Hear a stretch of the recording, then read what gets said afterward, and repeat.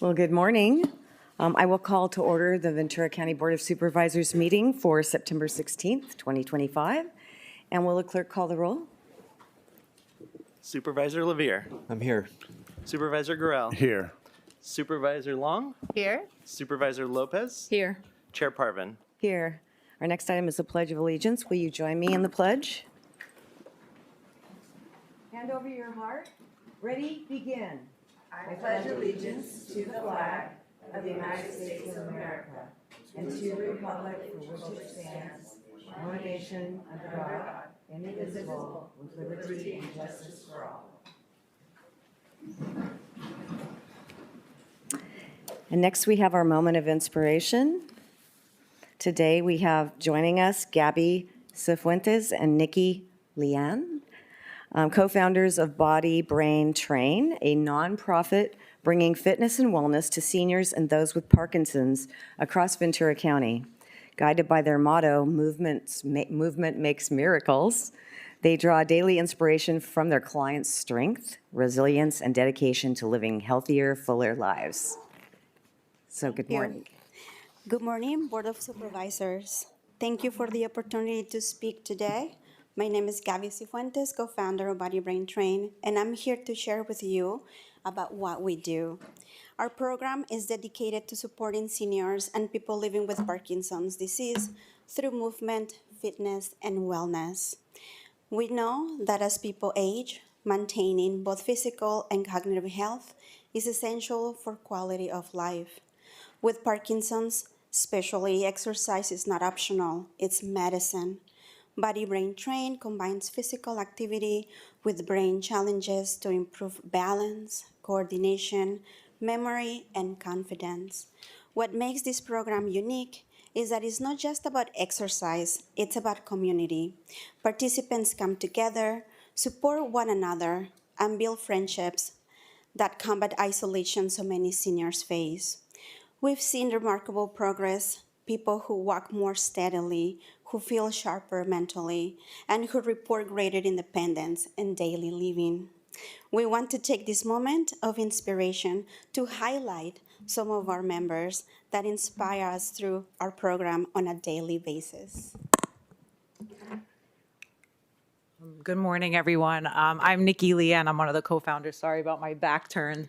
But I hope I do it justice. Every time we come in front of a council to ask for money or grants or something like that, we have what's called the BBT Army. And we have about 15 to 20 of our members come up and tell their stories. And there's usually not a dry eye in the house. So I hope I do this justice. We're just going to highlight a few of our fighters here.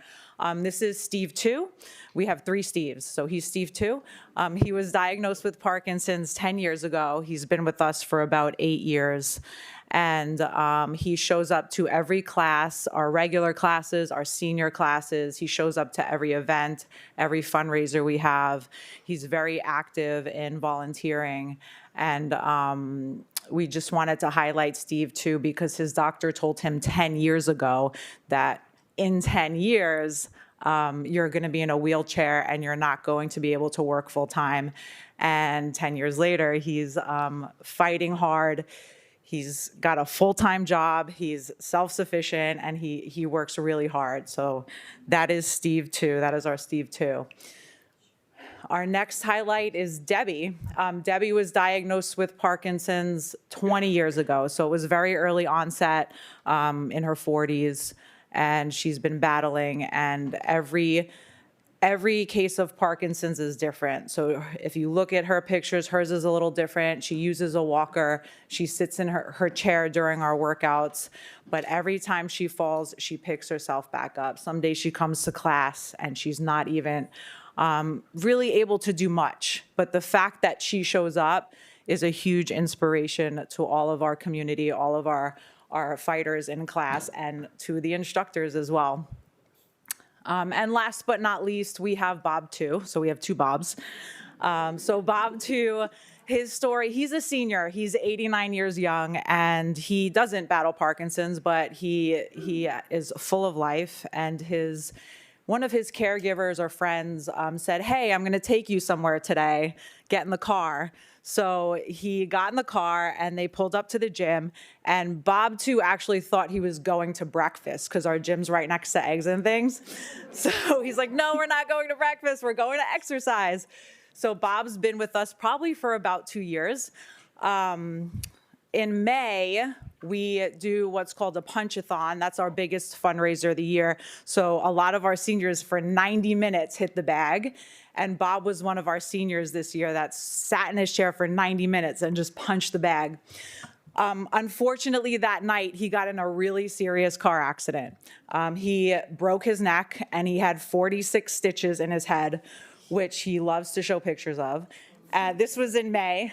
And I just remember being told he died twice that night, but the next morning he woke up and he remembered everything. He remembered the firefighters' names. So we went to visit him within a few days of him being in the hospital, and I didn't know what to expect. But I walked into his room and he's sitting there with his neck brace on and he just looks mad. And he said, "I'm mad." I said, "Why are you mad, Bob? You're still alive."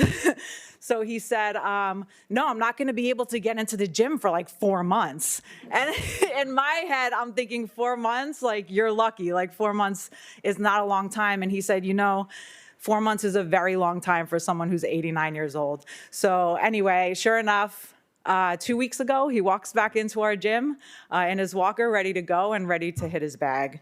So again, these people every day inspire us. We would love to invite you to come check out a class and just be around them. They're great inspirations. And thank you for having us today. Yeah, thank you very much.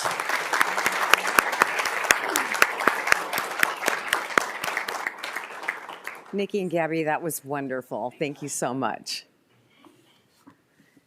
And our next item is agenda review. I would ask the board if they have any Levine Act disclosures. None? None? All right. With that, Dr. Johnson. Thank you, Madam Chair. Good morning, supervisors, staff, and all in attendance today. The agenda review for today, September 16, 2025, is as follows. Item 4, Moment of Inspiration, Body Brain Train, a PowerPoint presentation was submitted. Item 33, Resource Management Agency, receive and file information regarding enforcement of the county's outdoor events ordinance. A PowerPoint presentation and 5 public comment letters have been submitted. Item 34, Fire Protection District, first public hearing regarding adoption of Ventura County Fire Protection District Ordinance Number 34. 5 public comment letters have been submitted. Item 35, Resource Management Agency Planning, public hearing to consider the adoption of county-initiated amendments to Articles 1 through 15, 17, and 19 of the Ventura County Non-Coastal Zoning Ordinance. A PowerPoint presentation has been submitted. Item 36, Resource Management Agency Planning, public hearing regarding adoption of an ordinance of county-initiated amendments to Articles 2, 4, 5, and 9 of the Ventura County Non-Coastal Zoning Ordinance. A PowerPoint presentation and 1 public comment letter have been submitted. And finally, item 45, closed session, threat to public service or facilities. A revised agenda has been posted to add agenda item number 45. Thank you, Madam Chair. This concludes agenda review. Thank you, Dr. Johnson. Item 5, motion to approve the agenda as modified. Moved by Supervisor Long, second by Supervisor Levier. Please vote. That passes unanimously. Thank you. Our next item is the consent agenda items 9 through 27. Supervisor Lopez? Yes, Chair. I was wondering if I wanted to bring up item number 9. Just wanted to get more information from Supervisor Gurel on the recommendation. Madam Chair? Yes. Yeah, thank you actually for raising this because I thought about doing it anyway. But item number 9 is really to support Dr. Cho and her work along with her oncology team to explore the opportunity to do cancer trials here locally in Ventura County Medical Center. As we all know, the 101 Biotech Corridor is one of the fastest growing biotech corridors in the United States, including the recent news by Amgen that they're going to expand with a $600 million expansion in science and research and development. It makes sense that that VCMC and our healthcare agency avail themselves to the opportunity of possibly doing clinical trials here. What our oncology team right now is world-class, but they have to send people down to Los Angeles to participate in clinical trials. So this is really a direction to give the healthcare agency and VCMC the foundation, flexibility, and direction to create the partnerships necessary for us to be able to do it here so that our residents don't have to drive to Los Angeles to participate in cancer trials. And so there have been a lot of conversations with Dr. Cho, and her team has been intimately involved. There's local organizations that are available to them to be able to facilitate that and help them. And it's at least my understanding is at no cost to the county, and could ultimately end up being not only a revenue generator for the county, but more importantly, could help save lives and comfort lives of those people suffering cancer. So I wasn't going to have a chance to make this comment, but now I can. Thank you for bringing this up.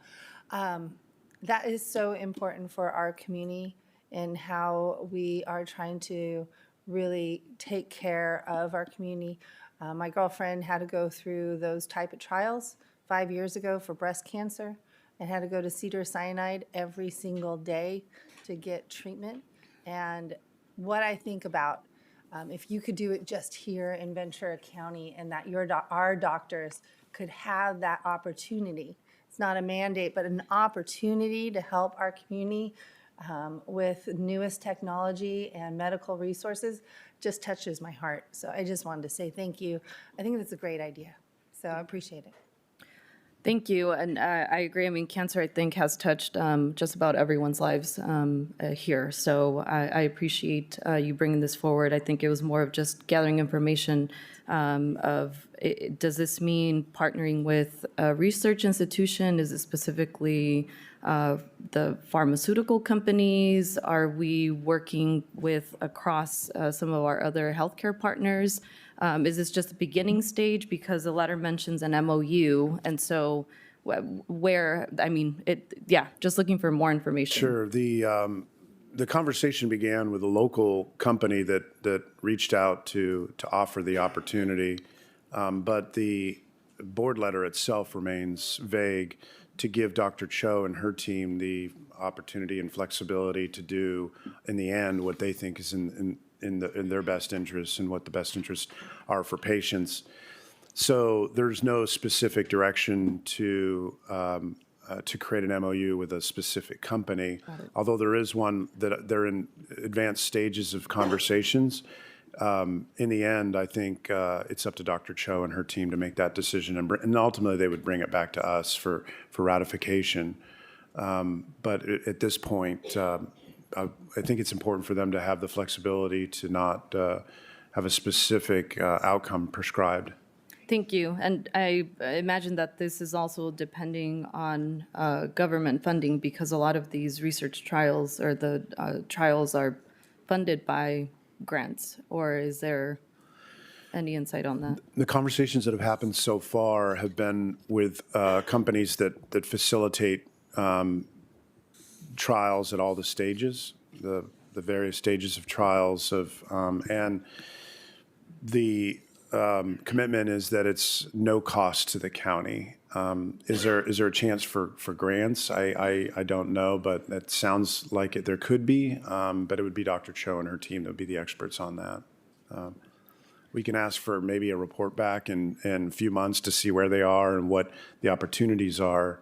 But I think this just builds upon what they're already doing. They're already participating in trials. It's just folks have to go down to Los Angeles. The question is, can we take VCMC, which is, as we all read in the paper recently, is heralded as one of the top hospitals in the nation, and continue to develop opportunities there. So, yeah. Yeah, thank you. I do. I think it would be great to have a report back either on, what the outcomes are or the progress, but also where this reminded me of it was the last Gold Coast Health Plan, the Medi-Cal Managed Care Commission meeting that I attended.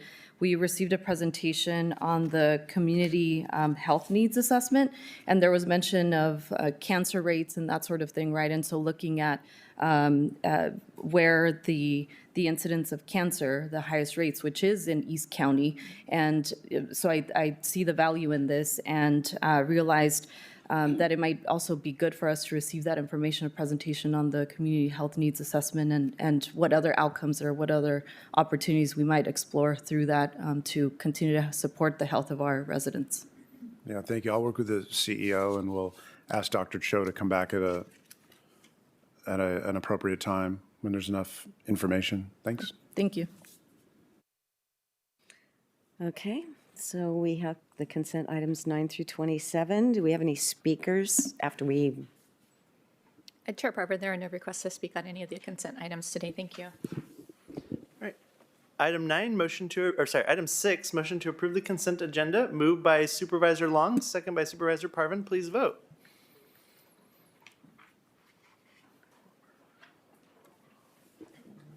There, and that passes unanimously. Thank you. The next item is item 7, minutes of the meeting of the county and special districts governed by the board held on Tuesday, August 26, 2025. Item number 7, motion to approve, moved by Supervisor Lopez, second by Supervisor Levier. Please vote. That passes unanimously. Thank you. Next item is general public comments. I know we've received some comments. Thank you, Chair Parvin. We currently have 18 speakers in our queue. Would you like to continue with 2 minutes each? Okay. Okay, and just as a reminder to members of our public who wish to address the board today with live public comment on any agenda item, please visit venturacounty.gov/BOS comment for participation information and instructions. For in-person public comment, please check in with the deputy clerk at the entrance of the boardroom. If you wish to make comments, you must be in the boardroom, or if you're participating remotely, you must be connected to the meeting via Zoom or telephone before the close of the public comment period for that agenda item. Requests to make public comment on an agenda item will be accepted until the public comment period for each agenda item is complete. For our remote participants, please accept the prompt to be promoted and unmute your mic when it's your turn to speak. And for all public comments, the in-person speakers present in the boardroom will be called upon first, followed by remote participants. At the discretion of the chair, general public comment regarding county-related matters that are not listed on the agenda but are within the subject matter jurisdiction of the board may be moved to the end of the meeting. And I'm going to call our speakers in names of 3. When I call your name, please proceed to the podium. Our first speaker is going to be Tony Tremblay, followed by Michelle Ascension and Frank Filippelli. Good morning, Madam Chair, members of the board. My name is Tony Tremblay, member of the Camarillo City Council. You have a letter in front of you that went to Senator Limon yesterday on behalf of the city of Camarillo, and it speaks to the imminent threat to our city's groundwater desalter. You're already, I know, all familiar with our desalter being a win-win project that we spent about $70 million on in terms of creating new water. Not only is it a primary water supply for the city, but it's also an environmental win-win in terms of cleaning up salts from the watershed. You're also aware, I know, of the OPV adjudication that is currently actually set for trial, phase 1, later this week. And that litigation was brought by some very powerful outside interests outside the Pleasant Valley Basin, where we take that, where we clean up our brackish groundwater from OPV, agricultural landowners. The adjudication has been going on for, as the letter details, for more than 4 years. And in the last 6 weeks, the United Water Conservation District, the Pleasant Valley County Water District, other landowners, and other parties in the Oxnard Basin have all aligned themselves in opposition to the city of Camarillo. And together, they're seeking to impose limits on the groundwater available to the city of Camarillo and its residents pursuant to the groundwater desalter. And it threatens our ability to utilize our desalter. And you'll see in the letter the specific adverse impacts that could come out of this. Let me just leave 2 thoughts. Number 1, why would anyone in this county spend money to develop new water if this threat proves true? Number 2, imagine yourself at Thanksgiving dinner. You have many out-of-town guests. Your grandmother prepares an incredible dinner. She has a wonderful pie that she's done with mostly ingredients that she's grown. The dishes get cleared.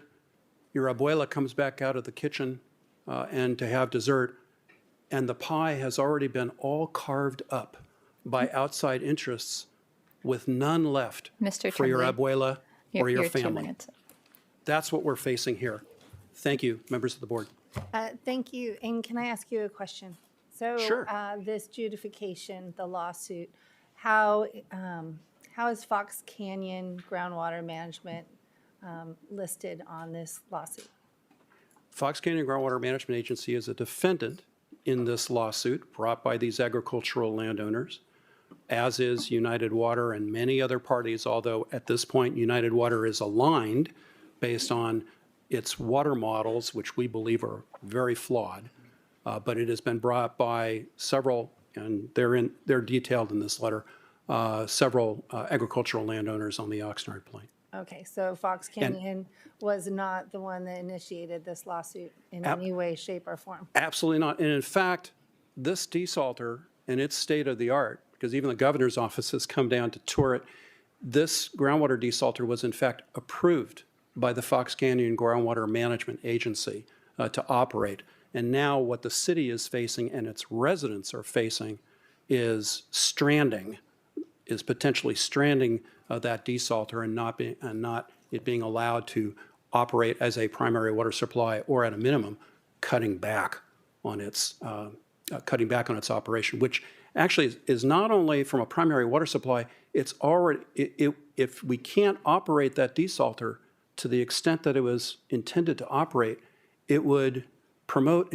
continued environmental degradation in the watershed basin, in this watershed basin, which everybody is responsible for. Thank But you you. have a situation where it's the Oxnard interests against Pleasant Valley. Thank you, Councilman. Thank you. And I'd like to just add, if I may, Madam Chair, that Mr. Tremblay, I appreciate your testimony here today, the mayor's letter. I've forwarded it to Michelle Guzman, our Director of Government Relations, for some follow-up conversations on how to evaluate the county's position in this and how to advocate and position ourselves to support our cities. So I just want to let you know that we'll continue to look at this deeply and figure out ways that we can support all of our cities. So.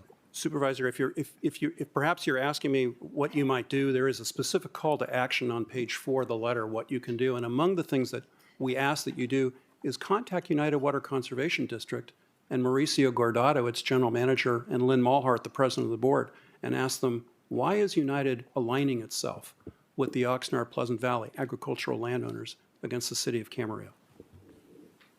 Thank you very much, Madam Chair. Thank you, members of the board. Thank you, Mr. Tremblay, for your comment. Our next speaker is going to be Michelle Asuncion, followed by Frank Filippelli and Michael Shaw. Good morning. I'm Michelle Asuncion, your County Clerk, Recorder, and Registrar of Voters, and I'm here today in recognition of National Voter Registration Day, which is commemorated every September ahead of the November elections as a day dedicated to bringing awareness to millions of Americans and inspiring them to take the simple but vital first step of participating in our democracy by registering to vote. Here in California, to register, you must be a U.S. citizen and a resident of California, at least 18 years old, not currently serving a state or federal prison term for the conviction of a felony, and not currently found mentally incompetent to vote by a court. There's also a pre-registration option for the 16 and 17-year-olds, which allows them to go ahead and get in the registration system, and then they'll be automatically registered to vote once they turn 18. Remember, if you have moved, changed your name, or need to make other updates to your registration, you will need to re-register. Registering or re-registering is easy. You can do so online at registertovote.ca.gov or at your next DMV visit, or using the old reliable paper registration application found at local libraries, post offices, your city hall, and of course here at the County Government Center. To vote in the upcoming November 4th election, the deadline to register is October 20th. But no worries, if you miss that cutoff, you'll just need to go in person to a vote center. You can verify your voter registration online at voterstatus.sos.ca.gov. But if you got one of the postcards from our office last week, then you're already good to go. And if you need any assistance or you're looking for more information, please call our office at 805-654-2664 or visit our website at vote.venturacounty.gov and follow our social media at VC Clerk Recorder. Thank you for your time and happy National Voter Registration Day. Thank you for your comment. Our next speaker is going to be Frank Filippelli, followed by Michael Shaw and Ed Alamillo. Okay. Good morning, Supervisors. My name is Frank Filippelli. I've been reading recent news about the Simi Valley landfill. Residents like me deserve better accountability from Waste Management and from the board. I'm deeply concerned about waste management practices, accepting hazardous wildfire debris without safeguards, like failing to provide protective equipment for employees. I've also heard about red flags like the underground fire at another waste management facility in Riverside. My question is simple. Who's protecting the workers and who's protecting our neighborhoods?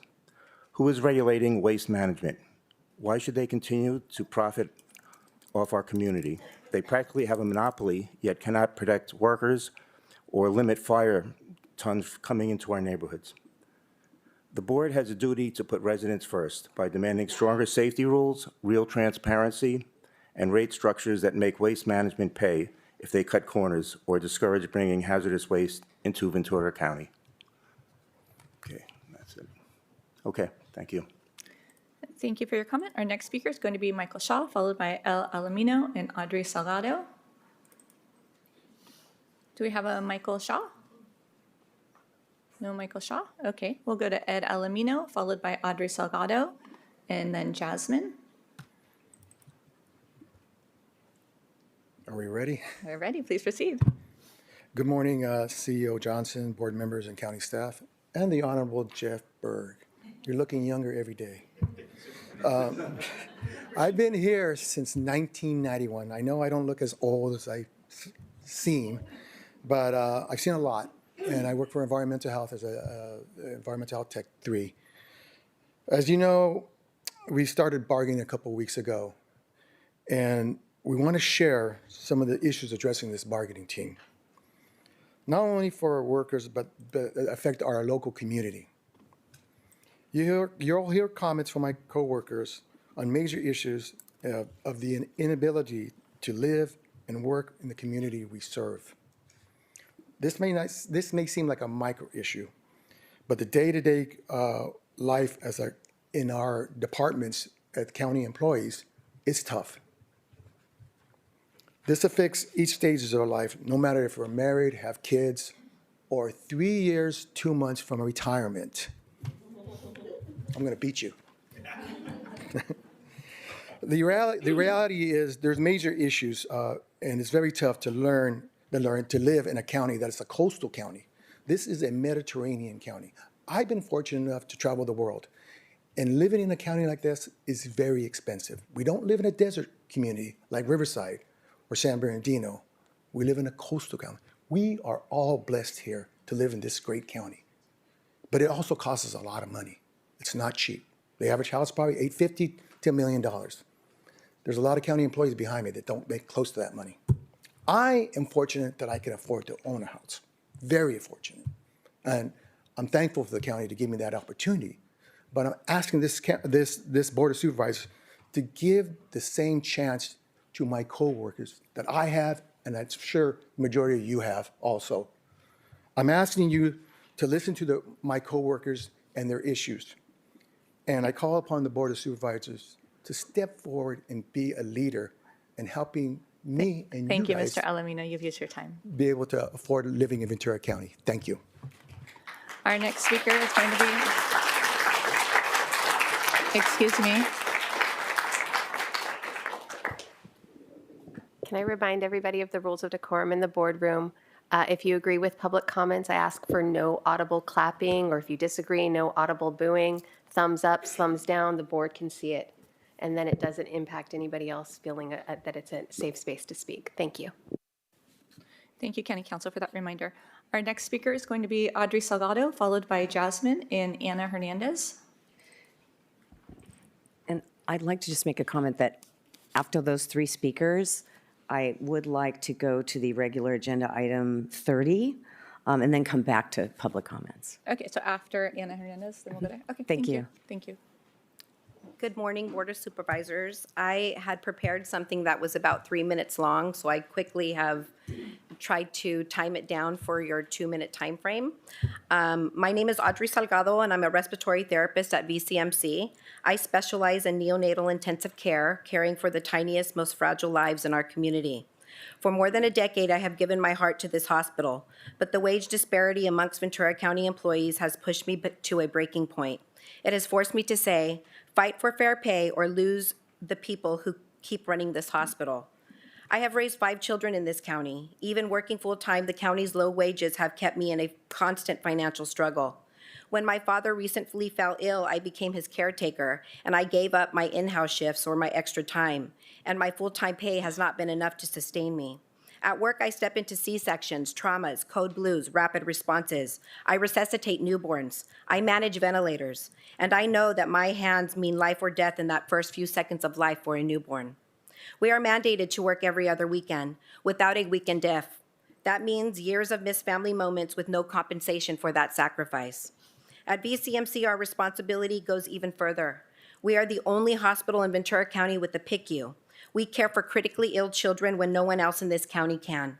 This is not just a job, it is a great responsibility. My daughter is in her last year of nursing school. Like me, her heart is pulled to serve the people of this county. But I hesitate to encourage her to do so because I do not want her to live through the same financial hardships I've had to endure. She deserves to be paid fairly for the calling she is answering. I represent SEIU's direct patient care table, but I speak for many: lab, radiology, pharmacy, CNAs, and more. And I can say with confidence, we speak with one voice. The time has come. We demand pay that reflects the skill, the responsibility, and the sacrifice of our work. We are the ones at the bedside, at the code, at the trauma, in the NICU, at the ventilator. We should be paid fairly in line Thank you, with local Audrey. You've used your hospitals and the time. Thank you. specialized care we provide. Thank you. Our next speaker is going to be Jasmine, followed by Ana Hernandez.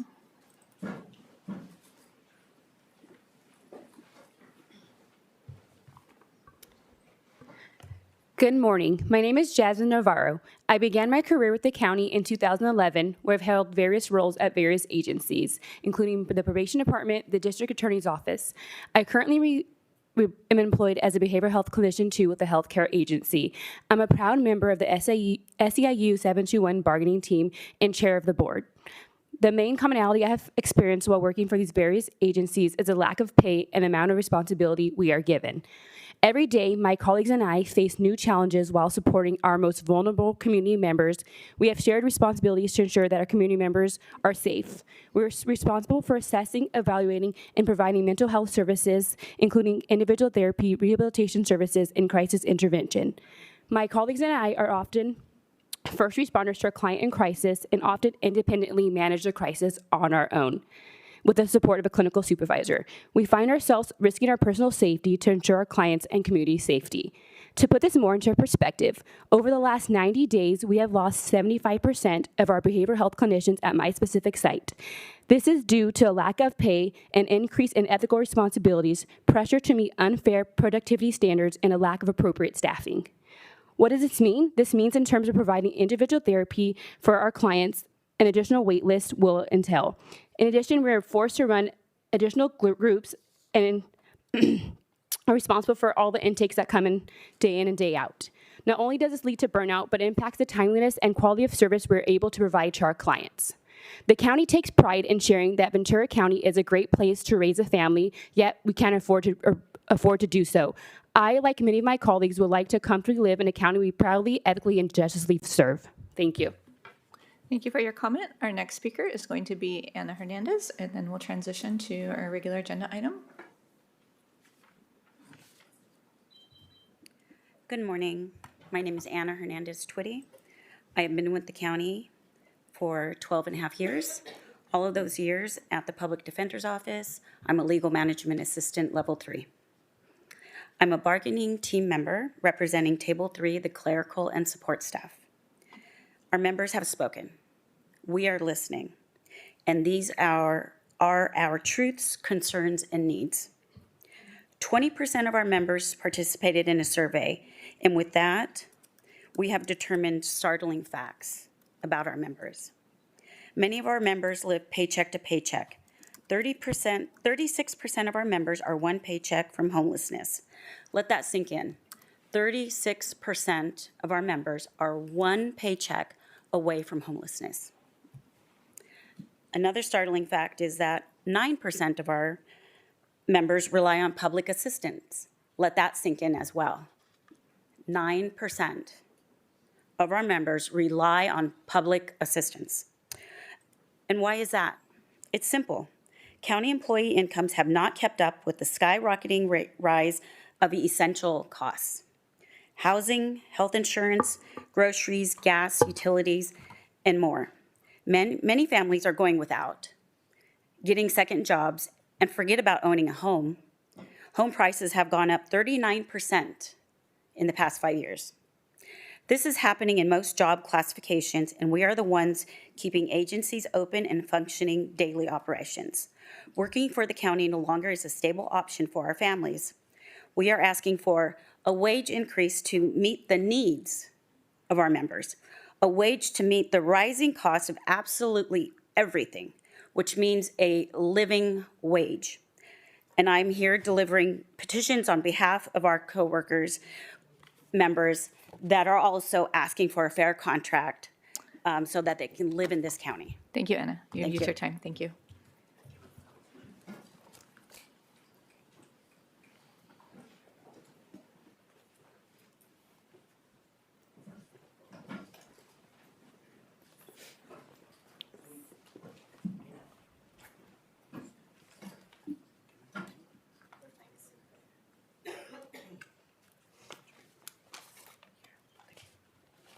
And here are the petitions.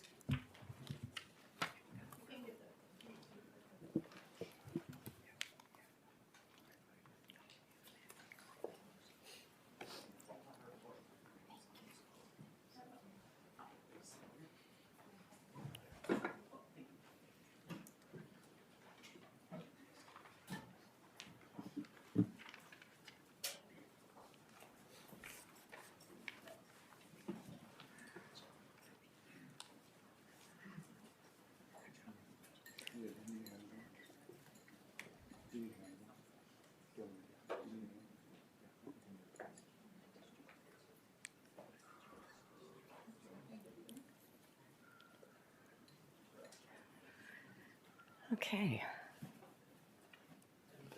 Yes, we're ready. Ready for item 30, and then we'll come back to public comments.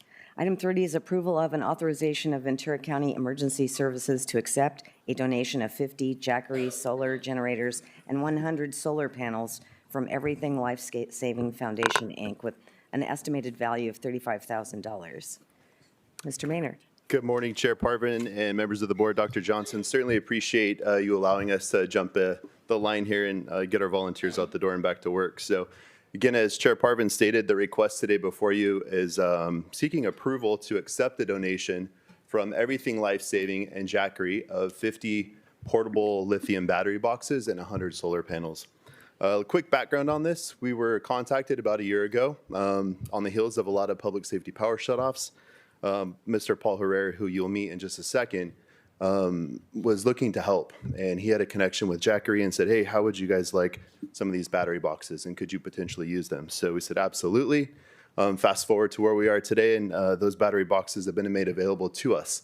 With your approval, it's our plan to distribute those to our search and rescue volunteers to use out in the field, to distribute those to the Ventura County Fire Department, Urban Search and Rescue Team, and also provide a few to each one of the Ventura County cities. With that, I'm happy to answer any questions. Otherwise, I'd really like to invite Mr. Paul Herrera to come up. He's got some local ties to the community as well, which he'd like to share with you and tell you a little bit about his organization. So any questions I can answer? Sounds good. Any questions? Perfect. All right. Mr. All Paul right. Herrera.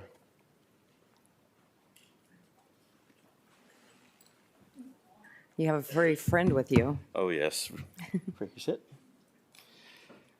Hey, good morning, Chair Parvin and supervisors and staff. My name is Paul Herrera. I'm a former Army soldier and also the nephew of Carmen Ramirez. She loved this community very much, and I want to be able to continue her legacy by taking part and helping out with what I can. Long story short, I was always frustrated being overseas, deployed in Afghanistan. Obviously, there's a lot of tragedies and stuff that happened overseas, but a lot of the technology we had wasn't being utilized here in the United States at the same time, right? For saving lives, whether it be search and rescue, using FLIR cameras. Drones obviously are a lot more common now these days.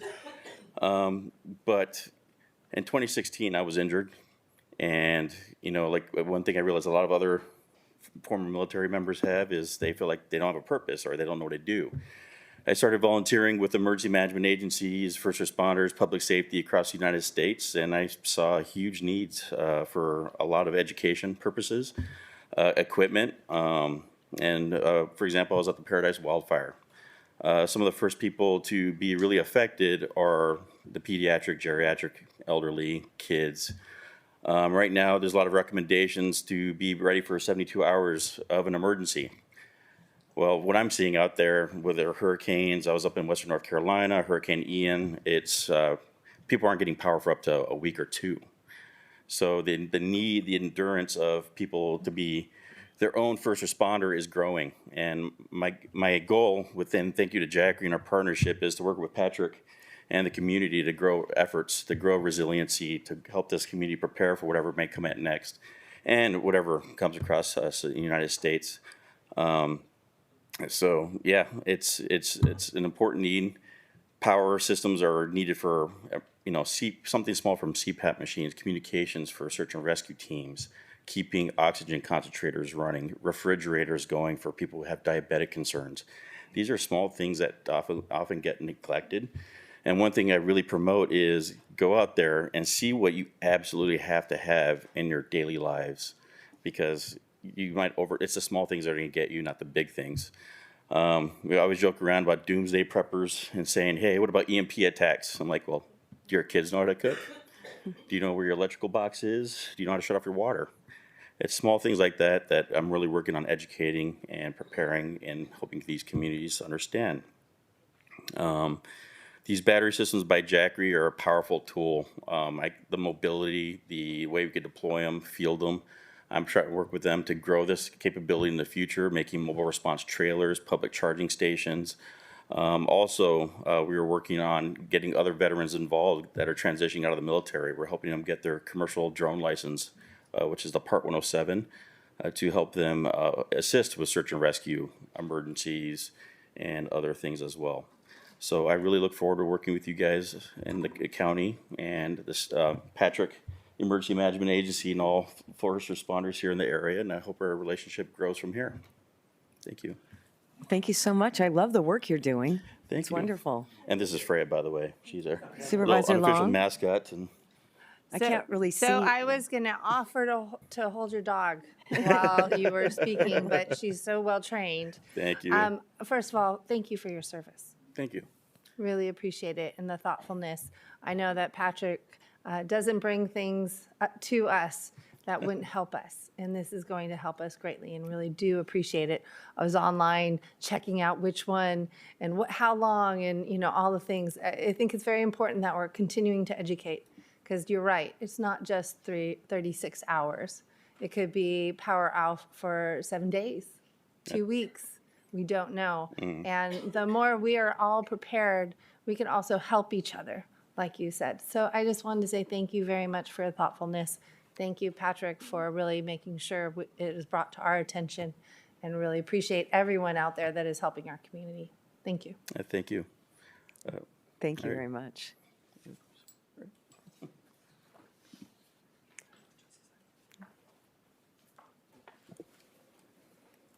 Item number 30, motion to approve staff recommendations, moved by Supervisor Parvin, second by Supervisor Long. Please vote.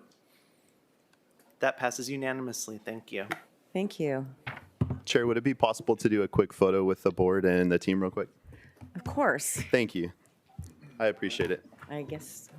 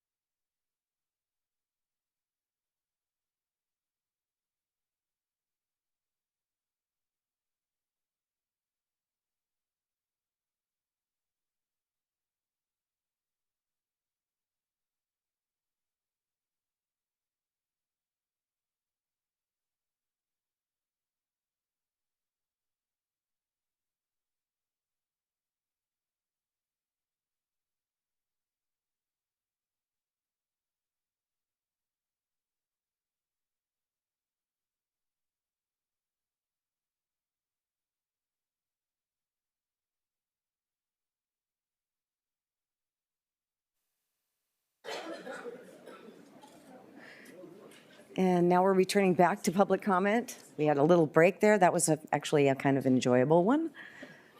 So back to public comment. Thank you, Chair Parvin. Our next three speakers are going to be Tony O'Neill, followed by Robert Regender and Tom Crowley. Tony, please proceed to the podium. You have 2 minutes to give your comment. Sir Auditor, CEO Johnson, board members, and county staff. My name is Tony O'Neill, and I have been a county employee since 2002. My current position is a Client Benefit Specialist 3, and I have served as a past and present bargaining team member. Today, I would like to take some time to remind you that the Human Services Agency is the cornerstone of our county's safety net. When Ventura County faces natural disasters or other emergencies occur, we jump into action to provide resources to families to help them weather the storm. Our commitment as public servants is to help families and the community. However, the need for assistance outweighs our capacity and often leads to massive long days, leaving 750 to 800 CBSs with heavy caseloads to manage for each applicable program that could assist the public. In HSA, we lack unfair and transparent wages and ways to promote. We face many workplace security issues, and while all these are big concerns, the main issue I want to discuss today is the lack of affordable housing. Only 42% of our SEIU 721 members own homes. An average, in order to afford to rent in Ventura County, your minimum wage, hourly wage should have to be at least $50 an hour. Our highest paid CBS position is $41 an hour, which is a supervisory role. County wages are sometimes so low that you have county employees with families that qualify for public assistance. For those that have slightly higher wages, there's no community services to assist with paying rent or putting food on the table. And so we are left to fight for liable wage, hoping that the next vehicle emergency or unexpected school expense won't break us. As a CBS 3, I make $32 an hour, and I can't afford to be a part of that 58% of renters without another job, which I would have Thank you, to Tony, ask for the your county comment. You've used your permission time. to do so. Thank you, Tony. I'm calling on Ventura County to pay their wages. Thank you, Tony, for your comment. You've used your time. Us live a livable wage. Our next speaker is going to be Rob Bragender, followed by Thomas Crowley and Federico Ramos. Good morning, council members. My name is Rob Bragender, and I'm a member of the SEIU Local 721's contract bargaining team, representing the services sector of Ventura County workers. The service workers are employees that most people here probably feel are beneath them, but without whom the county and its facilities would fail. We are the people who clean the rooms so that the patients can be treated. We are the ones who do the laundry so that the sick can have a bed. We clean the offices. We cook and serve the food in our jails and hospitals. We keep the vehicles running. We maintain our buildings and public spaces. We patrol the streets for animal control. We find homes for our sheltered pets and keep them safe and care for the sick ones. We patrol the beaches to keep swimmers safe. We keep the computers and communication systems working. We are also the employees who need 2 or 3 incomes to just survive in Ventura County. Most of us rent, and that rent increases by 10% a year without question. We will probably be homeless if we miss a single paycheck. We probably use county assistance to help us survive. We love our jobs. We love our county, but it hasn't reciprocated. Recently, after we reported how much the cost of living in Ventura County has outpaced our pay increases for many years, the bargaining team joked that it would take a doubling of the average Ventura County SEIU members' wages to bring us up to a local living wage. It was meant to explain what we can't get, but it wasn't a joking matter. We do not have the luxury or ability to vote ourselves a 10% pay increase while threatening others with layoffs. I ask you to support your people that are keeping the county going. We need your help. We don't need excuses. Thank you. Thank you for your comment. Our next speaker is going to be Thomas Crowley, followed by Federico Ramos and Thomas Edelman. Hello, my name is Thomas Crowley. I'm a lead social worker with Children and Family Services, and I proudly served the County of Ventura for over 20 years. Social workers play a vital role in supporting children, the elderly, individuals with disabilities, and families across Ventura County. Our CFS team responds around the clock, day, night, and weekends, investigating reports of child abuse and working closely with law enforcement, schools, and hospitals to protect vulnerable lives. We are deeply involved in family reunification efforts, and we provide critical recommendations to the juvenile court through detailed reports and testimony. When reunification isn't possible, we prioritize placing children with relatives and support permanency through legal guardianship and adoption. There's so much more I could say about the wide range of duties that social workers do, but what I can say with confidence is this: Ventura County could not survive one day without social workers, and we are the backbone of support for the community and the families we serve. Today, beyond advocating for a cost of living raise and increased flex credits, we are united in requesting the reinstatement of Article 32, which has no fiscal impact on the County of Ventura, but addresses the Human Service Agency's workload standards. This would enable us to reestablish the Workload Committee Forum as it existed in 2015. This committee between the Human Services Agency and SEIU 721 would focus on sharing ideas and implementing solutions that bring meaningful workload relief through standardizations, simplifications, and best practices. We are asking for Article 32 to be reinstated so the workload standards can be updated and reasonable caseload sizes established. High caseloads don't just impact us, they directly affect the safety and well-being of the children, elderly, and families we serve every day in Ventura County.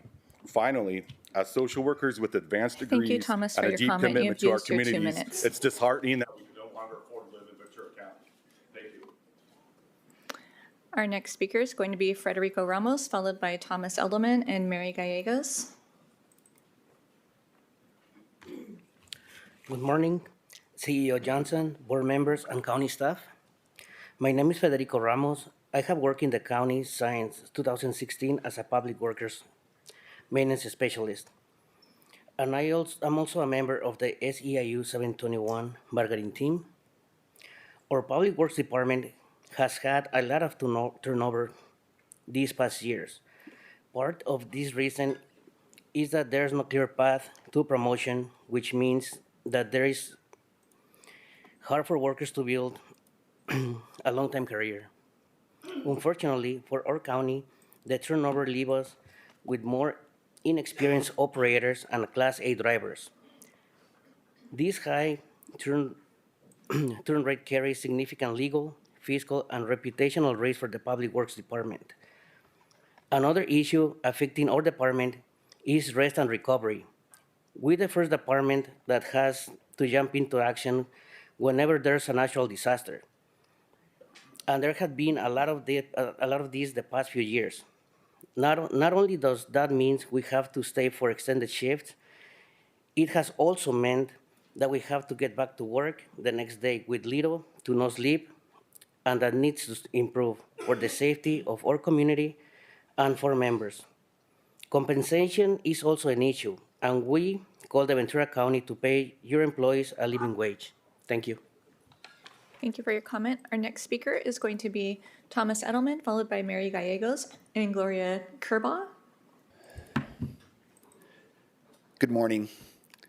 My name is Thomas Edelman, and I've worked at Ventura County Medical Center for 23 years as a respiratory therapist. I'm also a chair on the current bargaining team. You've just heard from many of my union brothers and sisters. The collective voice right now is clear. The average county worker is struggling to get by. Not a few fringe cases, but a large portion. And while, yes, we want a living wage, we also want a fair wage for the positions that we hold. The county always issues the results of their market equity adjustment report, and it usually goes into the contract with very little debate. With the high level of member engagement we have this time around, individual departments and positions have done their own market equity research. More people than ever are aware how much less they make than like positions in nearby counties, and they want that corrected. With so many members making tough choices on housing, relocation, and whether or not they can earn the additional income they need in their current job, when one member brought up the price increase on all-you-can-eat sushi, my initial thought was we can't bring this up as a serious issue. But when workers say they want to work and live in Ventura County, they don't just mean they want to work and pay bills. They want to live here. Okay? They want to enjoy all that this wonderful county has to offer with friends and loved ones. For some, that's Saturday morning at Farmers Market downtown with maybe breakfast at Busy Bee Cafe. For others, it's all-you-can-eat sushi on Friday night. Your employees love Ventura County. We need a good contract to keep them here working, living, supporting the local businesses that we all count on and enjoy. You've received a large stack of signatures from members all from every corner of the county. And we want a good contract. We demand a good contract. And we hope that you take us seriously. Thank you. Thank you, Thomas. Our next speaker is going to be Mary Gallegos, followed by Gloria Kerbaugh, and then Debbie Cohen. Good morning. I'm changing the topic. I'm talking voting systems. Last month, we emailed you a shortened version of the Mark Cook presentation Mark gave to the Ventura community on July 17th of this year. Mark is an expert in the fields of engineering, cybersecurity, and root cause analysis. What Mark describes is alarming and must get your attention. Using the Dominion system files from the 2020 forensic dump of the Mesa County, Colorado voting system in video minutes 38 and on, Mark demonstrates how easy it is for anyone to access and edit the voting results files of the Mesa County election. The files are not protected, and the system log files are disabled. This is a Dominion system that is used throughout the United States. Ventura County uses the similar system. The system versions used in Ventura are slightly different, but they are the same system. I remind you that last year, this Board of Supervisors extended the Dominion contract for 9 more years. I am here to say that the Dominion voting system is not fit for use. In video minute 33, even their Director of Product Strategy and Security, Eric Coomer, wrote, "We suck," in a 2020 internal email discussing the use of modems. Mark came here to warn us that it is not only the Dominion voting system that is at fault, but the whole voting process of vote by mail, early voting, and results reporting. He explains in the section titled Overall Election Ecosystem, starting at video minute 53. Vote manipulation, as Mark explains it, occurs using knowledge of voter histories combined with vote count manipulation. Last year at this time, I spoke to you and gave you a similar warning. I expressed and express again. Thank you, Mary, for your comment. You've used your time. Our next speaker is going to be Gloria Kerbaugh, followed by Debbie Cohen, and then Bruce McVicker, who's joining us on Zoom. Okay, I'm ready. Last month, you received a video from Mark Cook presentation, which was made to the Ventura community on July 17th of this year.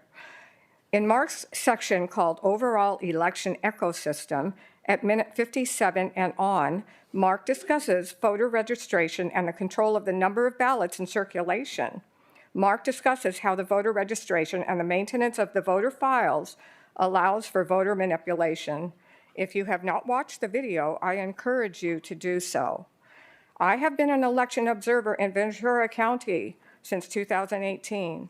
I have observed firsthand experience or unexplained voter file irregularities in Ventura County. I have had discussions with citizens and received reports of many such incidents throughout the years, such as voters receiving multiple ballots with a slight change in the name, voters receiving ballots for people who have moved or been deceased for years, voters who have received ballots not for their district or precinct, voters removed from the voter rolls who have not moved and have lived in the area for years, Voters who have been told that they already voted and they have not. Voters were always instructed to report these irregularities but received no relief and little resolution. We, the people, have attended these meetings consistently, making presentations regarding all of these issues over several years. Numerous stats and analysis have been provided to all of you, and nothing has been done to correct the irregularities. The registrar of voter does not even follow the election codes as observed during elections and makes her own rules on the fly. Do you know what the plan is moving forward? You all, as a BOS, are responsible for certifying the elections and should ensure our elections are being conducted in accordance with all election codes and laws. The more these issues are ignored, the louder we will become. We need to hear from the registrar of voters. Thank you. Thank you for your comment. Our next speaker is going to be Debbie Cohen, followed by Bruce McVicker, and then James Greenfield. Good morning, Board of Supervisors. I'm going to echo some of the stuff that it's already been said. I don't really have a prepared speech. However, I want to make sure that you are all aware that the Mark Cook presentation is chock full of very damning evidence and explanation as to how all of the systems that we're using here in Ventura County can be compromised. It's at many, many levels. It's not just computer systems. It's not just voter file registrations. It's not just the paper ballots that are thrown through the tabulators. It's not just the fact that the machines are in fact connected to a network that could be hacked through the internet. So it's just imperative that if you haven't watched it yet, that you take the time, please, we implore you to watch it. You can only understand it in its full importance by watching it yourself. There's only so much we can say, summarize for you. Also, when you were sent the video links, I believe you were asked to send, forward the link to the video to your district representative on the Ventura County Elections Advisory Committee. I received it as one of those members from Supervisor Parvin, thank you. And I hope the rest of you have already forwarded it to your selected appointee. Mark basically was in Sacramento and exposed at their county elections office and exposed some security breaches and flaws that we have all witnessed here in Ventura County as well. They're really problematic. He was a forensic expert who looked through the Colorado Mesa County Dominion system and found that not only are there major problems, but he actually was within 15 minutes able to flip votes between Joe Biden and President Trump. Just literally flipped them. I guess I'm out of time. Thank you. Thank you, Debbie, for your comment. Do we have a Michael Shaw here in our boardroom who signed up to give public comment? Michael Shaw? Okay, we're going to transition over to Zoom. Our first speaker is going to be Bruce McVicker, and then followed by James Greenfield. I see both have been promoted. Bruce, if you unmute your mic, you will have 2 minutes to give your comment. Good morning. Can you hear me? Yes, we can hear you. Please proceed. I hope the board has reviewed the video of Mark Cook's presentation provided by Restore the Vote Ventura. In the presentation, there's a slide titled Election Control, where he asks two fundamental questions. Who do elections belong to, and who is in control of our elections? According to the U.S. and California constitutions, the elections belong to the citizens of the United States, and the citizens are the owners of the elections. All political power is inherent in the people. The right of the citizens of the United States who are 18 years of age or older to vote shall not be denied or abridged by the United States or by any state.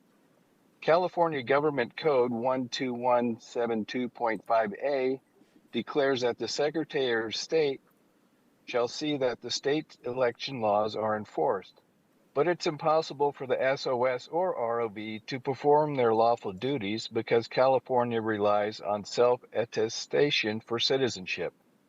There are no verification mechanisms in place to prevent an illegal alien or someone else using an illegal registration from casting a ballot. The motor voter law registers all driver license applicants 18 and over to vote, including illegal aliens, unless they opt out. Voter pre-registration is available for ages 16 and 17 who are automatically registered when they turn 18. Where do these automatically registered voters live? Are they citizens? Who knows? It's being reported that in California, 449,000 registered voters couldn't perform jury duty because they weren't citizens, but they are registered voters. How is this possible? California community colleges had 1.2 million fake enrollments last year, nearly a third of new students. Thank you, Mr. Are these McVicker. You have used your time. Thank you. Our next speaker is going to be James Greenfield. Hi, James. If you unmute your mic, you have 2 minutes to give your comment. Thank you. Good morning, Supervisors. A week ago, the most influential conservative voice in America was assassinated for his opinions and daring to advocate dialoguing directly with those of differing opinions. We have seen some of this clash in this boardroom and in our cities in Ventura. The hate that killed Charlie Kirk is alive and well in Ventura County.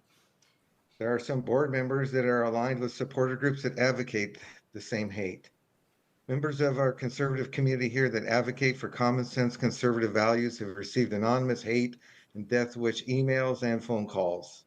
There may be a fringe anomaly, but for the most part, nobody on the conservative side advocates death and hate to those that have different opinions, but are happy to dialogue with them.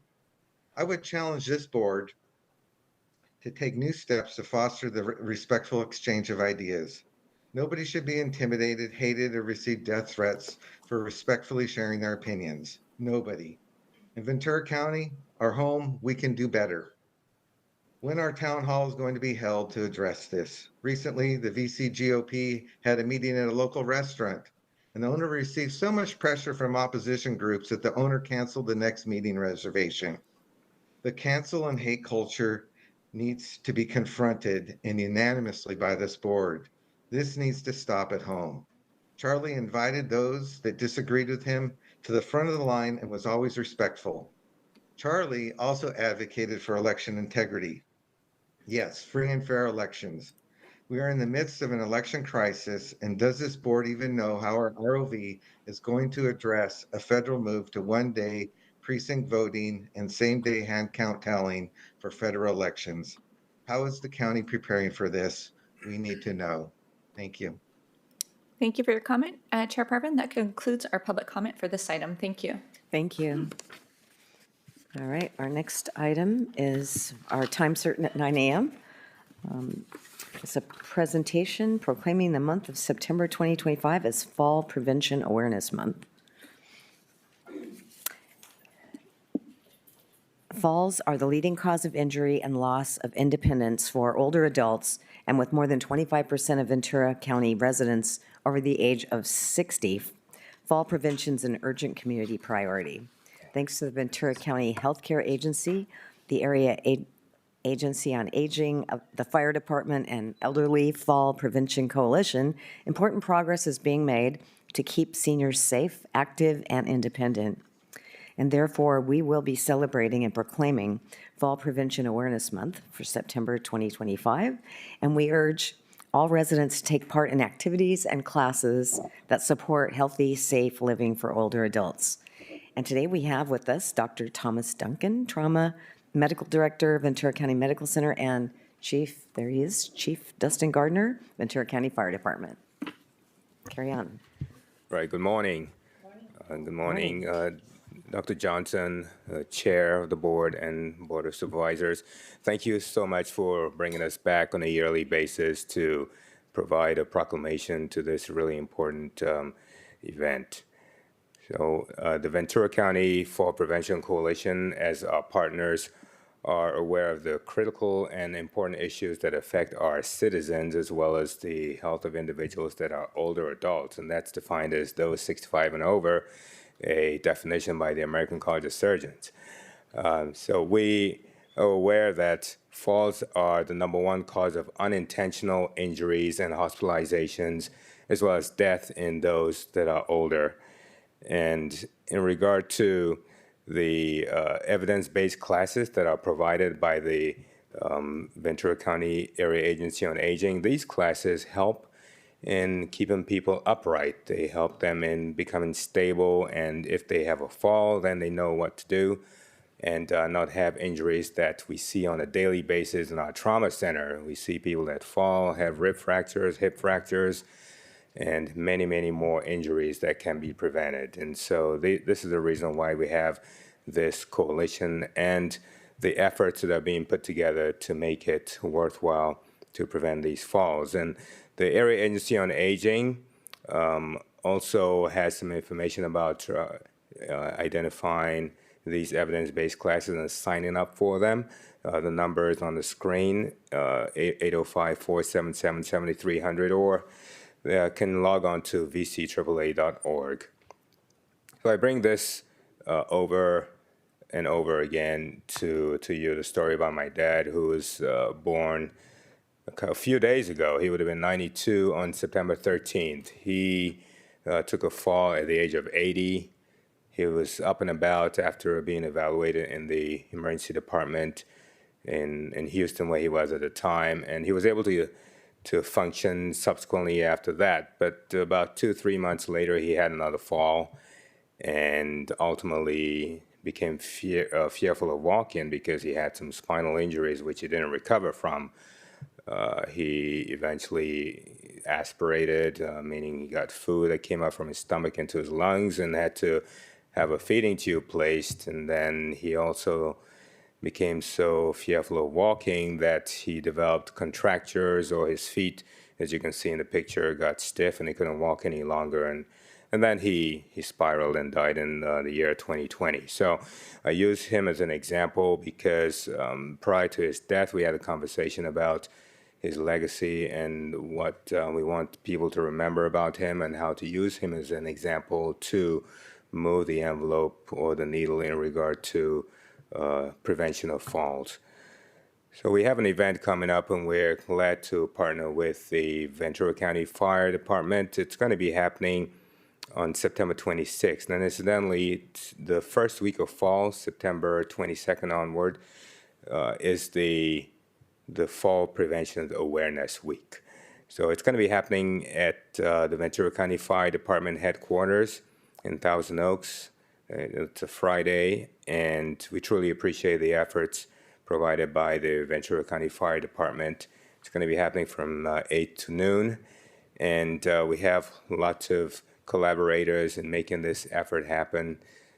We have the ability to evaluate those for falls. We have nursing students coming out, and then we also have some classes like Zumba that will be provided to have audience participation. And here we have last year Supervisor Gorell giving us a welcome back then. And then we have a video here that shows Supervisor Lopez as well as CEO Yvette Johnson.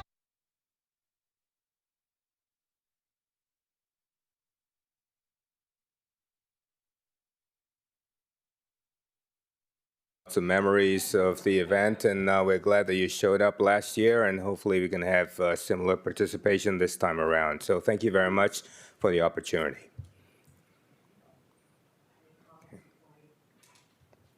Any comments before we present? No? All right. Thank you. Thank you. So Scott wasn't able to do.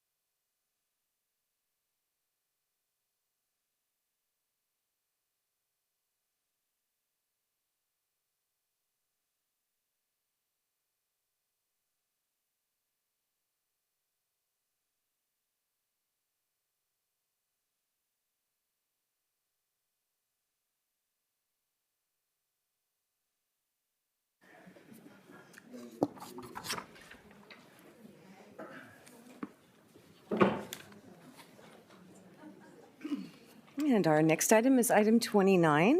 Supervisor Long? Yes, thank you so much. Today, I'm very proud to be presenting the proclamation for the month of September 2025 as Hunger Action Month in Ventura County. As you know, or maybe you don't know, but we have had at our board many presentations in the fact that 1 in 4, being optimistic, let me say, 1 in 4 are using our food banks because of need, necessity, feeding their families, and so forth. And it's not just in disaster times, but every single day, 365 days, our food banks have been opened and serving our community of Ventura County. And I sit on the board representing National Association of Counties, and there has been some major cuts with food banks with the USDA. And then also, as I serve on the vice chair for the Human Services and Education, there are some major cuts coming through with our SNAP program, which is a supplemental nutrition assistance program. There are classifications that are changing, and those that were getting food from that service now will be, I can only understand what everyone is going through, that they're going to be using more food banks. And that program has been cut so much. So I just wanted to say thank you to our community, because our community is coming around and supporting our food banks and our farmers, our volunteers picking and doing so much. So I don't speak as eloquently on all of this, but today we have our CEO, Monica White from Food Share, to present, that I get to present to you and the board. Board members are here, this proclamation with our board, but I just wanted you to give a little update for us, if you could, please.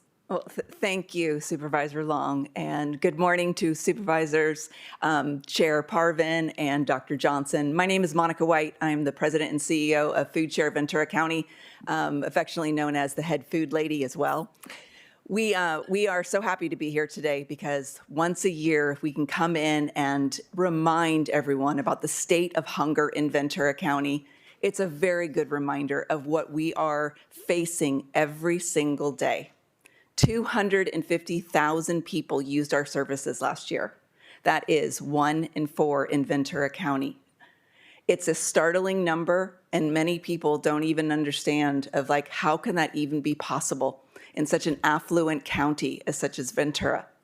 And the fact is that we are serving working families, farm workers, seniors, veterans.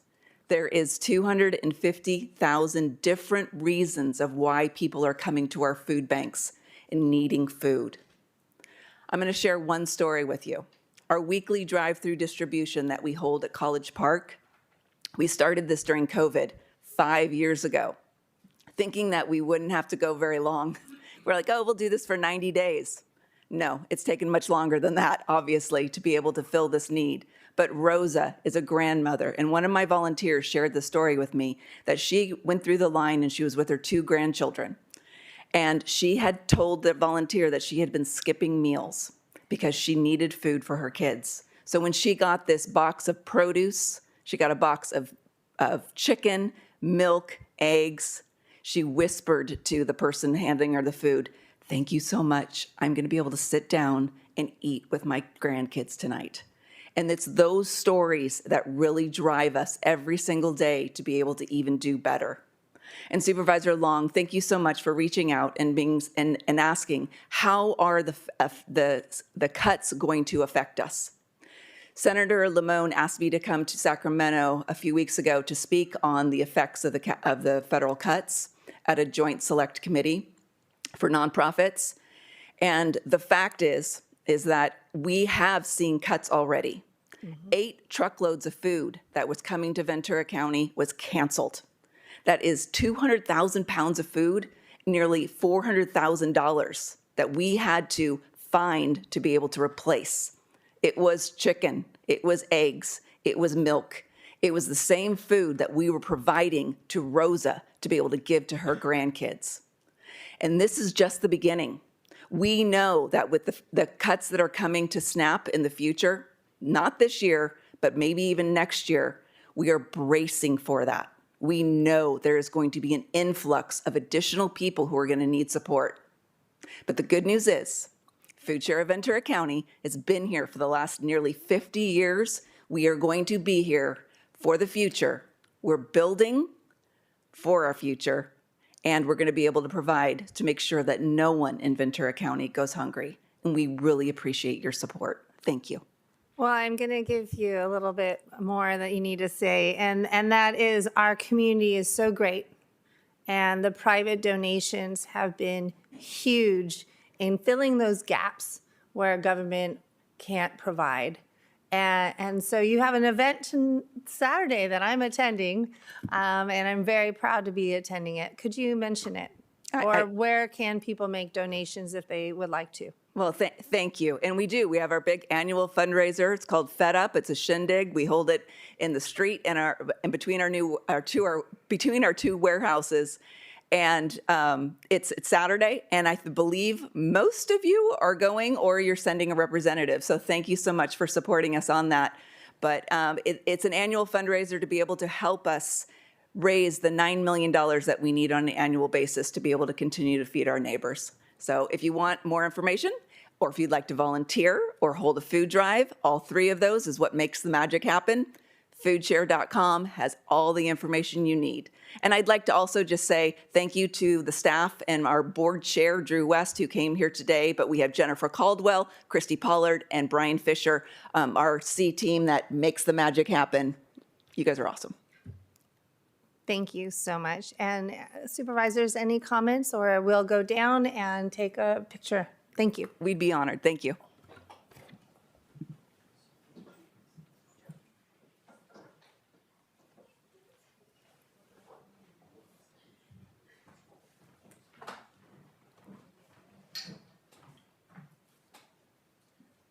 Hey, how are you? Good. Good to see you. You too. You too.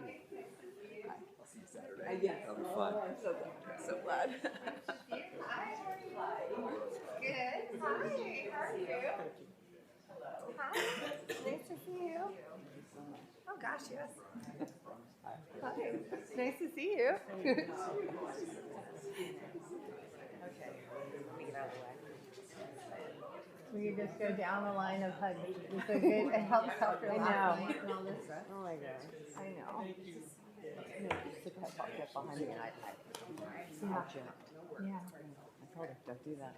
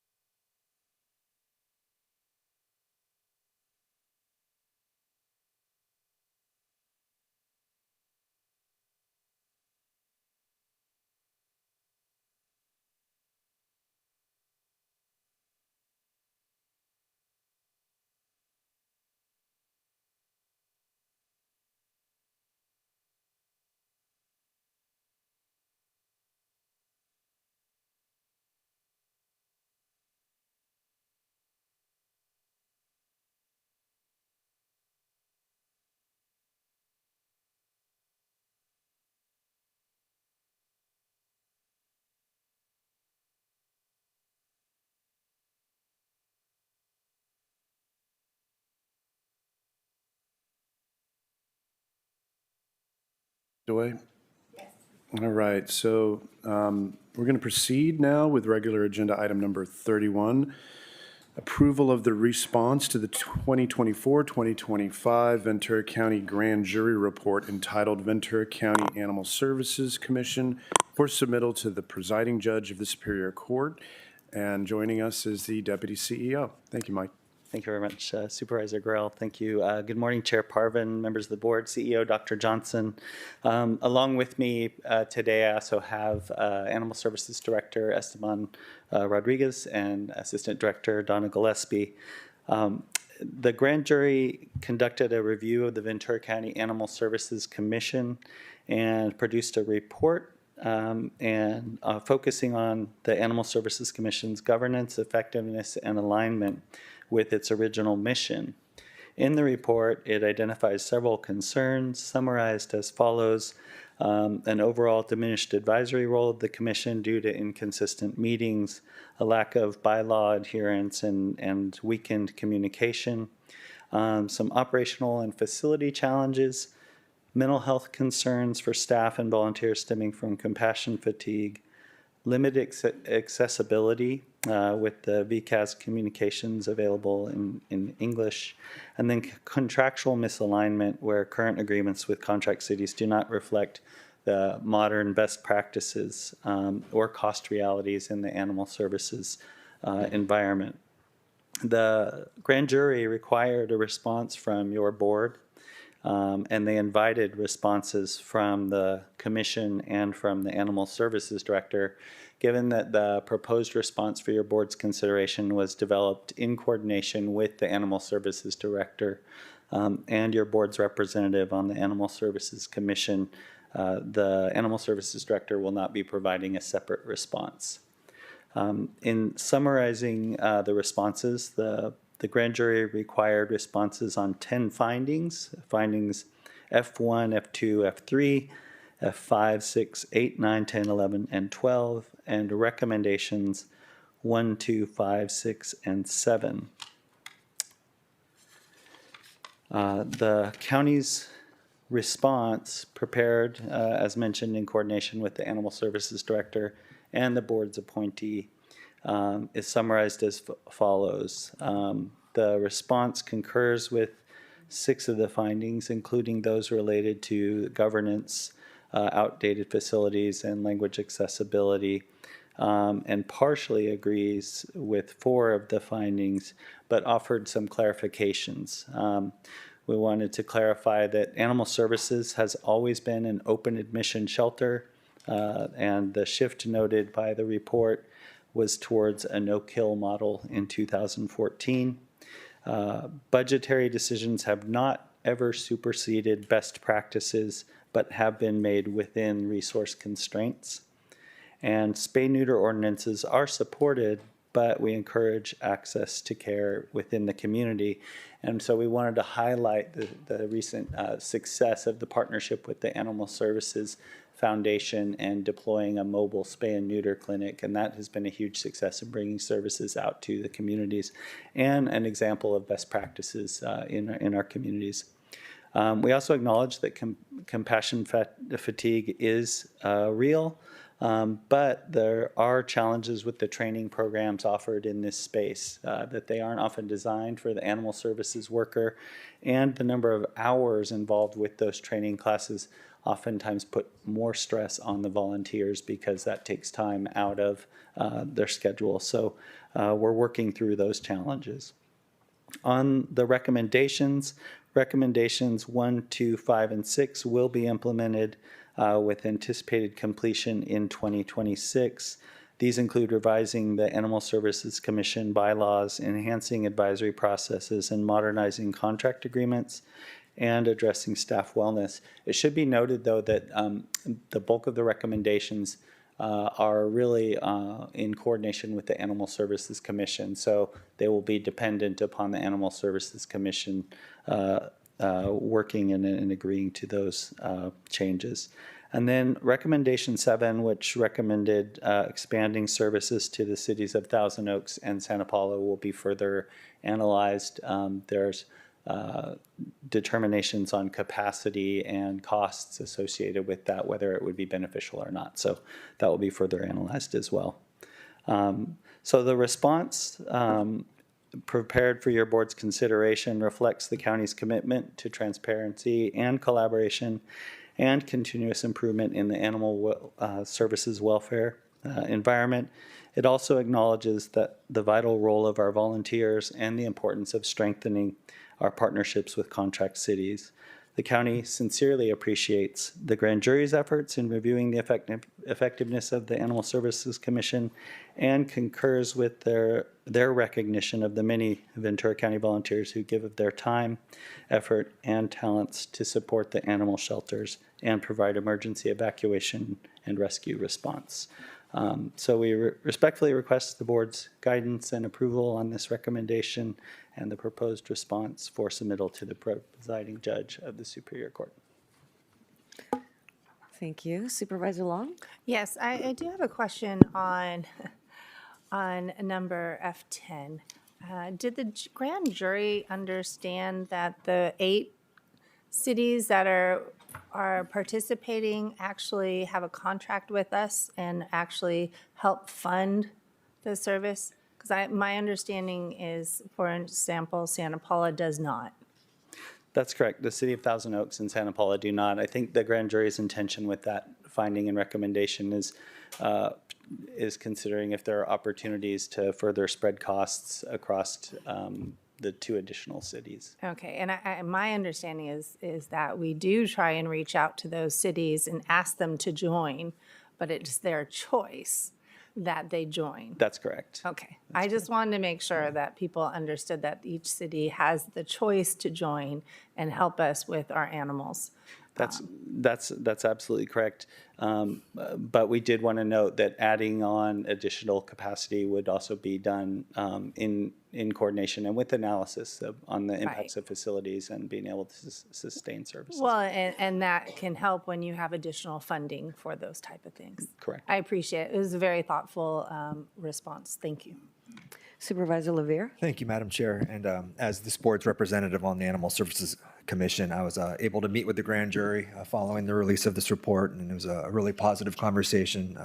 I appreciate their work on this, and I think my big takeaway from my meeting with the grand jury was a recognition that a lot of what they investigated and uncovered was a result of historical leadership at the department, and they were unanimous in their message to me that they see a lot of positive changes coming out of our Animal Services Department now under the leadership of Director Rodriguez. When you look at best practices and our relationships with our city partners, our relationships with our local rescue partners, the bringing online the new mobile spay-neuter clinic, they had a lot of positive things to say about the department, and it was a very positive discussion, and they look forward to the future of the department under the leadership of Director Rodriguez. And I think, although the report did have a lot of recommendations, I think they recognize that positive change is already happening.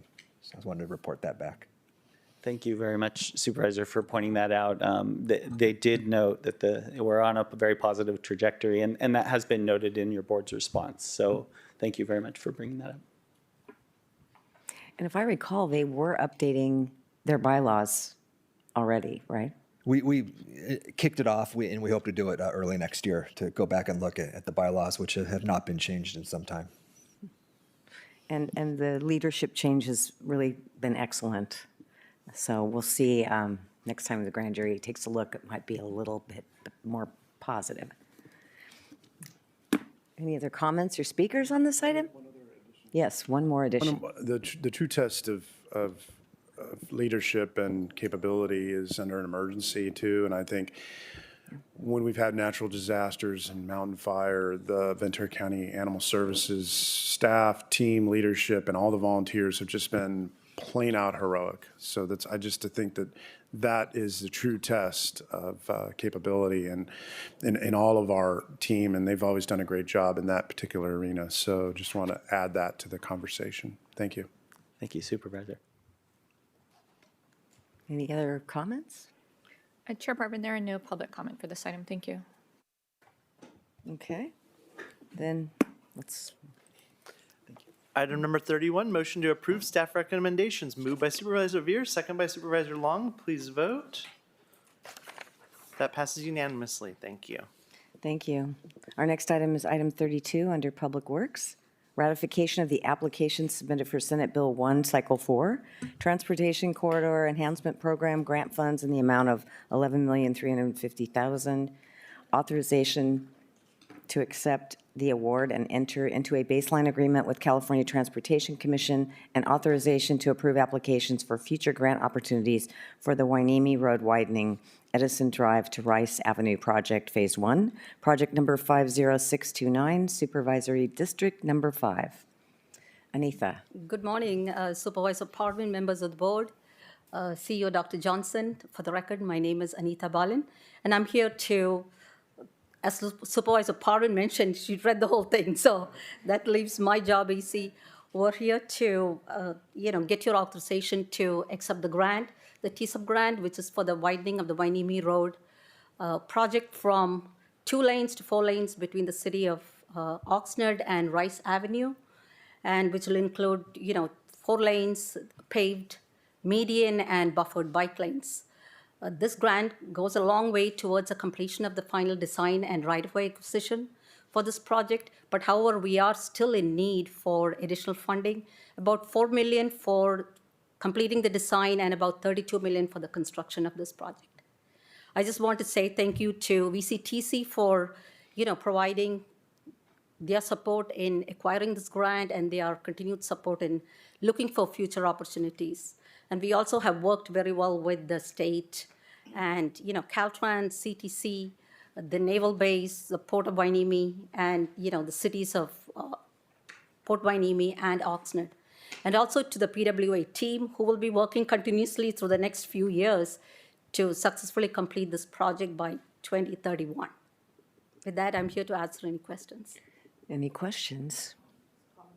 Supervisor Lopez. Thank you, Chair. Thank you, Anita. I really appreciate the work that you're all taking on, and the community engagement to just looking ahead in preparation for this project. So I appreciate the outreach and the opportunity to support your efforts. And in the meantime, the work that is being done to repave some of the roads before we get to the widening project that I think is really helping the driving conditions out in the plains. So thank you to the whole PWA team for your work. Thank you. I think all of us travel that roadway, so we're familiar with it. Thank you. Are there any speakers on this item? Chair Parvin, there are no requests to speak for this item. Thank you. Item number 32, motion to approve staff recommendation, moved by Supervisor Lopez, second by Supervisor Parvin. Please vote. That passes unanimously. Thank you. Thank you. Our next item is under Resource Management Agency. Receive and file information regarding enforcement of the county's outdoor events ordinance and provide direction to staff on the initiation of amendments to the county's outdoor events ordinance and alternatives for a compliance mechanism. Mr. Mullane. Thank you, Madam Chair. Good morning, supervisors, CEO Dr. Johnson, Mr. Berg, and staff. Rob Mullane with the Resource Management Agency. I just want to say a few comments, and then I'm going to turn it over to Doug Leeper, our Director of Code Compliance. Before I even start, I want to recognize Doug for all his efforts. He has announced his retirement, so this will be his final board meeting. And I know there's a lot that he and I were working on. I continue to work on those with other members of the staff, and we look forward to the recruitment process. But we will miss Doug and his personality and his leadership for that division. So, and he has a retirement party coming up in October. There's flyers posted around. So for this item, this is a challenging one for us. We have regulations for outdoor events that are very difficult for our code compliance staff to enforce. And that's led to some folks that do not have conditional use permits to run outdoor events to be able to get away with things that they probably shouldn't be getting away with. And for those that have gone through the expense and the time of obtaining a CUP, they have restrictions on what they can do, and it's a very time-consuming, it's a very expensive process. And then they have annual inspections, they have limitations on number of people, they have hours of operation limitations. So they're playing by the rules. And then there are other facilities that are exempt or are characterizing themselves as exempt that are able to perhaps have a unfair business advantage over the folks that have gone through the expense and are now competing with the folks that do not have CUPs. So we want to find a better solution, a better set of regulations that we can apply so that we can even that playing field out. We still want folks to have the ability to have occasional events and not have to go through the process of getting a CUP. But we want to make sure that they are adhering to the limitations that are set forth in our ordinance. So it's, again, this has been a challenging one for us. We have put some great deal of thought into changes to the ordinance to make it more fair and more so that we can also do better enforcement of the existing regulations. We wanted to bring this item to the board today, however, as an update as to where we are, where some of the challenges are, and some ideas and concepts that we want to get the board's guidance on. So we are looking for some direction from the board, and Mr. Leeper will go into more detail as to what those components are. But I just want to assure the board and the CUP holders, some of which are in the audience here and some of which have sent letters, that this has been a challenge for us. We appreciate their patience. It's taken a long time to identify the issues and bring this discussion item to the board. We do look forward to coming back to the board with actual changes to the ordinance, and that should be in the next few months once we get direction today. So thank you very much. I'm going to turn it over to Doug Leeper, and we'll both be available for questions.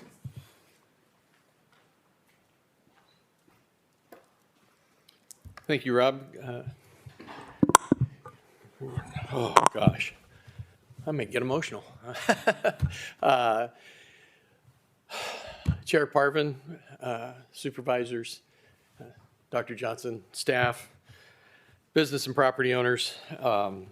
My name is Doug Leeper, and it's a pleasure to stand before you here in the last few days of my tenure with the County of Ventura. And I'm happy to be bringing this issue before you. As many of you know, we've talked to most of you, if not all of you, about concerns about unpermitted commercial event venues.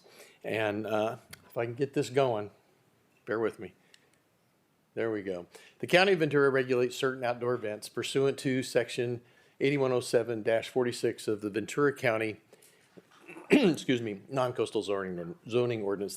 The purpose of the regulations is to ensure that outdoor events are compatible with surrounding land uses and, I think most importantly, not detrimental to public health, safety, or the environment. As an initial matter, it's important to note that the county's outdoor event regulations only apply to certain types of outdoor activities in certain locations.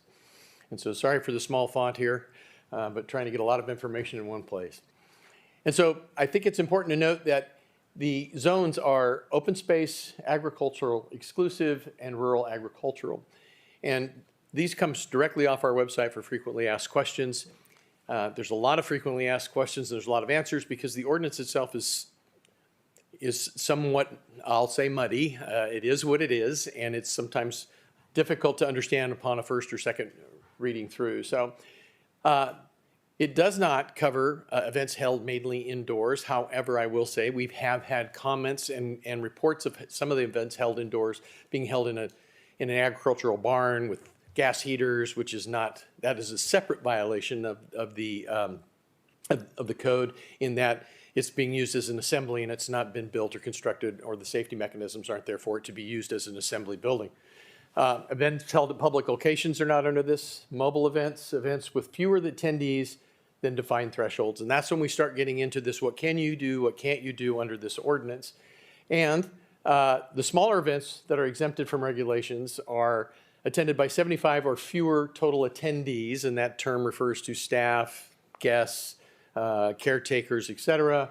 Over the course of the event on a lot that is smaller than 250 acres, or by 100 or fewer attendees over the course of the event in lots greater than 250 acres.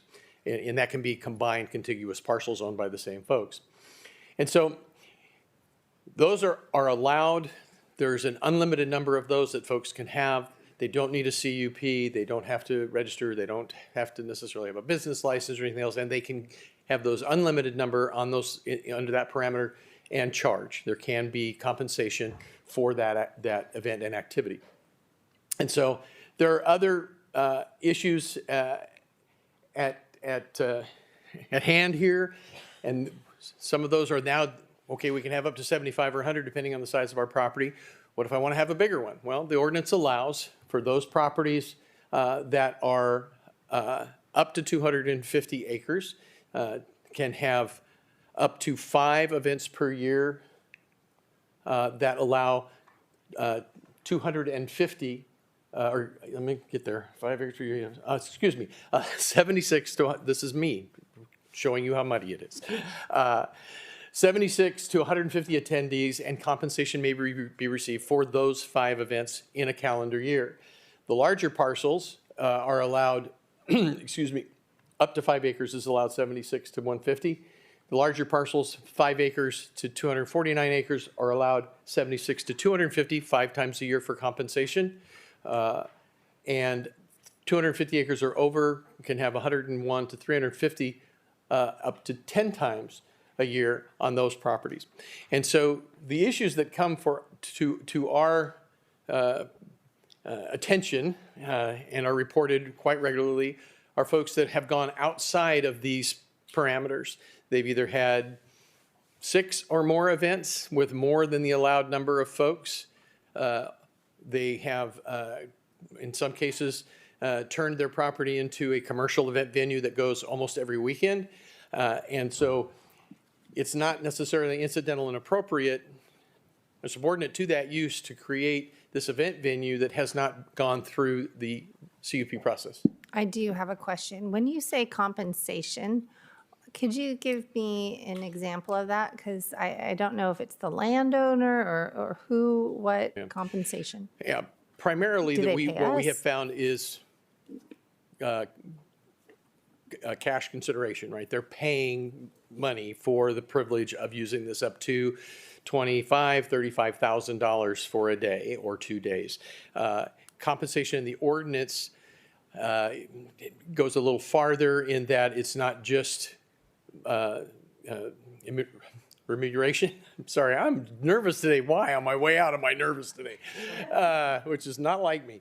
So, but compensation also can be in-kind services, anything like that, which getting into the difficulty in investigating and enforcing violations of the ordinance is we don't have access to that information. We don't know if somebody said, hey, come use my place here for your wedding and you'll let me use your place for a car show. We have no control or no access to any of that information. We also don't know necessarily if someone is actually charging and collecting. What we do know is on some of these sites, they advertise on the website, on there's various wedding planning websites and magazines, et cetera, that they do in fact charge, because they'll say call, and some of them list their charges for the number of people and the services provided. They'll list their charges right on their website. Others say contact us for pricing. So we do know that there is a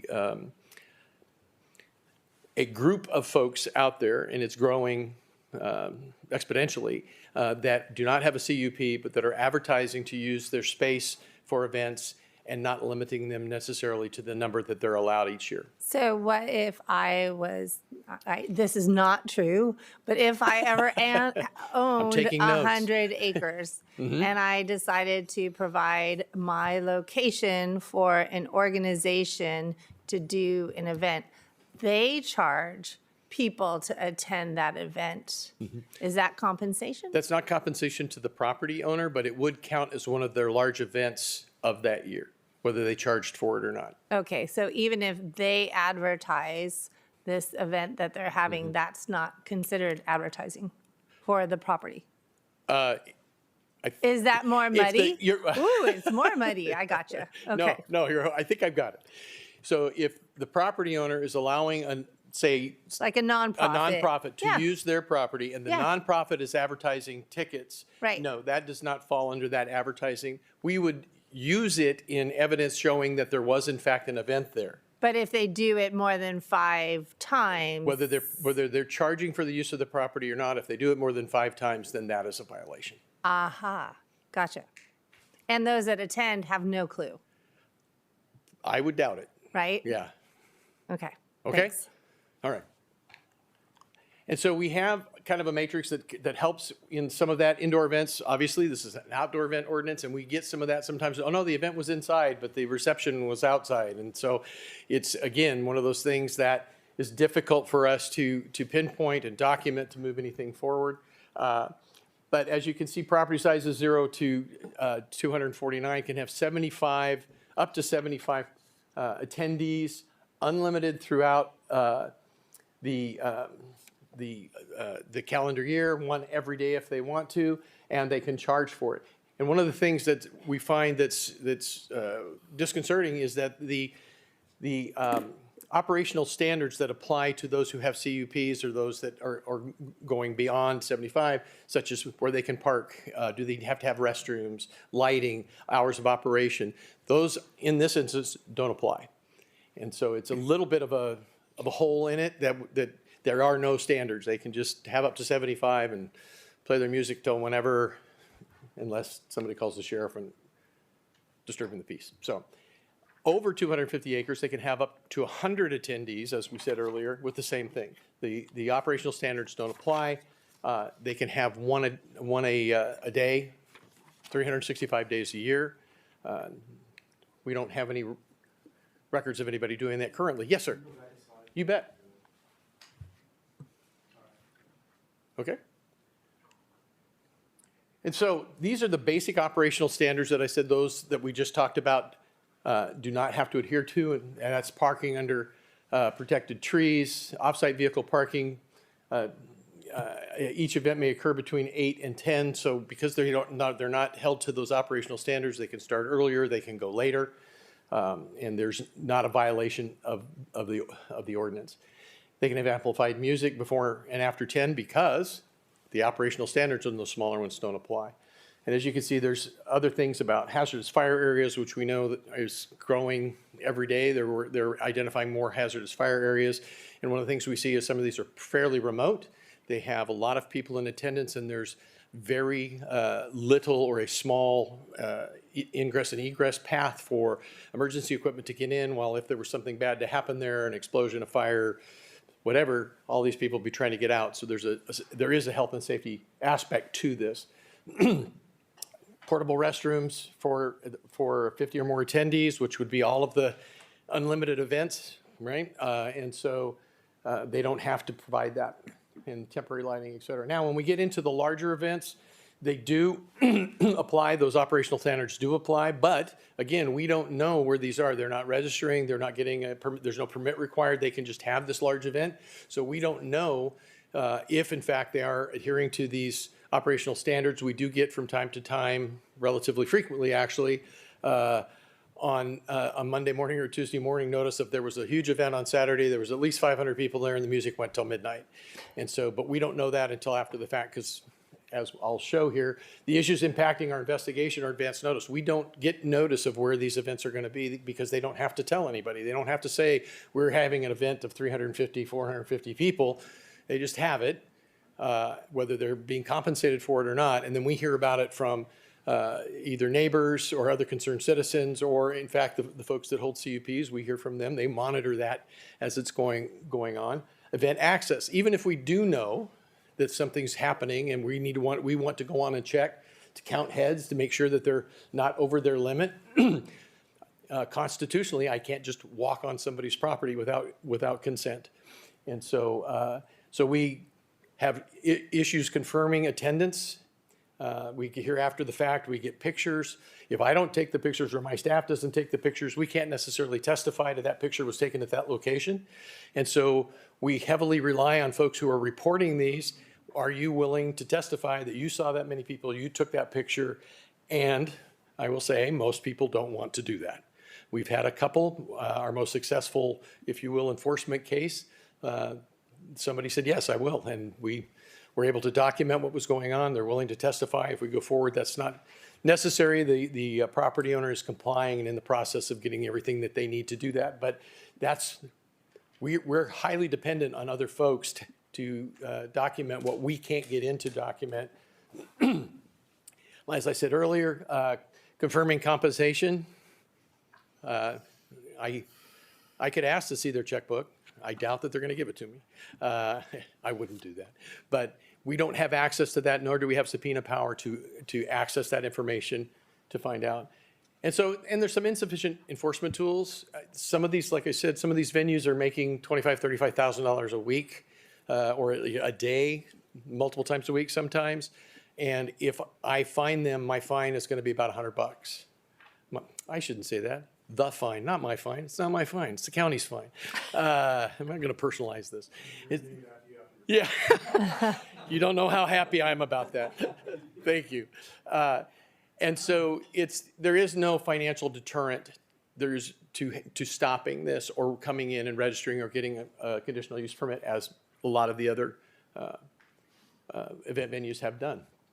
And so possible solutions is to we added some additional regulations on advertising, that if you're doing providing a service at an event venue that would require a CUP, you can't advertise unless you have a CUP. Again, that's problematic because we don't know that they need a CUP until they violate enough or go over that limit. And we just are having incredible difficulty documenting that at the time it happens. So we don't have staff that works the weekends currently, and this all happens Friday, Saturday, Sunday. And so an additional staff member, maybe a part-timer or some overtime on a voluntary basis to go out.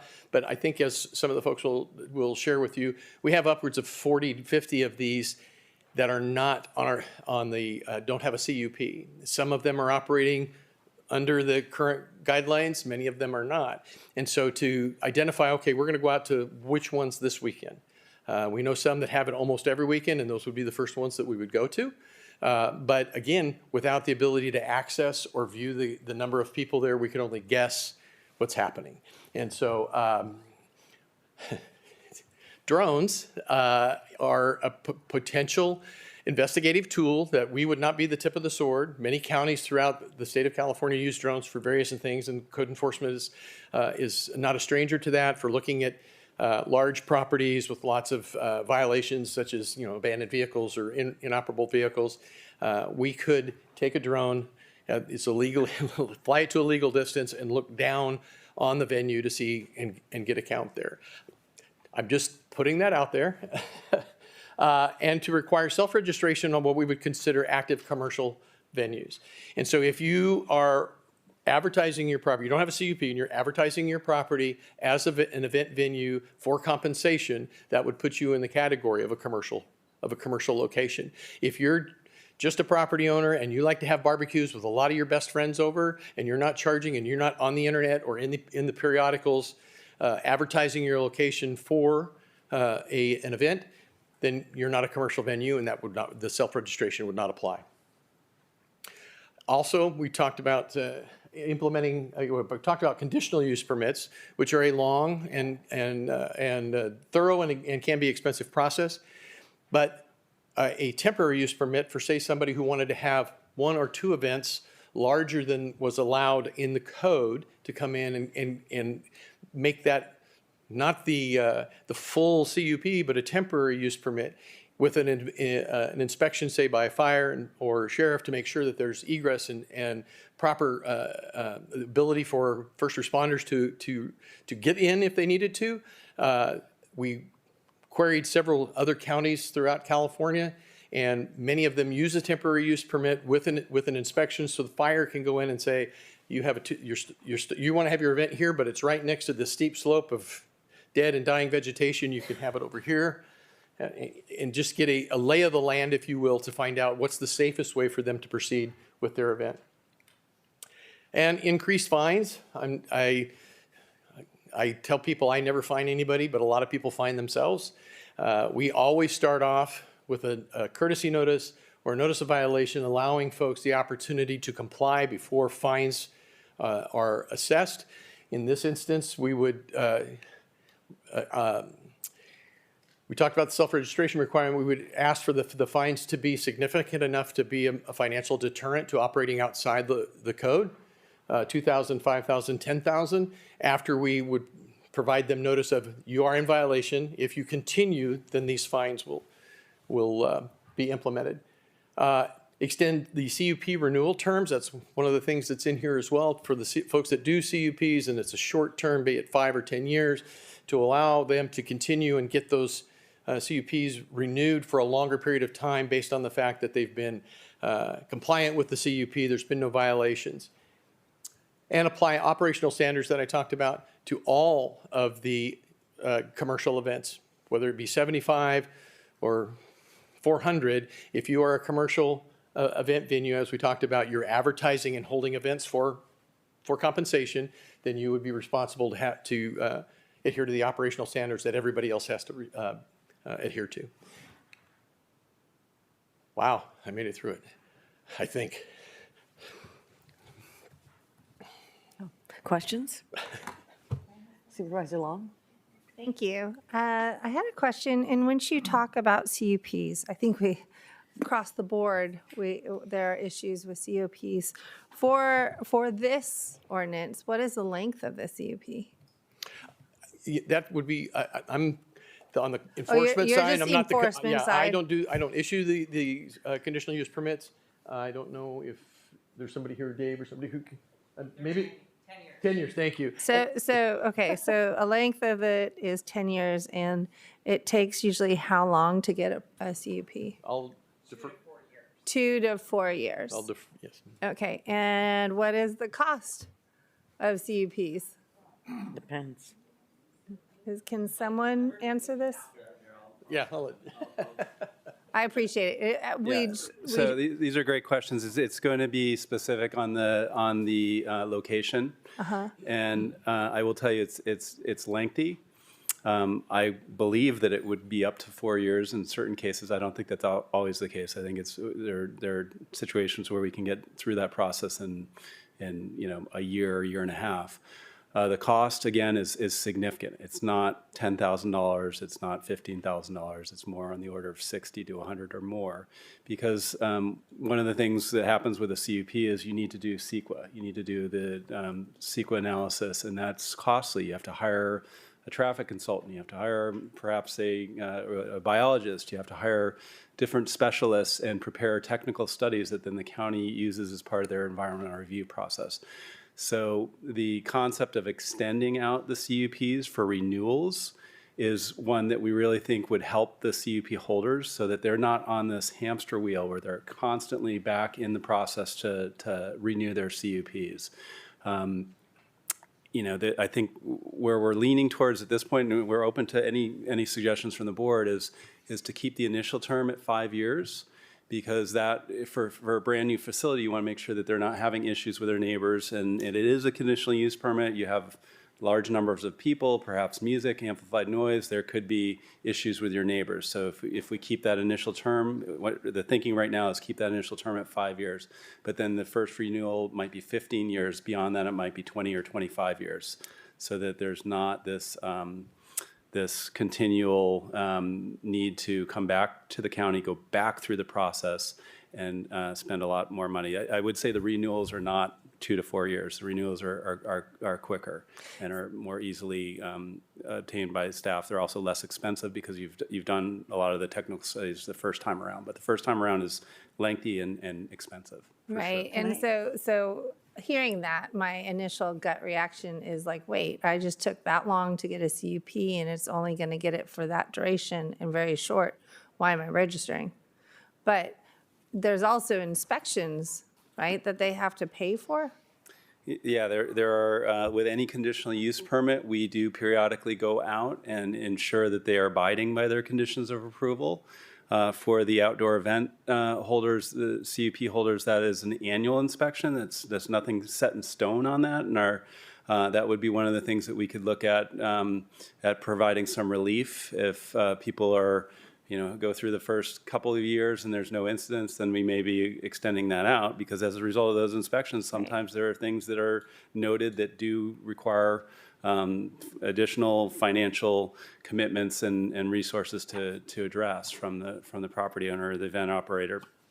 So there's, and I should have also just caveated that one of the reasons that our ordinance right now is so challenging is because the county was sued and it was sued on the basis of outdoor events, and the requirements were too nebulous. They gave the county too much discretion. So we had to revise the outdoor events ordinance to something that allowed folks to have events without getting a CUP. And again, we established 5 events per year above 75, or 10 for larger properties above 100. And that has proven to be, for all the reasons Doug explained and the reasons that are in the board letter, really, really challenging to enforce. So we are committed to coming back to the board and the Planning Commission first with revisions to the ordinance.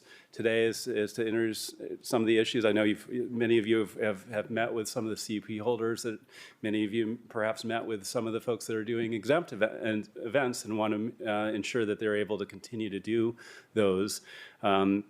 But we see issues with how the ordinance is written, and I think there are significant improvements that we can make that will make it a fairer process. I absolutely am committed to making the CUP process across the board easier and less costly, less time-consuming.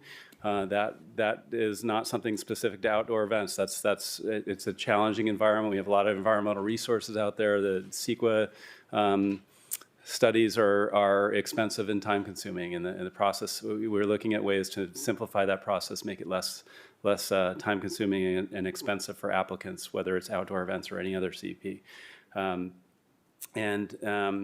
So we have an ordinance that's very difficult for staff to work with. It's difficult to the folks that have gone through the process to get CUPs. So we want to do 2 things. One is make changes to the ordinance to make it a more enforceable and more fair, and the other is to look for ways to provide some relief to the CUP holders so that their expenses and time are not as challenging as they are now. And then at the same time, we recognize that there are, as I said in my introductory comments, there are folks that want to just have a few events a year, and yeah, they may charge money, they may not, and that's part of being a member of the community, offering a really neat venue for either folks you know or folks that you would like to welcome onto your property to have those events. So we want to maintain that. I think that's an important component, and we don't want to just eliminate that altogether. The TUP process, the temporary use process, is a way to allow those, but have more control over than what we have now. And the board letter, I think, was more clear on this than perhaps the presentation. But what we're recommending at this point is not to go into a temporary use permit requirement for all events. That is an option. That is something that a lot of the counties do. But we're recommending at this point to have a self-registration for commercial operators, so those that are advertising, that have to notify us in advance. Very simple form. It's something they would fill out online. It doesn't have to be done 2 weeks in advance. It can be done 72 hours in advance, and just say, hey, we are having an event that it exceeds the thresholds for an exempt event, so that we can track how many events are happening at each venue above those threshold attendance limits per year. And if somebody has an event and they haven't filled out a registration form, then it's a much easier way for us to note a violation. Hey, you needed to notify us ahead of time that you're having this event through the self-registration form. There's no cost for that. There's no real review, or you're approved. It's just a notification to the county, hey, we're having this event. So that's our first step. I don't want to say that's flawless. It's not, but it is a step in the right direction. If we try that does not work. It's still challenging. I think the next step would be to require temporary use permits for each event. And if you want to have, if you don't want to have to go through that hassle of a TUP permit for every event that you have, you can go ahead and go through the process to get a CUP, and that there's tremendous benefit to having a CUP to have these events. They are lucrative. And with all that said, I wanted to say thank you for Yes. bringing this back to us, because we just did the advertisement in January. That's right. And we have made some changes. But what I'm really excited about is where our board is moving now, because I've been here a long time. and I've seen a lot of things. And to be able to, things change. Rules and ordinances change. We have 58 counties that are dealing with the same thing. And I'm curious to find out, and we've done this for other ordinances, what are the other options that counties are doing for the CUP and the temporary, and how do they handle that? I personally would like to know, because I have a lot of rural areas in my district, and we have in our county. We have farming, we have ag tourism, we have, generous people, but we also have fabulous outdoor events. And I want to make sure that when someone's at one of those events, they know that they've gone through all the precautions and the food safety, just like if you were going to a restaurant, right? Yes. You get a little seal and you could know that that's amazing and fabulous. I've been to an event, I didn't know that, they didn't have a CUP, or they did, had no clue. But I think it's a great time to really make this more robust. And like you all said, the suggestion. So I know I would like to see what are the other advantages. I also love talking about the length of the CUP and how quickly we can get those. Yes. But then there's also the inspections. I think you've all talked about a lot, and I would like to see what else we could do based on what we've learned. So I appreciate your comments and just wanted to ask those questions. Thank you. Yes. Supervisor Gorell? Yeah, thank you. I've a few questions. You may get whiplash a little bit because I'm going to play devil's advocate. But first of all,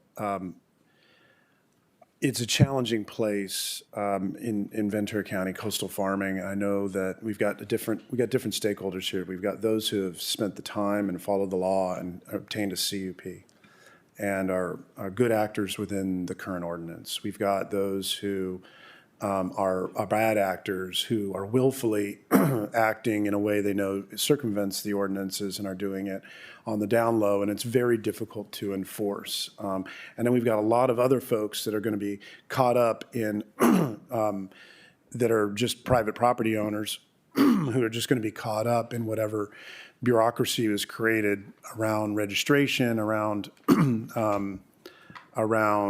limitations to property rights, essentially, that we're creating here, possibly. And so I'm trying to keep an open mind about how we're going to affect all of these different folks. I would agree with Supervisor Long. I'd love to see what other counties are doing. It's my understanding that some counties have initiated ordinances that are pretty well received across the stakeholder realm that I just mentioned. I think that as we go from county to county, they have different kind of legal input. Our county council may be a little bit more conservative than others as it relates to the federal case that was brought against us, and toward the Constitution in general. And then other counties may have more liberal application of these kind of implications.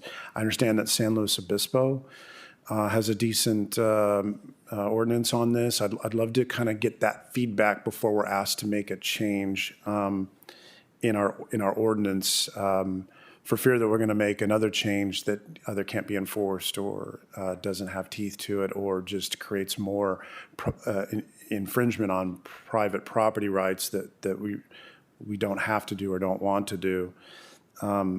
And whatever's brought back, would just be my humble request that we do it. And I've mentioned this before, is in the military you have 3 COAs, COA 1, COA 2, COA 3, and the commander decides which one they want to go with. And maybe the COA coming back can also look at what other counties are doing and the opportunity that we may want to adopt in other counties' approach to this. So following up on this, now's the portion with the questions. So I have a question, and that is, if you're doing accounting from your home in unincorporated or incorporated, you're typically asked to get a permit. You're asked to get a business permit. Are there any requirements around a business permit, even for those who don't meet the threshold or exceed the threshold that would require a CUP? If they are seeking, if it is commercial and they are seeking compensation. Yeah. This particular ordinance, the zoning ordinance, doesn't require a business license or any type of home occupation permit. I would have to defer to the tax collector to see if that is something that, I know that those with CUPs come in and get their permit to operate their business license, if you will. And so there's no requirement within the current zoning ordinance on non-commercial, those that are within the limits, 75 or fewer unlimited, or no more than 5 or 10 if it's a very large property. And so that would be something that I will say that I did reach out to several jurisdictions and got their feedback. San Luis Obispo was one of them. The vast majority of them are using temporary use permits, unless it's unless somebody wants to go and do this a lot more often, as our CUP holders do.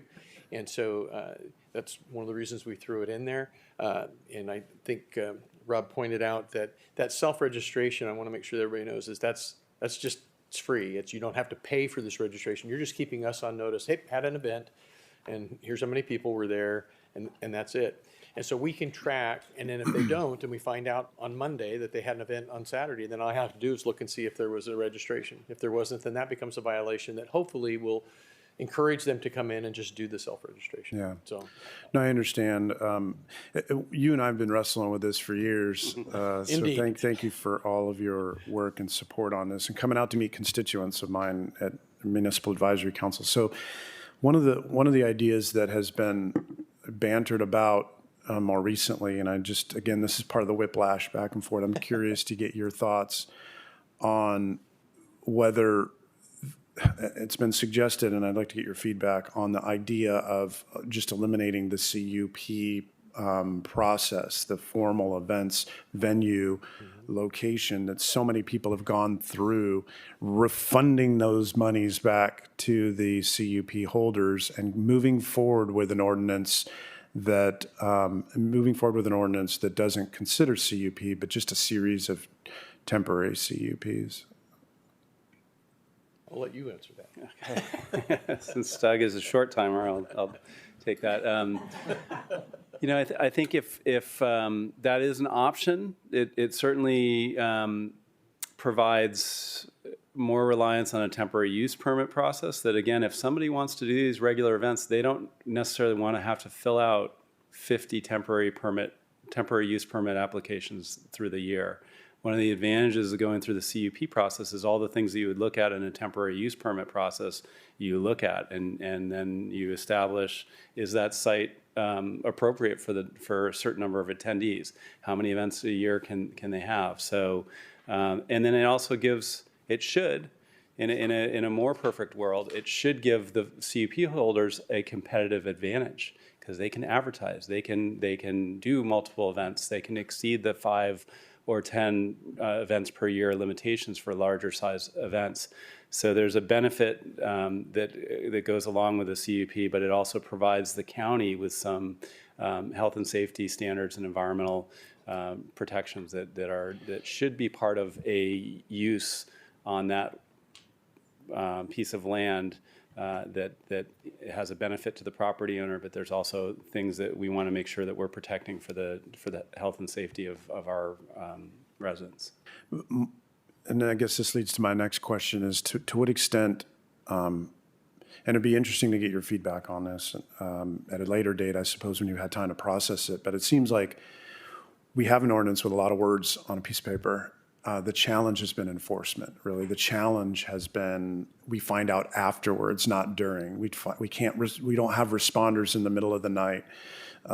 Property owners are having massive events with helicopters that drop off a bride and a groom, and then the event's over the next day, and then the code enforcement hears about it, or maybe sees some images on Facebook, and for most people they think, this is great evidence, but it can't be really introduced. It can't be used if it's litigated, because code enforcement didn't take the picture themselves. So really, adding more words to the pages of criteria is only as good as our ability to enforce. And so my thought and question on this is, if you could have a magic wand and create a capability to enforce the current set of statutes and ordinances, what would that look like? And you may not have to answer that from the podium, from the lectern right now, because I'm putting you on the spot, but I think that would be valuable for this board to know what it would require to truly enforce, because just adding more conditions and more requirements, even the requirement to register, requires us to be able to enforce if it's violated or ignored. Right. To your Yeah, that came up. Some of this came up after the board letter was prepared, and so this concept of, well, if somebody registers but they say, hey, it's just 60 people, how do we document that it's more than 60 people? We're back in the same boat. So it's not counted towards the limit on what they have per year. Well, one mechanism for that is that you have to, if you're a commercial operator, you're advertising, that's the threshold. If you're advertising, then you have to register every event. And maybe we'll have a lower limit that's reasonable. 20 people, okay, but anything, it's whether it's 50 people, 60 people, 75 people, 250 people, you have to register all those events, and then that would be a easier way to enforce that. More broadly speaking, I think. We want to, if there's a temporary use permit that's part of the requirements, if we go down that pathway, one of the things that would be a normal standard condition in a temporary use permit is you have access to the site. If code compliance shows up and somebody has the benefit of a temporary use permit, it says you shall provide them access. And so then we can get on the site and we can count. The way it is right now, if you're exempt, there's no right of entry, right? You have to get permission. Now, for noise violations, if they're reported correctly to the sheriff's department as a noise disturbance, it can't be, hey, they're having a party, because that's code compliance.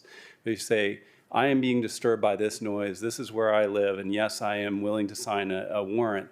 That allows the sheriff's department right now to go out and cite them for disturbing the peace, and it also allows the sheriff's deputy to get on the property, and then they can coordinate with code compliance and say, yeah, there's 300 people there. But we can handle that through our existing noise ordinance, right? That doesn't have to be part of, that's already in place, right? We need cooperation from the sheriff's department, and most importantly, we need the reporting party to say, this is a disturbing the peace case. This is not a large event piece, and that's rarely what they say.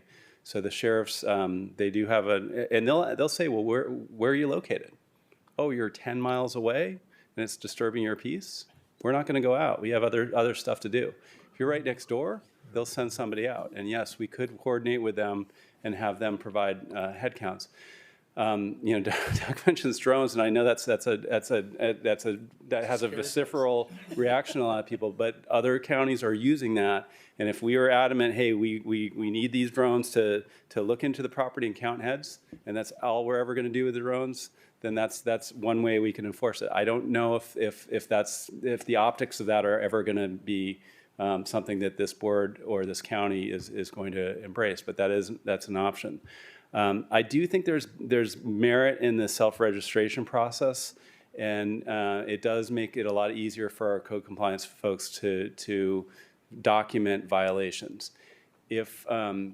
And again, that's our recommendation at this point to the board is let's try the self-registration, and then make the changes to the ordinance that we talked about, extend out the CUPs, increase the fines substantially, and make some other improvements for readability and just workability for our code compliance staff.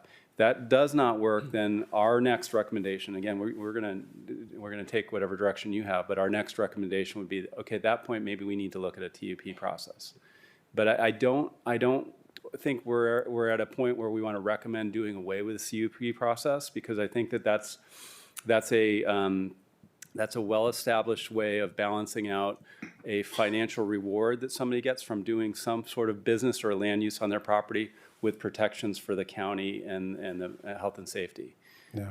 I've found that the idea of a registry is met with a lot of resistance right now. It almost feels like people being pulled into government to register something. And that concept historically has been problematic for folks. And that we're hearing a lot of negative feedback and reaction to that. So I'm curious as to what other ideas that we might have. I know that that the idea of drones too is probably also problematic, and that'd be very difficult, I think, to go to that level. I do think enforcement is required, and that may mean people who are able to respond, at or about the time of the complaint, if it's appropriate. But there's folks that are doing things unpermitted without a CUP are the major, as you know, the major complaints are noise, traffic, trash, and so we hear it, but we hear it, 3 days afterwards, and the sheriff often can't respond or doesn't respond because traffic, trash, and noise for a big event are often code enforcement responsibility, not necessarily law enforcement. So I guess my point here is that we're all getting back to the word whiplash, we're being whiplashed a little bit on the arguments here. And I think it all comes back to enforcement, because even a registry requirement, as mentioned before, they could say, well, I registered, but I only had, 42 people there. And how can we, if we can't have rules unless we're ready and willing and capable to enforce them, and if we don't have a verification process or validation process, especially if somebody suggests the opposite is true, then I'm not sure it makes sense to changing the ordinance. But I'd like, when this does come back, I think it would be really valuable to have the COAs, right? Here are different degrees of significance and severity. Here's different options embraced by other counties that have succeeded in buffering legal scrutiny. And so I know it's an unenviable task to develop all this and bring it back for this board's consideration, but that would be my request. Thank you, Madam Chair. And Madam Chair, if I may just, and I'll be brief, but just a response. The self-registration form, again, much less invasive than a temporary use permit.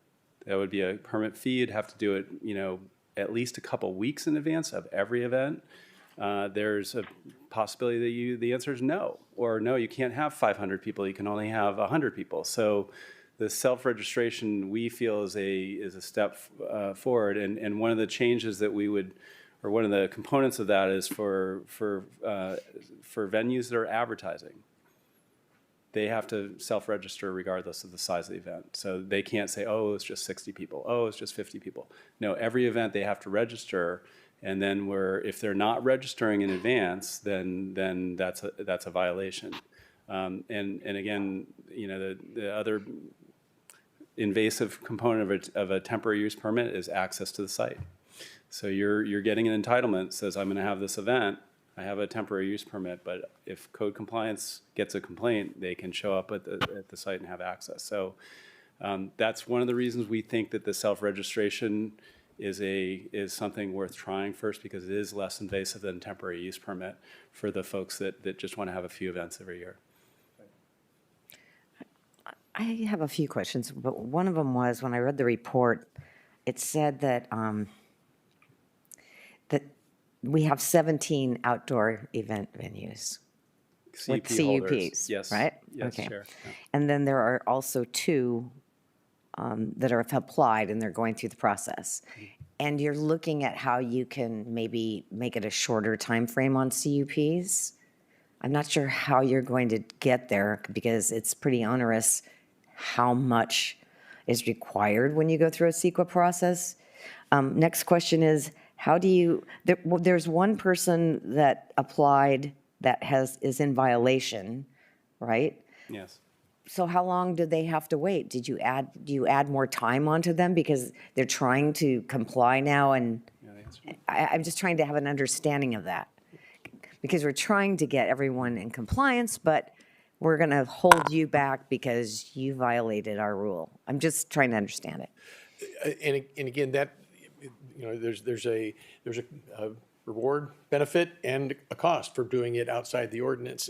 Nobody is held in a vacuum in this. We notify them, here's the rules, you're bumping up against this. If you have more than this, it's going to preclude you moving forward with your CUP application for 2 years.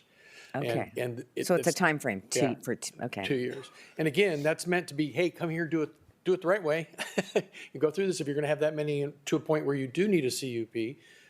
And then the CUP takes 18 months. So they're really going to be waiting a long time. Yes. Okay, that might be another area to look at. Yeah, okay, go ahead, sorry. Well, I'll just add to that, Chair, if I may. So, one of the reasons we don't have that many CUP holders is the ordinance is relatively new. I mean, it hasn't been on books for 24 years. But it's also because folks can have events and charge and not have to have a CUP. So some of the research that Doug did on other counties, a lot of them, it's a bright line. If you're charging for events, you need to get a CUP.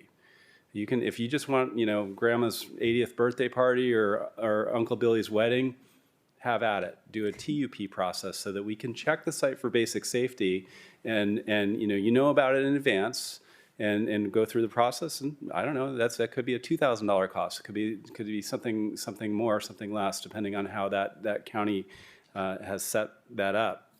But in counties where they have a bright line, you're entering into commercial world, you need a CUP. They're going to have more people get CUPs.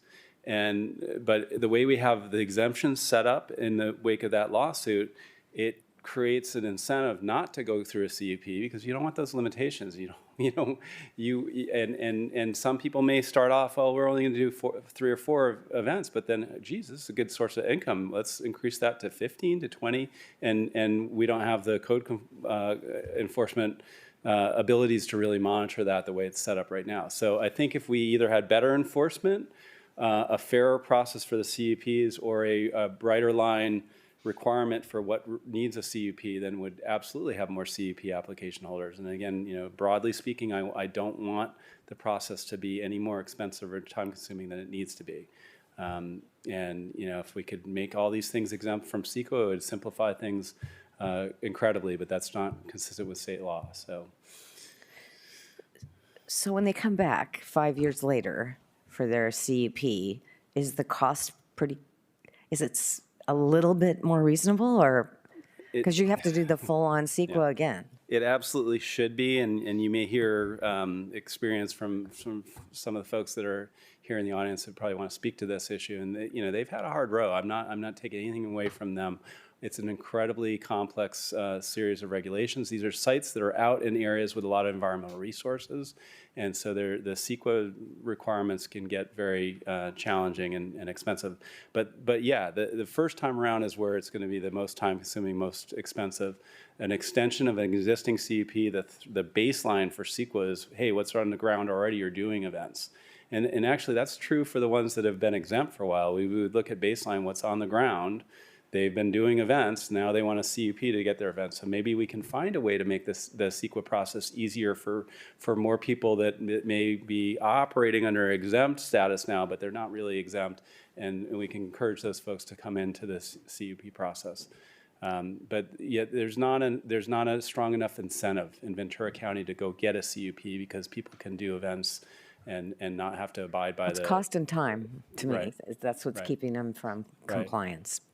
And there's one nice component of the way things are set up right now in our ordinance, and we're not recommending changes to this, but somebody can operate under that exemption limit and have a few events while they're going through the CUP process.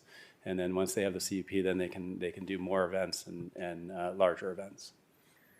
So technically, that would be another option. You could extend after the 5-year, if there's no complaints, they've already done this, the whole CEQA process again, you could actually extend the length of a CUP, so they're not continually coming back and renewing. But That's one of the recommendations we have. So it's currently 5 and 10, I think you heard from. and your recommendation was 15? 15 and 20, but there's no, I mean, it could be longer. 15 Okay. and 20 or 25, or forget what the next. That might encourage those that aren't going through the process to maybe go through I'm just trying to find a way for people to be more incentivized.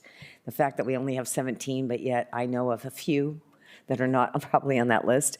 And I'm curious to ask, and I know Supervisor Levere has a question, but do you have any idea how many other not on this list that probably should have a CUP? Do you have any idea? I mean, you don't. Yes. I'm not going to quote you, but it would be interesting to know what you think the number really is. You don't have to quote me. I'm on the record. Yeah, yeah, you're retiring, so yeah, you're safe.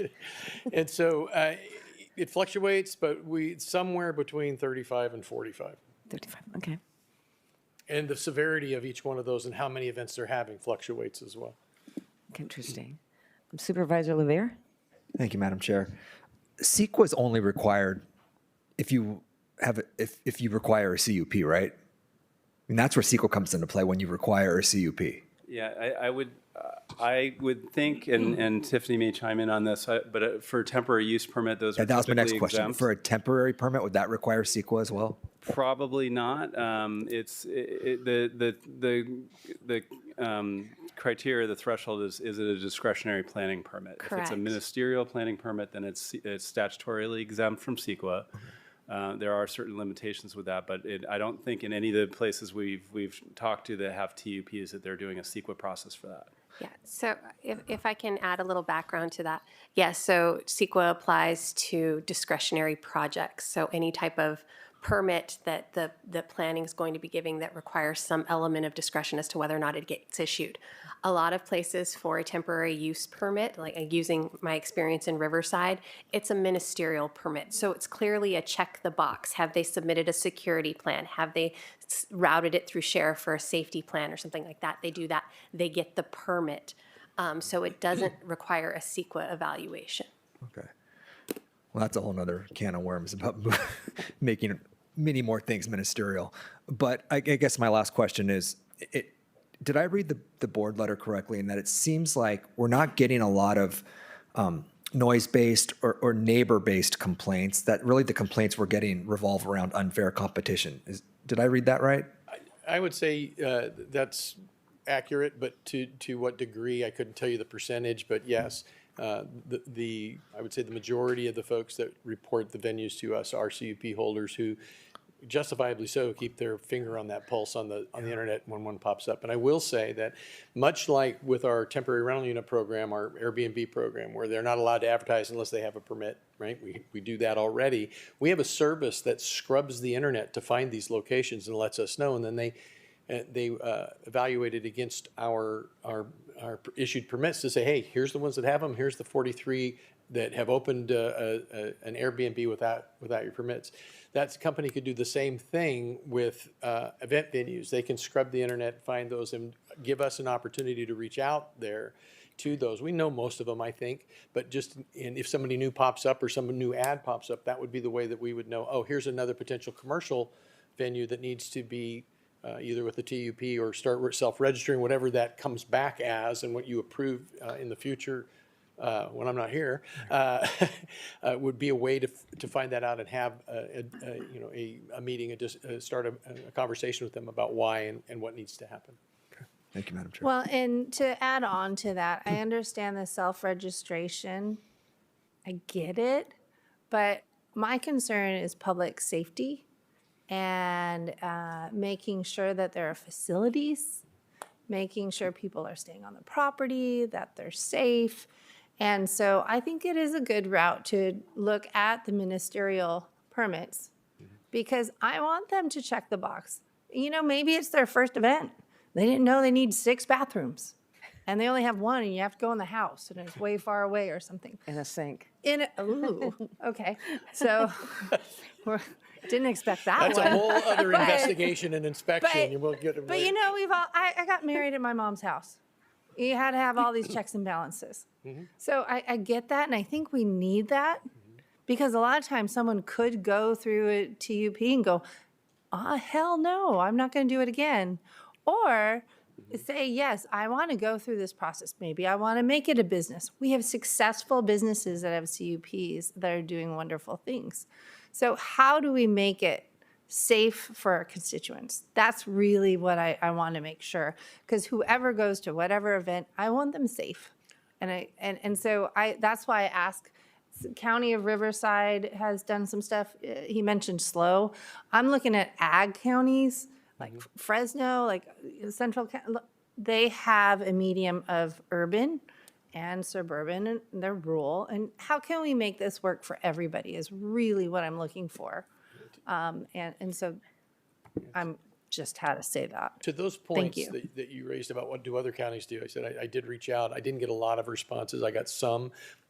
The majority of them have a TUP process, most of which is ministerial for those folks who don't do as many events as a CUP holder might want to have. They want to do 3 or 5 or maybe 10. And so I would say in that, you're able to check the box. You're able to get a fire marshal out there to say you have to clear this brush, or you can't have it there because of the fire risk or what have you, or you can't park along this because this is going to be our only means of egress and ingress, to check those public safety boxes. Yes. Because although I get accused a lot of just being out there to find people to make money for the county, our number one goal is life, health, safety. That's why we're here. And so to get that, and then with that ministerial TUP, as it was indicated, one of those would be they agree to allow a county employee, staff, be it a planner, a code enforcement officer, whoever on the property, to make sure that they're adhering to what the public safety rules that were put on their TUP. Right. And when I say that, I'm not saying examine the whole property. I just got to No. clear that one out. Yeah. I'm saying where the event is going to be and Yeah. where people are having access to it, I think is really important. Yeah, absolutely. Your last question. Last question, I You can promise. ask all the questions you want. We're talking about CUPs or temporary use permits. To your knowledge, is there any county that has just said, here are the uniform operational standards, that life safety standards, and here's the rules, have at it? No, I'm not. I'm not saying there's not one out there, but I'm not aware of it. It just seems like I don't think the answer is adding more bureaucracy. I think the answer is to get equal competition is to add less bureaucracy and just say, here are the standard rules that everybody has to apply with. Yeah. Have our county council, have our fire department, sheriffs. So we're really hitting the life safety issues because that is important. But just have uniform rules and here they are. We have uniform rules now. So, Ish. But And- ish. and it's- and it- If and you want to go again- through a CUP and Yeah. have spend Well, $100,000. I'm saying on those that are exempt as it is now. The problem with that for us is that I could see is, okay, here's the rules, abide by them. Again, now, I don't have, and justifiably so, I don't have a reason or permission to go on there to verify that you're actually adhering to those rules. So a TUP would allow somebody to do that in a relatively short manner, have those events, but also agree that, yes, you can come on my property and verify that I'm doing what I say I'm going to do. And so, Well, yeah, and in my limited capacity, look in Google, Chat GDP, you can put in and say, okay, what counties have ordinances for outside events and so forth, and there's information out there. So that's why I'm hoping that we can take some and really look through what theirs are and see what we are. Supervisor, if I may just add to the conversation, part of the challenge of having just universal standards is that a lot of these, the property is going to be unique, the property specific, or it's in a specific zone. What are the uses around that property and whether or not they're compatible? I'm not saying that you couldn't do a certain type of operating standards, development standards in this type of zone versus that type of zone, but to have something be blanket across the county, then the concern is what is the unanticipated consequences of that, of opening it up. So it is something that if your board is wanting to go that route, being the conservative county council, it might be something we'd have to look at a bit. We'd have to look at it more closely too, because then what is that doing to other types of uses in those zones? Yeah, I'm just looking at it. It seems like the concern is not neighbor-based, it's unfair competition. So how do we even out the playing field and put everybody on the same, everybody has the same rules to abide by, it's the same playing field? Because it seems like that's where the issue is.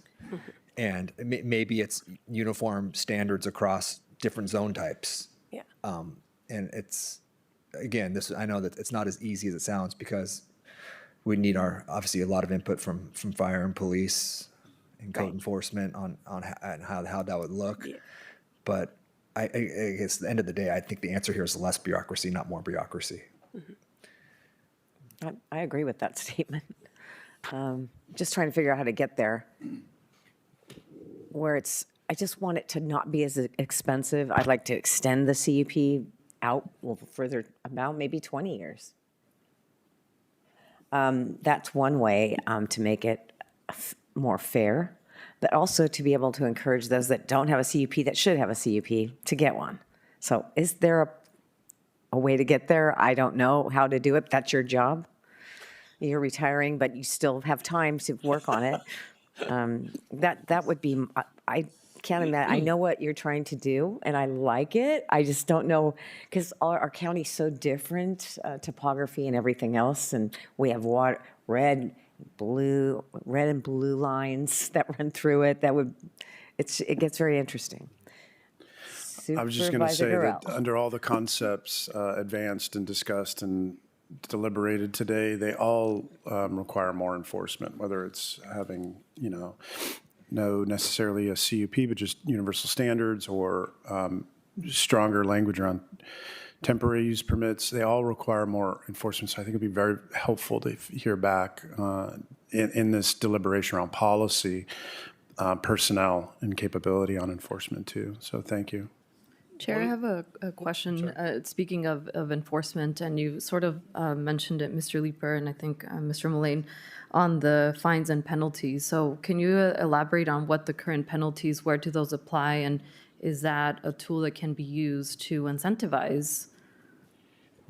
One of the things that I found in other jurisdictions is they had a separate fine schedule for violations of outdoor events or Airbnbs, because the traditional fine schedule, some homeowner with an overheight fence that gets a $50 fine, is not applicable to somebody who has this huge business or relatively large business that's making a lot of money. And so our fine schedule right now, our civil administrative penalties is the only thing we can use.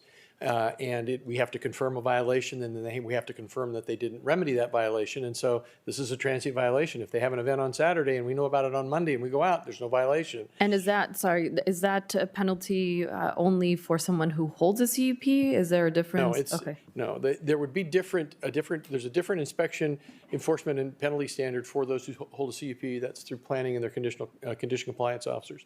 For code enforcement, we have the civil administrative penalties program, and a daily fine of basically $25 to $1,000 a day per violation. But again, it's a transient violation. So we need a system that says, okay, you've had these, you're now in violation. If you have another one, it's going to be this much of a fine. And many of the jurisdictions that I didn't just Google, I actually reached out to code enforcement officers in those counties and said, tell me what's working for you. What are you doing that's working, what's not working? And many of those counties do have, not just for the event venues, but also for unpermitted vacation rentals, a separate fine schedule that's to $5,000, $10,000, even $15,000. Because of the amount of money that's at stake, we issue them a $25 or $50 fine. They shrug their shoulders and keep moving. Right. And so, yes, we need to incentivize coming in because it's the right thing to do, and it's safer and it's easier.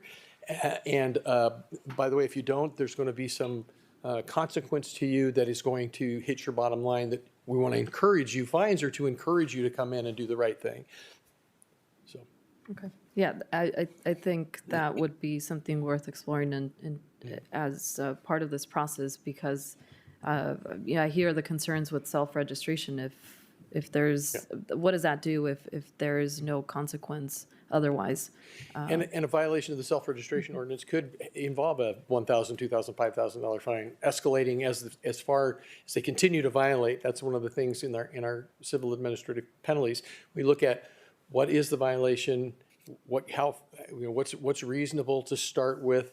Then can we up that violation? Because folks, you're not going to believe this, but folks lie to me and ignore me. I know, right? And so we try to be nice. We try to educate. We give opportunity to comply without fines and penalties. But then when that happens, we do issue those fines and penalties. And if they continue to ignore us or violate, we can raise those penalties. And I think, I mean, even as you mentioned earlier, the difference between a TUP and a CUP and the advertising, right? That being something that is very visible. When I met with some of the representatives from the venues, they showed me a website that looked amazing, and they don't have a CUP. So if there's evidence out there that can help transition those to come into compliance with a CUP or a TUP, then And if looking that, at if those. that would be the tipping point, if the board decided that the tipping point is if you are in fact advertising this for compensation, that makes you commercial, then that's how we could address and focus. Because the truth is, if they don't advertise, people aren't just going to drive up and knock on their door, right? Now, they may have friends to come over and have a wedding or a bar mitzvah or some type of celebration. Great, that's what we all do. But we don't turn our properties into a commercial venue every weekend for 100, 200, 300 people. Thank you. And on advertising, I think, I just recently learned that we did send out enforcement notices and then found out just recently that we had to retract them because of some legal consequences. I wasn't notified, my office wasn't notified about those notices that went out. So it would be good to better understand how we can avoid that in the future while also possibly looking at advertisement bans or restrictions and balance that all out. So thank you. You're very welcome. The only other thing I'll add, if we're wrapping up, is Mr. Leeper. We still have some public comments. Oh, that's right. I was going to congratulate Mr. Leeper on his retirement, but we can wait. You can do it twice. It's my second retirement. Thank you. I'm sure we'll be pulling you back, maybe. We'll see. And we have some public speakers. We do, Chair Parvin. We currently have 4 speakers. Our first speaker is going to be Jennifer, followed by Jacqueline Carrillo and Louise Lampara.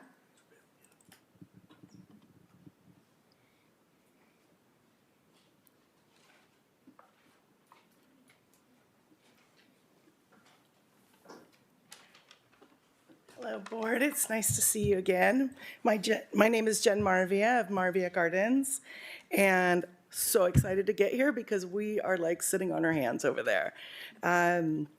For nearly 3 years now, 8 venues have been working on both to explain and solve the problems created by a poorly constructed ordinance.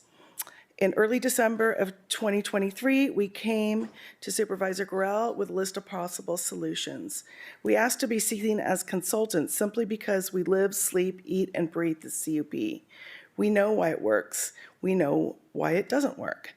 From the first time we read the revised CUP, we knew it was made for disaster for any county that cares about land use, public safety, compatibility with community, and has respect for business owners who have been faithful to pay the bills and follow the rules. To put it frankly, considering the extensive and consistent effort we have put into this issue over years, with nothing to show for it, unfortunately, we feel the county has punched us in the face over and over again. The CUP, I consider it a contract with the county, and we're going to do our part, the county's going to do their part, and that was kind of turned on its head. And so last night I added up the total numbers of years the 8 venues in our group have maintained a CUP. I don't know if you can guess how many years, if you count each individual venue and each individual year over the past 25 years.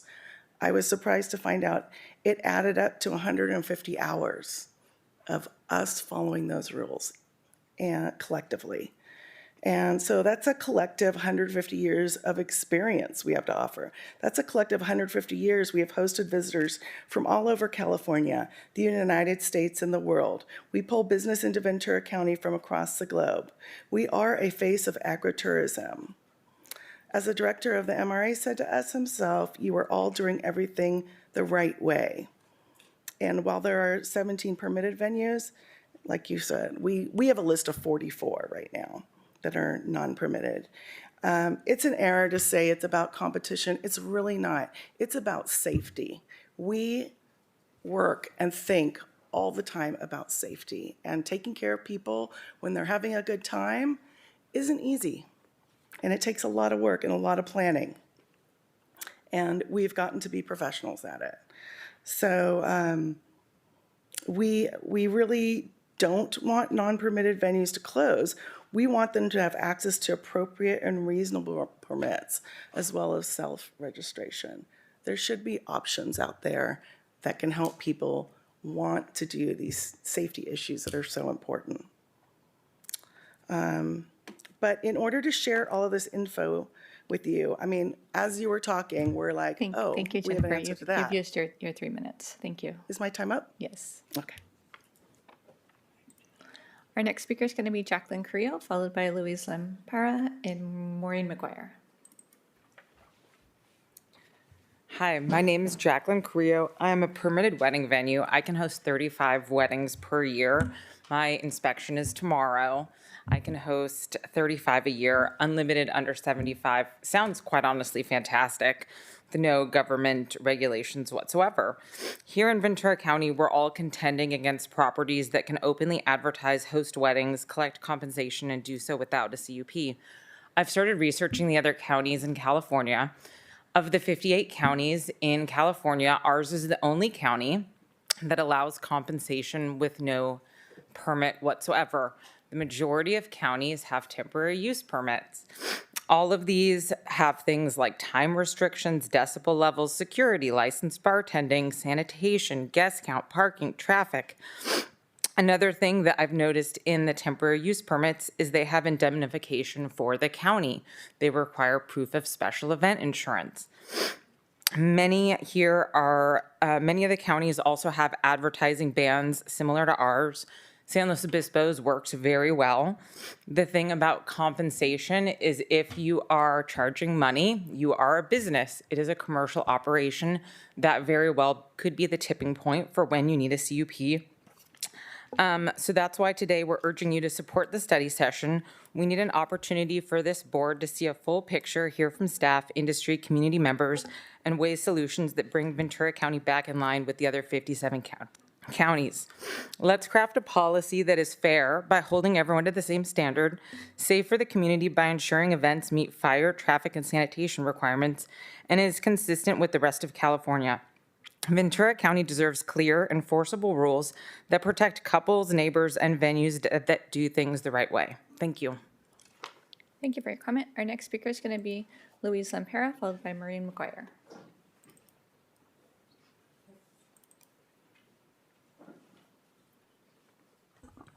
Good morning, Louise Lampara, Ventura County CoLab. I am also suffering some whiplash because what was in the staff report versus the discussion from the staff that you heard today are not aligned. The staff report very clearly states that nuisance complaints, public safety complaints are rare. And suddenly here today, we hear that there are 35 violators, and we hear that code enforcement has a list of properties that they're just waiting to find out from the registry when to show up? I'm horrified. I'm horrified. And no, I'm not going off my prepared comments, because I'm horrified. These property owners, you know them. They are farmers. They are your supporters. They have generously donated their properties to assist you, to assist this county. And yet today, in staff's presentation and in this discussion, to me it feels like they are being painted as perpetual violators. And that information is not in the staff report. If there is evidence that there is perpetual violations, then please provide it. Because I talk to many of these property owners, and they are falling within the exemptions. I do want to just circle back to my prepared comments. The way we fix this, the way we address whether it's fair, what those CUP holders had to go through and what are they're continuing to have to go through, is by fixing the CUP process itself. Other counties can do this without taking multiple years, without it being $100,000, $150,000, I heard one of them say. We can find a better way. CoLab and Farm Bureau submitted some language for you to consider to really make the renewal process much simpler, 15 days or less. Let's look at solving the problem that way, rather than assuming that the people that you know, that I know, are out there having a free-for-all. Thank you. Thank you for your comment. Our next speaker is going to be Maureen McGuire. Hi, thank you, Chair Parvin and the rest of the board for the opportunity to speak with you on this topic today. First, I wanted to just respond to something I noticed in the PowerPoint is that the events start at 0 people. So if you could imagine going through this whole process, there's a drone above, code enforcement's there taking pictures and like no one shows up. So I just thought that was funny to lighten the mood. But one of the things I just wanted to bring to your attention is I hope you'll direct staff to be very careful in how they put together the recommendations and what you ultimately adopt, because having a party at the ranch is just super normal. For example, I was a commercial farmer for many years, and I might have a supervisor or a farm, employee that's been with me for a long time who wants to have a quinceañera or wants to have a 80th birthday party, and they kick in $1,000 to help my costs of cleaning up the property or making it available to them. Now, suddenly I'm required to have all of these extra things. Like the result of that is I just say no. And now these places that are a part of our community that help build our cultural idea about being an ag community go away. And I think we should really try to avoid that as an outcome. And I wanted to also elevate that I think we all recognize that farmers who are interested in using their property for more commercial events, not just having, a quinceañera once in a while, are in the situation where they need multiple sources of income. And you have adopted the Resilient Ag Land Initiative a few years ago. RMA is in the process of working on ag tourism in their work plan right now. You have resources like APAC, Ag Commissioner, and tons of stakeholders that want to work with you on this process. So I would just encourage you, rather than being reactive and trying to put something in now, let's build a common vision of what agricultural looks like in Ventura County. And what we hear is the public wants more access, not less. So I would just encourage you all to take a step back and look at what you already have going on. You have a contract right now with Cooperative Extension for rural-urban interface issues, specifically ag tourism and regional food, where some of this work could be talked about. You have APAC, you have the Ag Roundtable, you have all the work going into the rally, and I think it's an opportunity to build something very robust that could address those competition issues. Instead of having it be driven by code enforcement, have it be driven by the people working to build that agricultural sustainability vision for Ventura County. Thank you. Thank you for your comment. Chair Parvin, that concludes the public comment for this item. Thank you. Thank you. Well, we gave a whole lot of direction, but it's all over the place. Yeah. Yeah. May I, Madam Chair? Yes. Oh, I do support the dialogue about making CUPs easier, streamlining that current law, rewarding current CUP owners who've been compliant with extensions, anything we can do to make this more customer friendly, ! I do think that there are bad actors, and I do know them, and I do know them. And I know one woman and her now late husband built all kinds of structures on their property and knew that they were supposed to be permitted. They built a little church that was never authorized, was never permitted, that no one knows is structurally sound. And they hold massive events on that property and now are going through remediation process to make amends for the years of operating as an unlicensed venue center and now wanting to become a authorized CUP holder. The process is going to be long and laborious. These structures haven't been vetted. The property itself needs to be examined, and Mr. Leeper's doing a lot of work to bring them into compliance, but there are bad actors out there, and we do know where they are and what they're doing.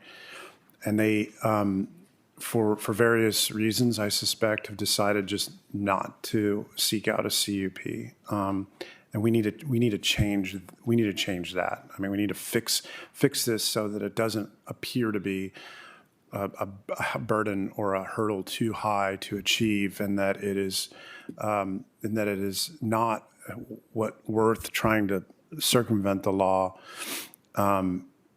rather than to abide by it because of the laborious, lengthy, and expensive process that the CUP process is. So I guess I kind of agree with everybody in this, and I just wanted to share that based on some of the feedback. Thanks.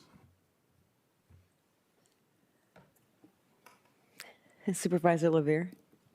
Thank you, Madam Chair. And you know, I was looking at all the screens and the charts that Mr. Leeper put up. And if I'm Mr. Leeper or part of his code enforcement team, I mean, I don't know how you enforce that. I mean, my head was spinning just looking. If it's this acres, you get this number of events or this number of guests, or if you're this acres, it's just so convoluted. And I don't know how in the world you enforce that. You try your best. As best we can. Yeah. So to me, it's if we need, personally, I don't see a role for CUPs in this process, maybe temporary use permits. I just think it's not fair to make people, given the fact that only a fraction of our operators are actually going through the process, that's unfair to them, the time and the cost that they spend trying to come into compliance when most of the operators aren't. I think I just don't see the need for CUPs here, given how difficult they are. And if there's a path through temporary use permits, but let's say we go to temporary use permits and I'm Miss Carrillo and does she have to come back 35 times and get 35 different permits? Most temporary use permits are single use. Yeah. So again, and our chair made some good comments. It's in my perfect world, we just have uniform operational standards and guidelines that everybody complies with. That as I think about it, that does seem very challenging given the diversity of properties that we're considering. But maybe there's a happy medium somewhere, far short of CUPs, but somewhere in that realm of temporary use permits, or maybe it's even possible to have a temporary use permit that extends beyond one event if it's the same property, same rules. Is same it called parameters. a kind of temporary permit? Kind of temporary. Less than temporary? Yeah, less than temporary. yeah. I just don't see how we call it a CUP and provide any kind of assurance that it's going to be easy and quick and inexpensive. And so I just don't think it's fair to make anybody go through that process. And so, I'm not giving you very good feedback and direction right now, and I apologize for that. But yeah, I just as we approach this, I hope we can approach it from the mindset of how do we make this simple, fair across the board? Because I absolutely understand the unfair competition arguments. My heart really goes out to the people that are trying to do it the right way, and they're being penalized, and that's not fair. And so how do we even the playing field? Keep safety standards, keep life safety standards that everyone has to comply with, but just make the process simpler for everyone. so based on your board letter, receive and file this process, and also provide direction. You gave us 4 bullet points. 1, to improve the compliance. Try this self-registration form. You can fill it out or not fill it out for 76 people or more. But then you also state use an alternative means to regulate non-CUP outdoor events through like a temporary use permit to establish specific fines for initial or subsequent violations for outdoor events, and revisions to the CUP terms for CUP holders to extend term for renewal. But I've also heard to look into the CUP for shortening the time to get one, because we should be able to get it within a year. And also, what is the cost of that renewal? So if you are a good patron and you have 5 years, do you have to spend $150,000 again to get that renewal or not? That is the question. But what I think what I'm hearing is that with looking into the temporary use permit and the CUP, we are also asking to look at other counties and how they do that. So when we do talk this again, that we can review those points.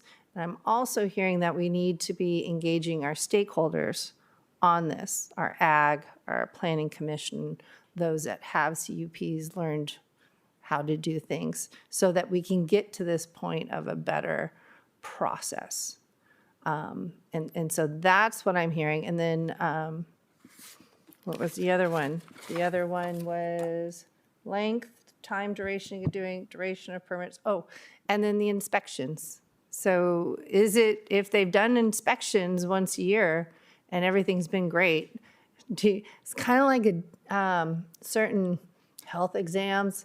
You go one, you're good, so you don't have to have another one for a couple years. Got to have a chuckle there. Come on. Something like that. I think we need to look out of the box. We don't want to put our farmers out. We want them to have a quinceañera or a wedding for someone, but we want everybody safe. And so I think that's staff recommendation based on your board letter, and including the comments that our board has made as to the process of how we get there, I think is really an important one for us to do. But I'd like to ask all of you, have you heard our guidance to move forward to get that motion, or do you need more information? I think what I've heard from the board is there's not support for the self-registration form. I didn't hear anybody say, "Hey, that's the best idea I've ever heard." That's correct. I have, and I've, since day one on the job, I've identified, or I've understood that our discretionary planning permit processes are extremely time-consuming and costly, and I want to continue to do what I can to simplify those. But I hear even louder and clearer on these outdoor event CUPs that we need to create incentives for people to go into the CUP process if they're doing multiple events per year, so they don't have to do 36 TUP applications during the year. And then then we need to step up our enforcement on the folks that are continuing to the bad actors. And I don't think we want to, and maybe, well, I'm not sure if I should go there, but I don't think it's a safe assumption that all those 44 other event venues in the county are bad actors. I don't think I hope nobody's saying that. You're right. Thank you for that clarification. 100%. So there's a few, and that should be where we're focusing our enforcement. So yes, extending out CUP terms, increasing fines for folks that are violating this. Maybe it's beyond even what we have in mind now, so that it's a real disincentive for folks to operate without a CUP. And then, yeah, I think most of the counties we looked at, they allow people to have events and look at safety regulations with a temporary use permit, and they keep that ministerial, they keep it out of CEQA, they keep it something that they can turn around in a reasonable time frame. It's not a day, but it might be 2 weeks.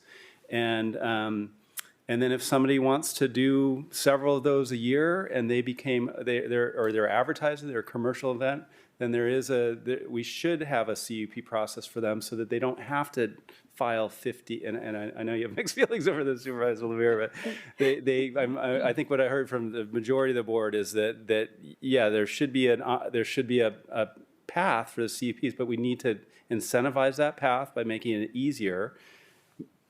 maybe reduce the frequency of inspections if they're, does it have to be every year? Most of our other CUPs are every 3 years. Maybe it's in line with that. Do you charge for inspections? I'm just curious. It's staff time costs. Okay. It's not a flat fee. It's All right. well, it's And in many ways, it's not staff's fault, the time and expense, because it's CEQA. It's CUPs require CEQA, and that's the environmental reports and the biological reports and the traffic studies, and they legally have to require that stuff. And that's where a lot of the time and expense comes. Yes.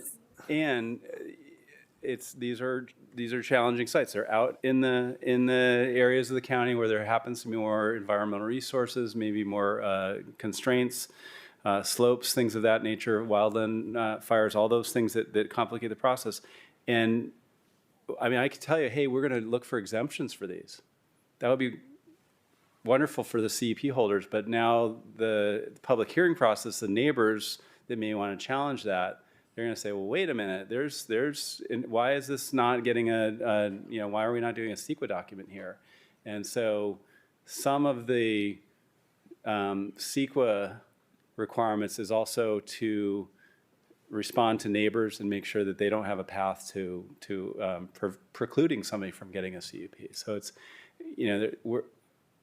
I think the overall structure that I'm hearing from the majority of the board is something that we want to explore. But almost everybody that we've talked to has a CUP process for folks that are doing these regular events, and that's just consistent with not just outdoor events, it's consistent with any sort of land use entitlement where you're doing something regularly on your property. And then there's a TUP process for folks that are doing occasional events and may not be, and I think where we can further look into this is, okay, well, do some of those events, do they get to charge? Is there a limit on that? At what point do they get directed into the CUP process? And there's certainly a lot to learn from other jurisdictions where it's working well. But it's we do have a unique ordinance for outdoor events in Ventura County, and I think there's opportunities to really improve upon that and level the playing field and look at fire and life safety issues more universally. Well, and I would like to also ask the longevity of even the initial CUP. Yes. Shouldn't just be 5 years. Yeah. I feel. You just spent, yeah. I Anyways. agree. I heard that as well, and Thank you. I made a note that it, because if it takes, let's say we get better, it takes 8 months. Right. But then they only have 5 years. That's a lot of investment for a 5-year duration, and the hope is that they would be able to renew that for a much longer period, and I absolutely believe that we can simplify the renewal process and that we can really streamline that because they've been operating. They've done those studies. They've done a CEQA document, so it shouldn't have to take months and months and months to get a renewal. It could be, I think somebody suggested, a matter of days. So and the other possible component there, and I'll give this some more thought, is the CUP is not just the initial, let's call it a 10-year term. It's you have your permit for an initial 10-year term, and then you get to renew, assuming everything's going well. And so then the initial permit's not just for 10 years, it's 10 years with a check-in, at least at staff. Are we having issues? Do we need to schedule a hearing to renew, or have they abided by their conditions, and maybe it's an automatic renewal? So that would be a huge benefit and an incentive for the folks for to those enter that into don't CUP. have it yet. Because they're hearing it from and they've observed what's happened to the folks that have gone, the 17 operations that have gone through the process, and it's so timely and so expensive, and now they have to go back through it again 4 years later. I mean, Well, and I also mentioned where the event is versus the whole property. that's right. Yeah. That's something else that I want us to look into. In my experience, the temporary use permits look at the event and the specifics of that event. Perfect. If it's a CUP for the, it's tougher when you have a discretionary planning permit for a CUP. You often do need to look at the entirety of the site. But if it's temporary use permit, it should be more specific to what's happening. But it could be a step to get into the CUPs if that's what they want to do in the future. Sure. It starts that process and makes sure people's safe. Yes. Yes. So That's what I would motion, and if there's anything else any of our supervisors wants to add into it, what do you got? I think we've given you a lot of ideas, right?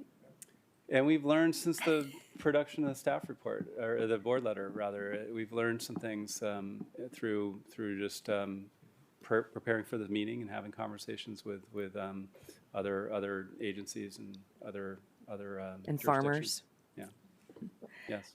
Because I always come back to the line that was in your staff report that said that neighbor-generated reports of violations are relatively rare. That's true. That's a really key sentence in the several pages of the documentation. It just stood out.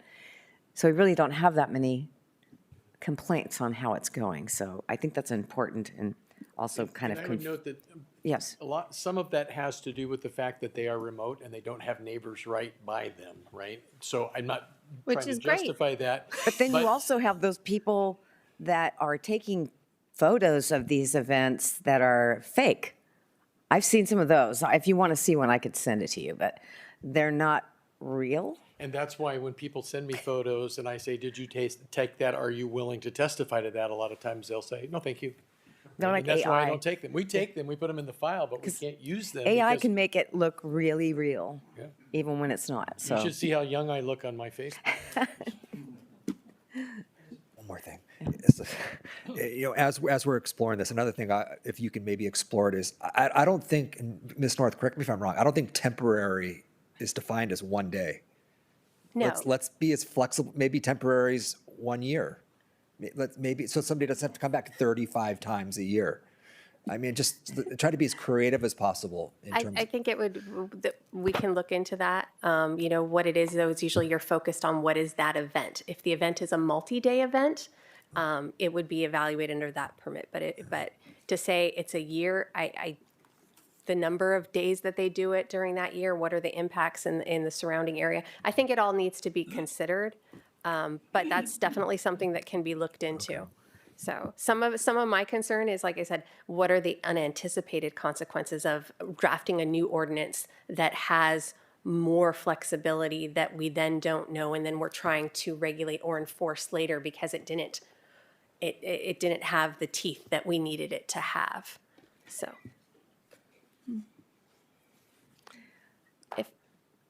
If I may, in yes, hearing all we would love your help. Discussion. Right. Yes. I will say I'm going to, because this item today is just really a discussion item to give feedback, I don't think it's necessary to have a really lengthy motion on it. Because any ordinance, they're going to have to report back to you again. I imagine they'll come back to you before any ordinance is drafted, but any ordinance is going to have to be fully vetted at the Planning Commission and the board after that. So I would recommend that the motion would be to receive and file the information regarding enforcement of the county's outdoor events ordinance, and provided verbal direction to staff. I will say, though, I do think it's important to recognize that the bullet point regarding registration, that the board was not supportive of that, so that should not be pursued further. But the other topics that have been discussed today with the board, as far as streamlining, extending the terms, extending the initial term, increased penalties, revisiting what other counties are doing, and seeing what can be more focused for a more simplified, fair process, is to be considered. I'd include enforcement in that. And enforcement, yes. Yeah. So I would do that motion as amended. So I don't have to say that again. It's all on recording. All right. Item 33, motion to receive and file and direct as discussed, moved by Supervisor Long, second by Supervisor Gorell. Please vote, and that passes unanimously. Thank you. Yes. Thank you very much. This is a really good discussion. Thank you. These are kind of enjoyable because you have to really kind of ponder back and go right and left, as you put it. Yeah, Mr. Mullane, I'd like you to incorporate Mr. Leeper's recommendation that the ordinance strike the word reference to fines and to now use the word leapers instead of fines. Ew. It can be both an and Of all both the a things noun. I'd want to be remembered for, that is not It can on be the both a list. noun and a verb,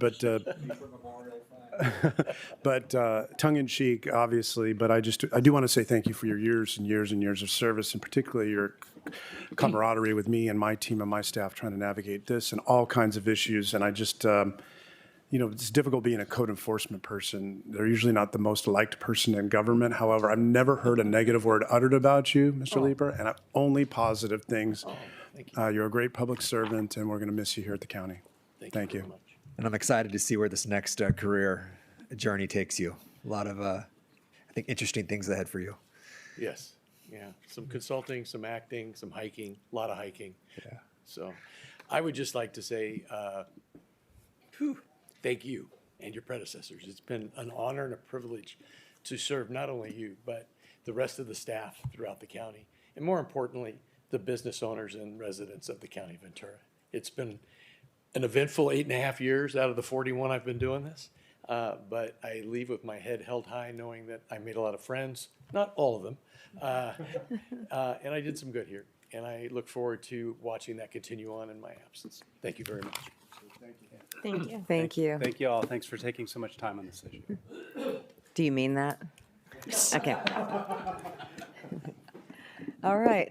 Well, with that, it would be probably appropriate to go into closed session right now.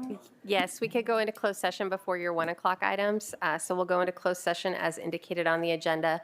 Items 41 through 45, there will be no announcements today. Thank you. And then we'll come back for your 1 o'clock. All right. Thank you.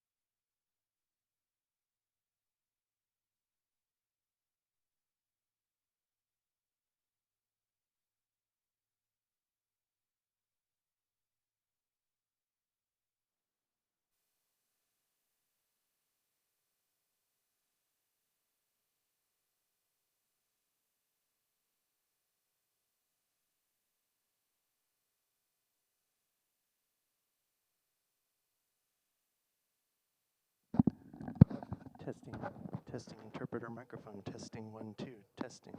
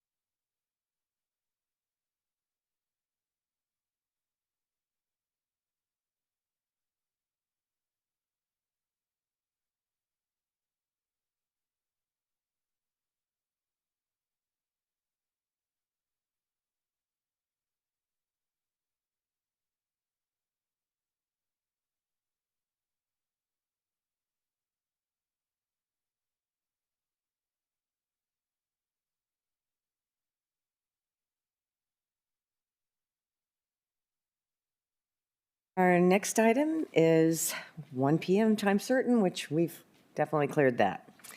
34, first public hearing regarding the adoption of Ventura County Fire Protection District Ordinance, number 34, repealing ordinances number 29 and 32, and adopting by reference with amendments the 2025 California Fire Code, including Appendix Chapters D and P, portions of the 2024 International Fire Code, portions of the 2025 California Wildland Urban Interface Code, portions of the International Wildland Urban Interface Code, and portions of Title 19 of the California Code of Regulations, and with additions and deletions and amendments thereto, and adoption of a resolution adopting the fire district's findings to support more restrictive building standards to be adopted under ordinance number 34 pursuant to the California Health and Safety Code, section 13869.7. Boy, you summed that Chief. up perfectly. Can you repeat that? I said you summed that up perfectly. No, I mean this. Yes. No. Good afternoon, Chair Parvin, members of the board. For the record, your Fire Chief Dustin Gardner. Before I hand this off to the Fire Marshal to go over this, I think it's set the code season off here with a little bit, and really I think this is for the public's information and to reconfirm a couple things. And that's as we go through these code cycles, our board has made it super apparent, as does Dr. Johnson on a very regular basis. We want to focus on public safety for those who live here, visit here, work here, and respond here. We want to protect our environment. We want to protect our agriculture and our economy infrastructure. And we want to cut red tape. We want to find ways to make things easier, to make things more efficient, to collaborate between other county agencies, to actually create a more building and developing friendly environment here in Ventura County, and we've heard that, and I want to reiterate that. And I thought this was going to be an easy code cycle that we were bringing to you. I actually think I made a promise to the chair that this was going to be an easy code cycle because we were only bringing 2 things, yet I forgot we were amending all the other amendments, combining the other amendments, getting rid of the other amendments, and putting it all together, and that has caused some confusion, no doubt. And I looked through the list, and I know the fire code and was confused because I looked and went, oh my God, it looks like we're creating 14 new things. And it caught the attention of some of our area agencies. It caught your attention. It caught our attention. It caught Dr. Johnson's attention, rightfully so. And the fire marshal's going to hit on it, but I want to reiterate that those changes have been in place for decades. But because we're opening the code and amending, we're asking to make 2 changes to this public hearing. We had to include all of it, and it goes all the way back to basically the beginning of time with this code, which some of those things have been here since the 80s. So I apologize for the confusion and misleading you to thinking this was going to be easy. And only 2 things, so it is only 2 substantive changes, but there's a lot to it. So the fire marshal is going to go over that. I just wanted to touch and reiterate that we are focusing on those priorities, and we will continue to as we go through this. And you have a commitment from us and my staff that we will continue to work with all of our developers, our landholders, our public, our city, and all of you to find ways to make this better. And with that, I'm going to hand it off to Joe.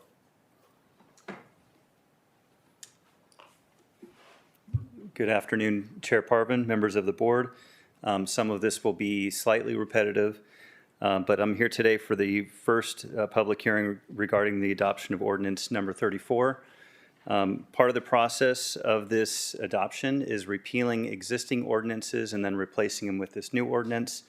Every 3 years, the California Fire Code is required to be adopted by local ordinance, and that's an opportunity to make local amendments with findings that are either climatic, geographic, or topographic, justifying those local amendments.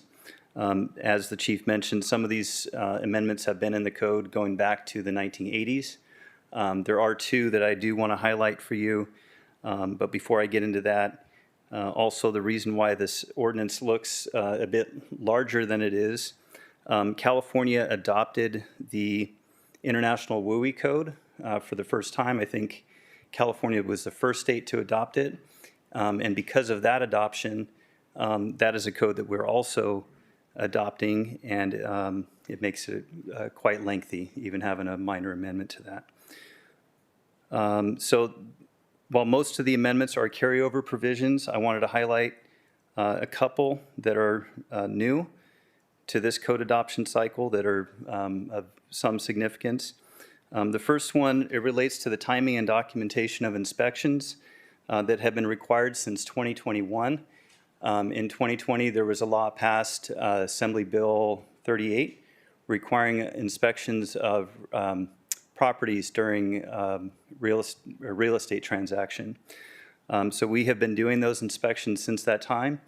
There is a requirement for the fire department to do an inspection during that transaction. And approximately of those, approximately half of the real estate transactions have been actually coming to us for the inspections. And we estimate that the other half, which is about 1,000 per year, is essentially been a disclosure between the buyer and seller without the fire department knowing about it. And so this, one of these amendments would allow us to be aware of when that transaction is taking place so we can do our required inspection.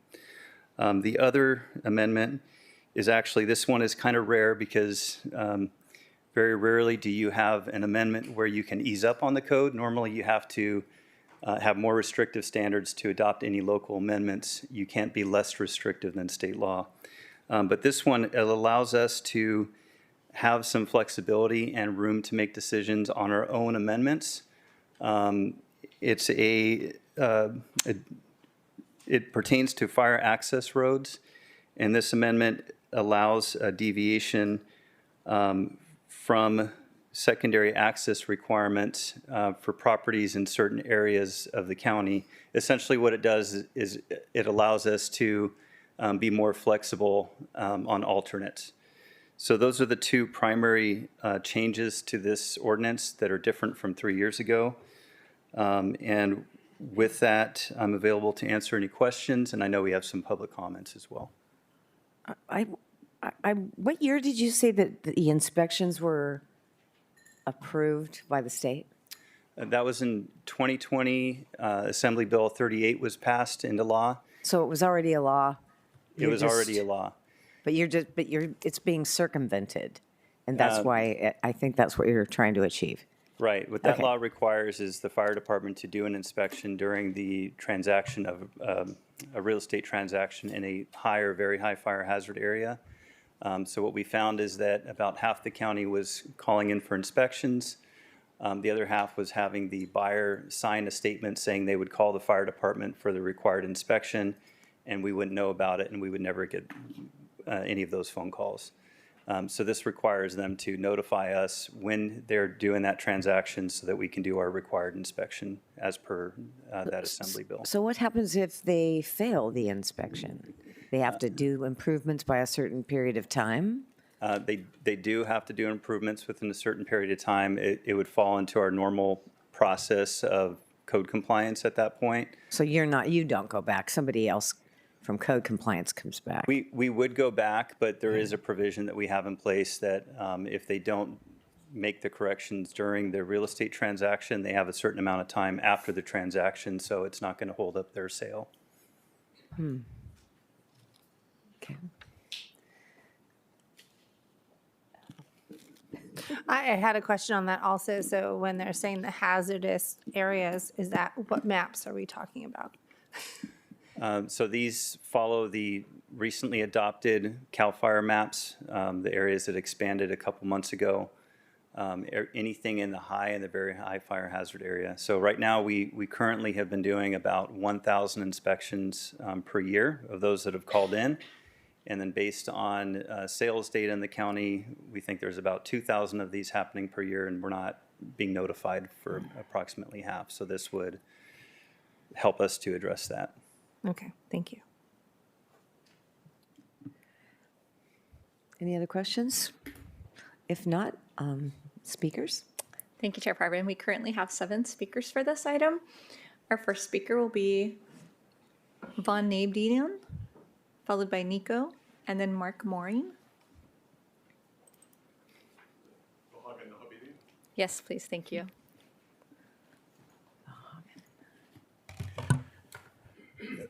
Chair Parvin and honorable members of the board.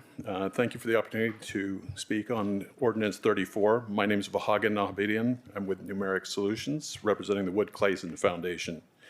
Unfortunately, we strongly oppose the current draft as it fails to address agricultural interests and concerns. The proposed local amendments do not appear to have considered agricultural interests, due process, or local sources of wildfire in our community. We request a return of the ordinance to staff for additional review. We're concerned that this draft ordinance continues to provide burdens and unobtainable requirements for agricultural operations and urge the board to create agricultural carve-outs so that it does not have a catastrophic impact on agricultural operators. We support the 12 carve-outs requested by CoLab and the Farm Bureau and request an additional carve-out. Fire apparatus, roads, and base material to support a 20-ton vehicle is not feasible in ranch and farm settings, particularly combined with all-weather access road or most weather road requirements. With regards to section 112.3, we request the number of board on the appeals to be raised to 7, with 1 representing agriculture and 1 representing business. With regards to section 112.4, regarding the ultimate authority should reside with the Board of Supervisors so that they can address conflicting ordinances.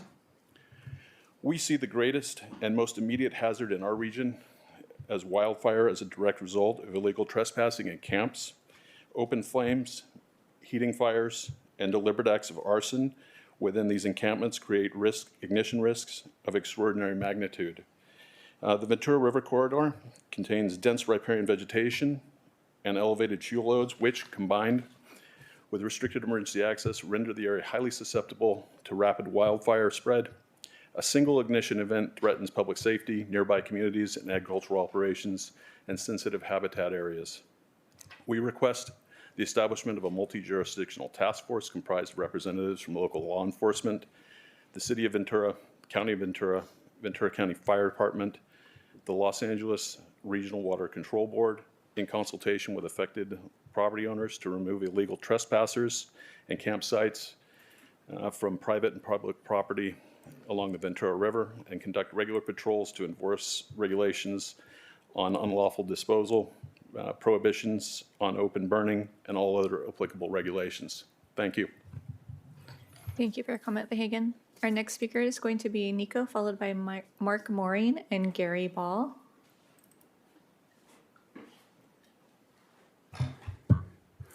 Hello, everyone. My name is Nico. My family has a ranch in Ventura County, located in what has been deemed a very high fire hazard severity zone. Our cattle ranch is completely off-grid and not tied into any municipal utilities. Ordinance 34 would require us to implement and maintain a water system equivalent to the municipal water district. That is not something that the water sources on our ranch can do. My sisters and I grew up with dreams to build our own homes on our ranch someday. That will never be able to happen if this ordinance passes. We will never be able to build worker housing, outbuildings, barns, or anything that would require a building permit. Our property and our rights to do anything with it will be taken from us because we will not be able to meet the absurd requirements that come with this ordinance. Agricultural or rural properties simply cannot comply with urban fire standards, and there is no language in this ordinance that recognizes and provides flexibility for that fact. With the regulations being so overburdensome and impossible to comply with, unless the county exempts off-grid cattle ranches from this ordinance or provides them with municipal water and power, as written, we cannot meet the standards to do developments, improvements, which will destroy the economic value of our property and will make it impossible to continue everyday operations. Thank you. Thank you, Nico. Our next speaker is going to be Mark Maureen, followed by Gary Ball and Louise Lampera. Hello to the board. Thank you for this opportunity. I'm opposed to it as it stands right now. I'm sort of going to mirror exactly what Mr. Guerrero just said. We're neighbors. But I'd like to focus a little more on, I know in speaking to the chief, who I have the utmost respect for and I trust, there are appeals processes. My problem with that, if we don't codify this, my problem with that is that's great today. We have a wonderful board. We have a great CEO, and we have a fabulous fire chief. And I'm not just saying that just to say it. I believe in that. But what about 10 years from now? What about when you guys are gone, when there's a different fire chief? And I reflect back on a situation I personally was involved with the wildlife corridor. And I met with the chief, and I asked him a simple question.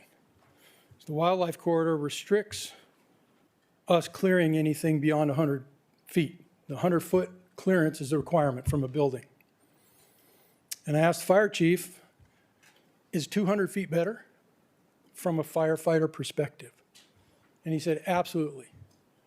And I said, so would you support that a landowner, a homeowner, could clear more than 100 feet? He said, absolutely. And 3 days later, he came into this board and said, the code says 100 feet, I'm good with that. He changed his story. And I know why. Because the board members that were pushing that wildlife corridor made him change his story. And that's why I bring this concern. I absolutely trust that we could go to an appeal board. I like the idea of some representation on that appeal board from ranchers and farmers. But I don't trust what can happen in the future when everything changes. Thank you. Thank you for your comment. Our next speaker is going to be Gary Ball, followed by Louise Lampera and Brianne Whitcomb. Hello to the board. My name's Gary Ball. I'm a property owner, also a partner in Ag Land Services. We manage about 3,300 acres in both Ventura County and Santa Barbara counties. About 2/3 of it is here. I manage 2 different water companies in the Fillmore area, and I'm involved with another company, Fillmore Irrigation Company, that's currently trying to get their wall approved so that they can issue will serve letters again. My own experience with that process has been very difficult. My sons wanted to put a pre-manufactured home on their property. It took over 6 years to get that done, even though there had been an existing house on the property that was torn down.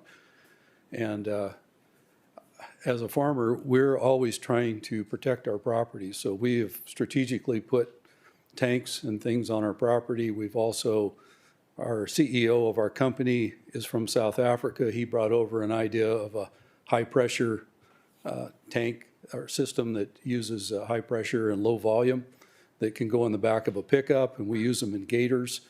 And it's much more mobile than what the fire department can do on these ag properties. So we've successfully fought the Thomas Fire, the Maria Fire, and the Mountain Fire, and we saved properties. We did lose some property in the Thomas Fire, but it was only because we weren't allowed access to that one parcel. So my point being is that I really think if we have some common sense and apply here, that we can work through these problems, but we have to have that opportunity to be able to problem solve and not be tied by an ordinance that ties our hands and feet to where we can't use common sense. And I know that if you're in a rural property, you're not in a water company, you can put tanks and draft hydrants in, and that's acceptable. But in the case of my son, he was in a water district. Even though he had his own well, they wouldn't give him a will serve letter because he was in that water company. So there was no exemption. So I'm just asking for some common sense that would be applied to this. I don't know how all that would look out, but I just think that having a few farmers on this advisory board would be helpful.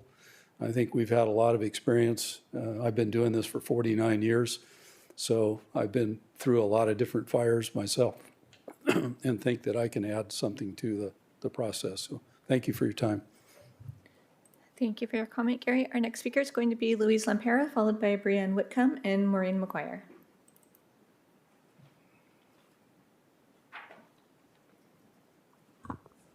Good afternoon, Louise Lampera, Ventura County CoLab. California Fire Code sets baseline requirements for fire protection and fire safety.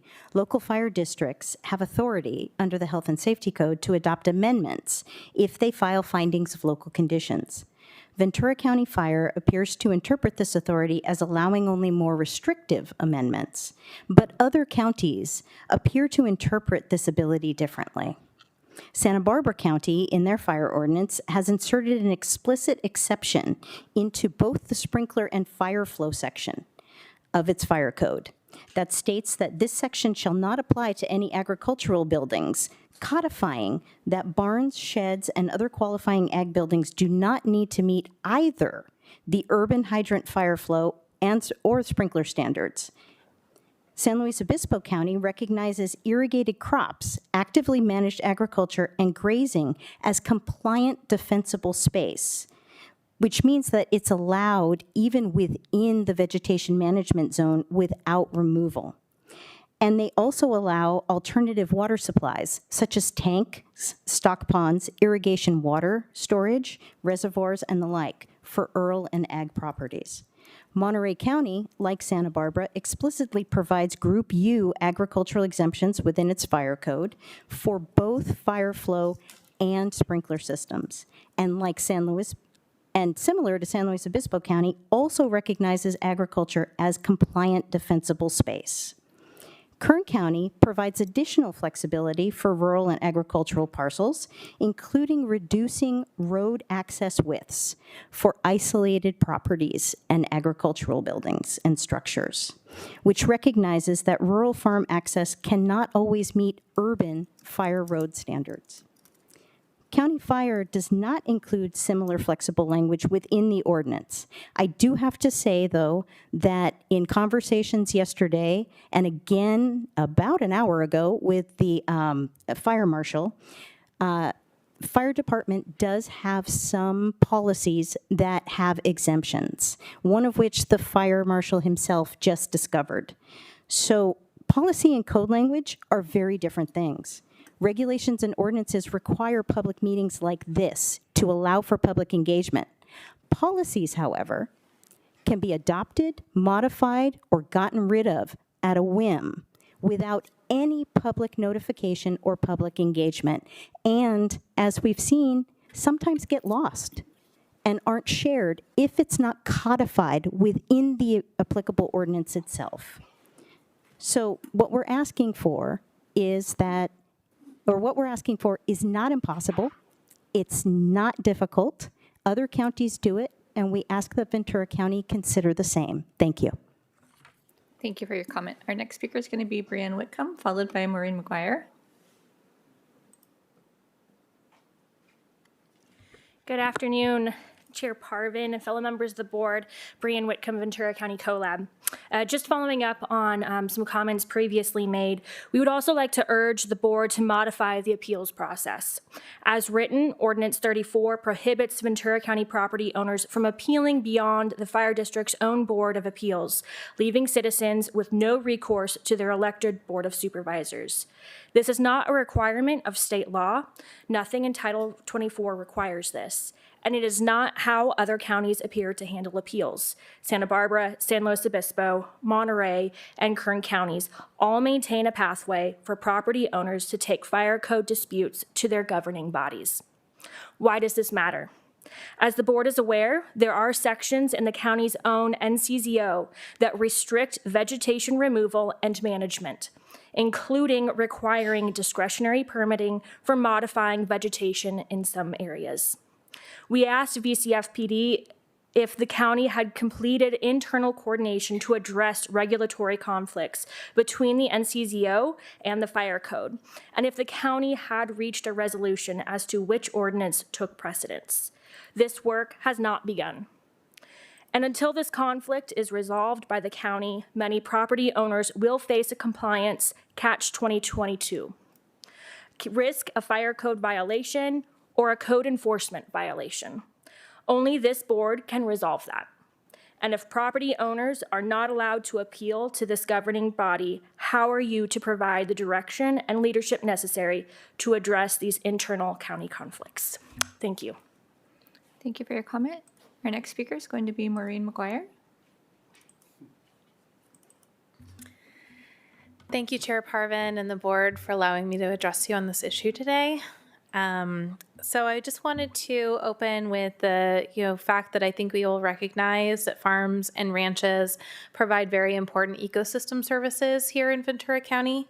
So that includes things like producing food, part of the view shed, open space, to more tangible things like floodplains and infiltration for water in our basin.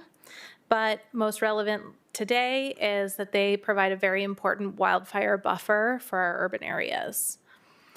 Farms and ranches, at their own expense, maintain vast amounts of land here in Ventura County. And if you remove the Las Posas forest, it's 57% of the land is actually managed by individual landowners here.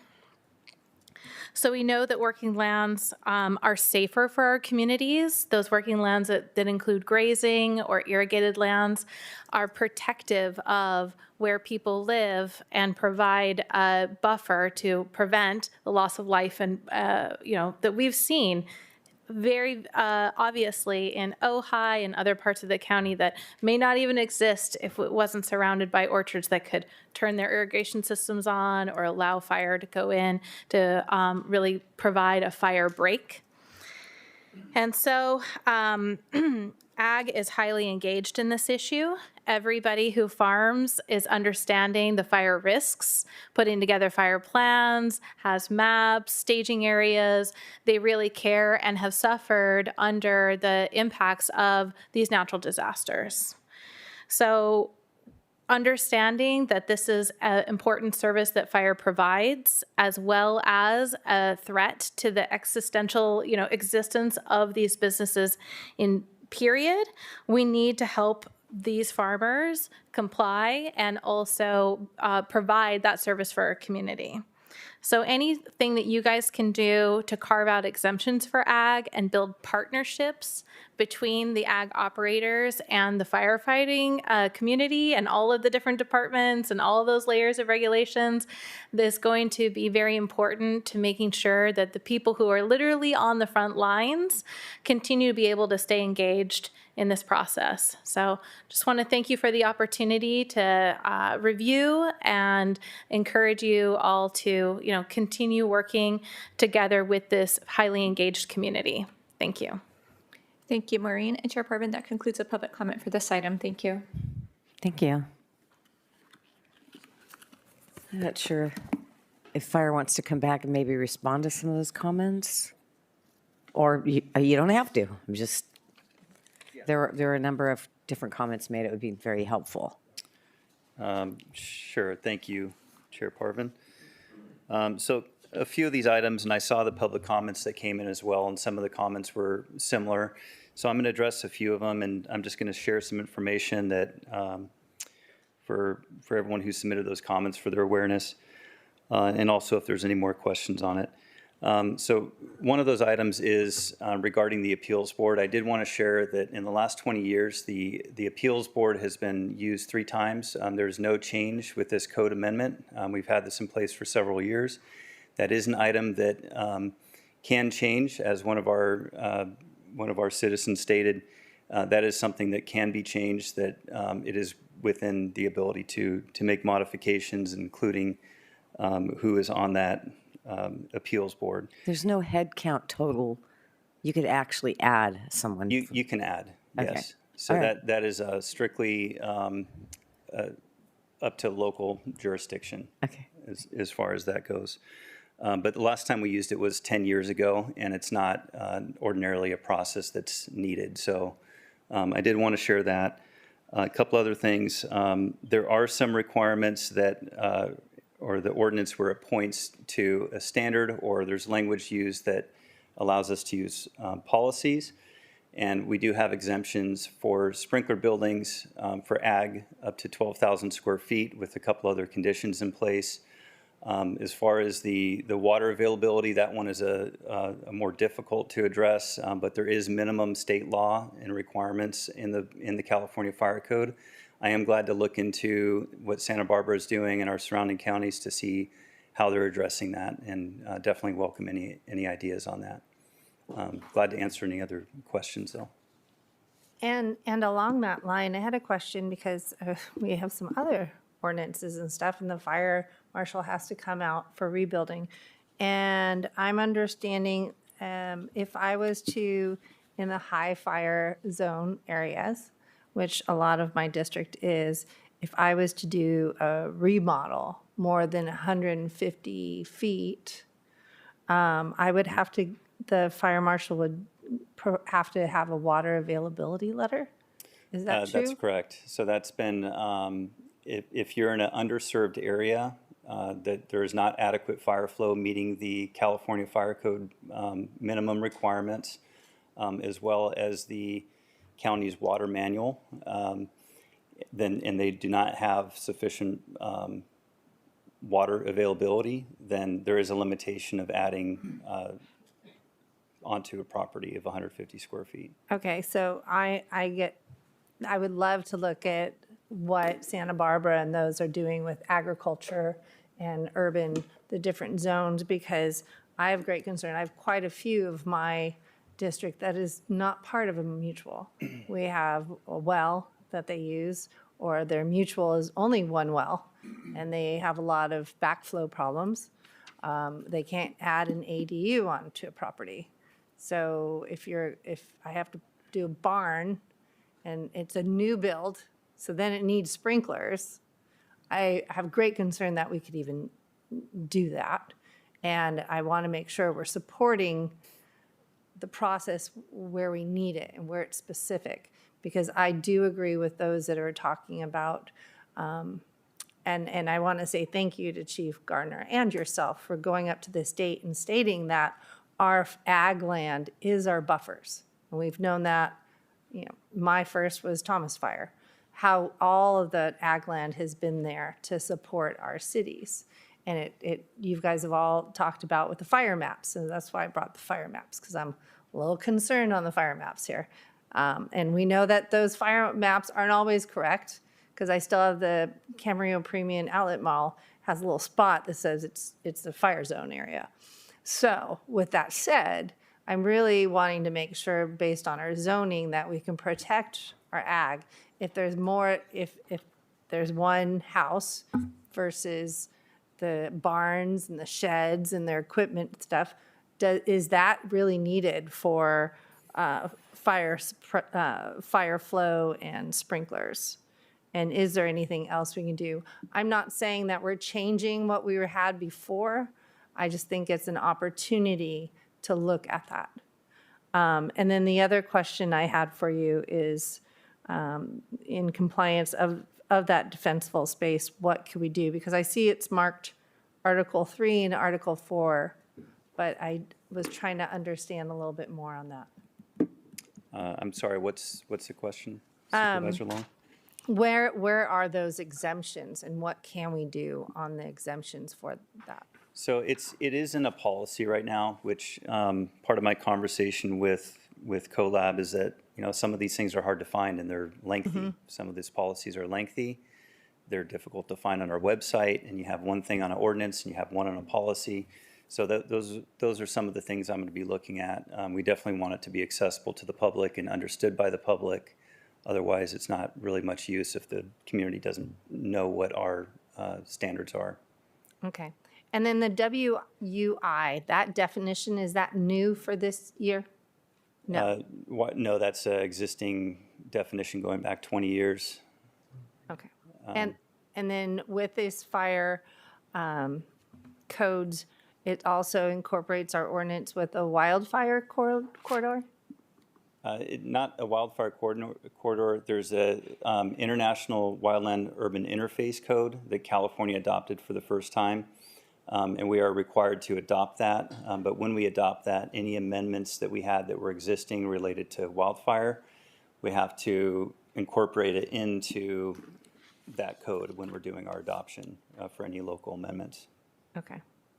Thank you.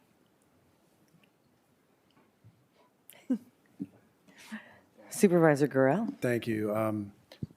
Appreciate the presentation. And within the last 24 to 48 hours, there's been a lot of attention paid on this agenda item and a lot of input that I'm still processing. It sounds like the deadline that's driving all of this is a January 1st, 2026 deadline by the California State Legislature to adopt revised ordinance. Is that correct? Is that the deadline we're working with here? And, Yes. And thus the recommendation for October 14th hearing and adoption date? Is that right? That is the recommendation, although there is ability to make some changes in between the first and second reading. Is given the enormous amount of attention paid to this and my effort to kind of process it and understand it better from all the perspectives that I'm hearing, is it beneficial to postpone that date and possibly continue dialogue with stakeholders to potentially modify some of the language that's been drafted related to exceptions, appeal process, and also, what you mentioned, is to look into what other counties are doing and doing successfully. Is that, if I were to try to convince my colleagues to postpone this to the next board meeting or a board meeting after that, so that further work could be done in those areas, would we still be on track for October 14th, or would it make sense to postpone that? Can you talk a little bit to the deadlines and the flexibility that we may have to continue to deliberate kind of the language of this proposed ordinance? Sure. So my recommendation would not be to postpone it while making the changes that we can make, meeting with anyone who submitted public comment and seeing what we can do between now and the next hearing. There is a reason for this process to be the way that it is, to have a first reading, introduce the ordinance, and then to take public comment, and there is an opportunity to make some changes. If we push back the adoption of this ordinance, I don't think we're going to make the deadline, because we do have to go to 7 city council meetings after this, and they have to ratify this ordinance since they are part of the fire protection district. What I would say, for anything that we're not able to get through this timeline and this process, is that we don't have to wait until 3 years from now to make any changes. We could come back to you with an ordinance just like we're going through right now. It'd be the same process all over again. We would start the process over, and there could be changes, and it could be really done as quickly as we can get through that process. So we're not stuck with whatever the board adopts or doesn't adopt for 3 years. We can come back to you. And it is not uncommon to come back after 1.5 years also during the intervening code cycle to make updates at that time. But we don't have to wait 3 years to make additional changes. I understand the concept of fixing it later if need be, but I would be more comfortable in trying to identify what kind of flexibility do we have between now and the end of the year to see maybe some additional evaluation and maybe some additional language changes that may put all of the stakeholders, including us, in our comfort zone on this, on moving forward. I'm including but not limited to the idea of coming back at the very next board meeting with an update. If you've had an opportunity to look and see what other counties are doing, which you yourself suggested may be beneficial, and other inputs from stakeholders could be clarified more meaningfully, that maybe give me more comfort.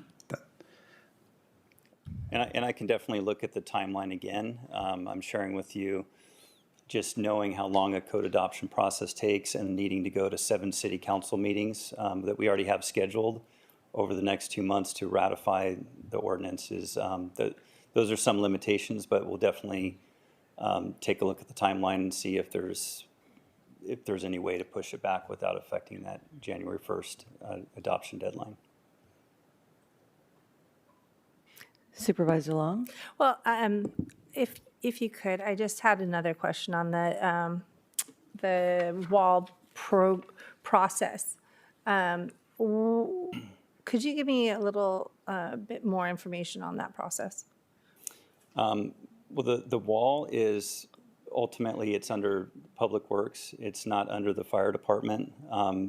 There is a water manual that water purveyors in the county are required to comply with. What we're looking at in the fire department is do they have sufficient fire flow meeting the minimum California Fire Code requirements, but in order for someone to build, the longstanding requirement within the county is that someone obtain a water availability letter stating that they have sufficient fire flow. And really the idea behind it is when you're adding a structure, you're adding fuel, and that's what triggers the requirements for the California Fire Code. I am curious to know what Santa Barbara County is doing with that and how they have an exemption, or if it's some kind of alternate, which I will be looking into.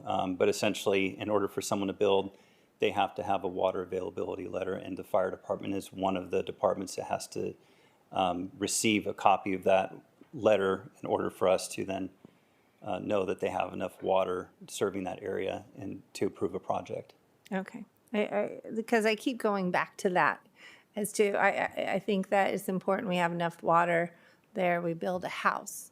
But if it's ag, there's a lot of other things that are going on that we're not, like, I'm out with you all a lot with fires, and it's that defensible space that we're really trying to keep so that the home, we save as many structures as possible. But when we talk about structures, it's the houses and the people in them. And so I really want to focus on that. And so I think what you're saying is that we can do some changes on exceptions to the next meeting. And I think that that would be something that we should look at from the other counties to do. And the other question I had was on the appeals board. I don't think, like you said, I think it was you or Chief, that we've only had 3. Now, what happens if the appeal board denies it? Does the property owner have a chance to do a de novo hearing and bring it back to the Board of Supervisors? Is that a step? I don't know. I'm sorry. Sorry. If the board appeals, we haven't had one, but if the appeals board denies it, the case, does that then come to that person has the right to bring it to the Board of Supervisors for a de novo case?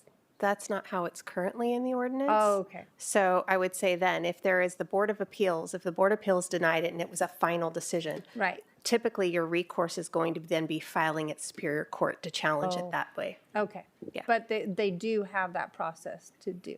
You can always challenge a governmental decision in court. Cool. Yeah. Okay. So I just wanted to, we haven't had it, but I just wanted to figure out what that was. Yeah, and we haven't had it, like Joe said, we haven't had one since 2015. And that one was given a 120-day extension and actually solved outside of the appeals process. And we are open to changing that however this board desires. I would like to come back on the timing, and Ms. North and Dr. Johnson were just looking at some options of us being able to extend this. And if we do extend this, we're going to jam up our cities. And the risk with this is if we don't adopt the code, we fall back to the California code. And for decades, we have worked to amend these codes to meet our local needs. And have really, I think our code is better than most when it comes to public safety, when it comes to protecting our residents, and when it comes to really providing a safe building environment. Yes, they are restrictive, there's no doubt. And we are committed, Joe and I are committed, I know this board is committed to have us working with CoLab and working with the Farm Bureau. And actually CoLab has told me that they are willing to accept it as it is and move it forward because they trust that we will work with them and we can bring back an off-cycle code adoption, which that has just not been a practice in the past. And I am happy to adopt it. It actually makes sense to me because we're restricted by the state. We get it every 3 years in the end of July, and we have till January to have it adopted by all 10 of our cities. That's a really tight time frame that it doesn't allow for a lot of debate and collaboration back and forth. An off cycle would allow us to do that, would meet with our policy or meet with our stakeholders, brief our policymakers, and make informed decisions. Man, just specifically on that. So if you were, and the presumption is yes, make modifications to the language, the first time we would see that would be on October 14th. Is that right? We would see the updated language if you were to So- continue. I would like to chime in here. Yes. A little bit. The normal ordinance adoption process, it's a two-step process under state law, unless it's required to have a public hearing. And I admit, I don't know with this ordinance today whether or not it's required to have a public hearing since we have the two-step process here in place. Normally, after the introduction, you can't make substantive changes to the ordinance without reintroducing it. So if there's a desire to make substantive changes, my recommendation would be to continue this item to the 30th at the next board meeting, which doesn't give, I admit, I just told Chief Gardner, that's why I pulled him over here. It doesn't give him a lot of time, or him and Mr. Morelli a lot of time to conceptually have those changes for you so that you could adopt the introduction of the ordinance and then still have the public hearing at the 14th and meet their time schedule. And again, nothing in this ordinance is a change, going back decades, other than we're trying to ask for a less restrictive access, which has hindered a lot of projects that have come before this board, and we're asking to roll in a law that the state passed in 2020. And I do have a commitment, and we can work with our partners. If we have restrictions, we can work with them while we go through this. You have my commitment that I'll work with them along this as we go through our code cycle. Yes. Thank you, Madam Chair. And I agree with all of my colleagues' comments so far. And I know there have been very productive discussions in the last 24 hours between the fire marshal and fire chief and a lot of our representatives who provided public comment today. And I think we all agree that there's changes that need to be made to meet just the unique needs of so many of our rural and agricultural property owners. But it just, given the scope of what needs to be discussed, I don't know if we can do that in 2 weeks. And I think given the trust I have in the two of you and the collaborative spirit, which I know both of you have, I would feel comfortable approving it as is with the understanding and the assurance which you've already provided that there's going to be in-depth discussions with many of these property owners and interested stakeholders, and that you bring us, really substantive updates in the new year. Whenever I don't want to rush the process because I want to do it right. Yeah, I agree. And I think that might take some time, given the discussions that have to take place. And so I think it seems like everyone is on the same page here as to the wanting to meet and have these discussions and seeing what's resulted from those discussions. So I would be comfortable moving, given the timeframes which you've already mentioned, moving forward with today's recommendation, and then starting those discussions ASAP. I don't know if what can be changed today is as simple as adding an ag representative to the appeals board if and when it becomes necessary, making the Board of Supervisors the final decision maker. Those seem like kind of trivial fixes that we can maybe do before October 14th, but the larger discussion I want to do right. And I really appreciate both of your willingness to collaborate and come up with solutions. Thank you. Well, Chief, I think I bothered you last night with a few calls, or at least one call with a lot of questions. But one of the interesting things to me that you answered for me was, I asked you about, what if a city doesn't adopt it? What happens? Yeah, it reverts back to the California code. Yeah, and only one city has done that. Well, You don't have to name them. Yeah, we've had one city that we've worked with a lot over the decades to bring them up to the same standards as the rest of the county, which It's really interesting. we do set a very safe building standard here, recognizing the threat we live in.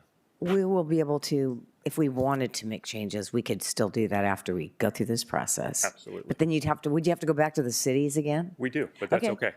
And All right. yeah, we don't mind that. To have good collaboration and debate and look at public policy, I'm perfectly okay with that.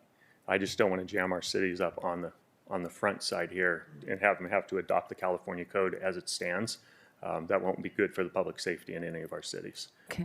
But at the same time, I fully embrace an off-code cycle and having meaningful discussion with the folks that have spoke today, and all of you and your representatives. All right, I'm comfortable with moving forward. Can I ask one clarifying question? So if, for example, the exemption of ag, would that be in Article 3 or Article 4, which is not within this code? I'm just trying to understand, because then if it's in Article 3 or Article 4, then it doesn't have to go to all the city council? I'm just wanting clarification. So if there's any exemptions, the way we handle those right now is we handle it through a policy. So we have language in our existing ordinance that gives the fire code official to provide some exceptions to the sprinkler ordinance requirements. And we point over to our sprinkler policy, and that's where we have the exemptions right now for ag and some other uses. That could be put into the code itself. Right now, it's the ordinance points to, it has language that allows us to use a policy. Okay, because I think that's where we could solve this, is why I was asking. And that's something that I realistically see that could be done. Yes. Through the process. Yes, so then that's how I see being able to approve this, because those articles will be modified later and they don't go through that process. And therefore, then we can make the modifications and talk with the stakeholders about that. And then we could have that as a direction. Yeah. Just to clarify, Supervisor Long, you're suggesting adopting staff recommendation with that modification? Yes. The exception related to agriculture? Yes, because I will tell you For right now. water. Yeah. Because, for example, for fire sprinklers in Santa Barbara's, it says shall not apply to any agriculture buildings, including greenhouses, as defined in the California Building Code. So they do have those type of things. So we do have exemptions right now. We do it through a policy. We have Right. an exemption for 12,000 square feet for ag building. There are a few other conditions that apply within that. So we do have that ability. So we could To have direct you to look, to discuss the policies with the ag community to ensure that we're capturing the correct Yes, things. so as it is right now, we have that flexibility with the Yes. code that we already have in place. Yes, so that's what I'm saying. Is this, are you probably mentally getting to the same point I am, and that the gentleman that testified earlier represented that they had an agricultural property with no utilities connected. So what circumstance, would it hypothetically, we won't talk about a specific property owner, but a ag property like that is not connected to water, not connected to utilities, be required to make modifications given the adoption of the new ordinance language? So there's two different requirements that apply. It says fire sprinklers, which there's exemptions for through the policy. The water availability letter, that's outside the purview of the fire department. We don't regulate, or we don't write or bring to you the water manual for adoption, but that is where those requirements are found for the water availability. I don't think I answered your question, though. I think you did. Yeah. Yeah. Okay. Okay. Well, we're going to continue this item, right? You don't need to. Okay, well, according to this, it's set second public hearing on October 14th. So I think, Matt, our Supervisor Approving it Levier. as recommended. Supervisor Levier? Matt's okay.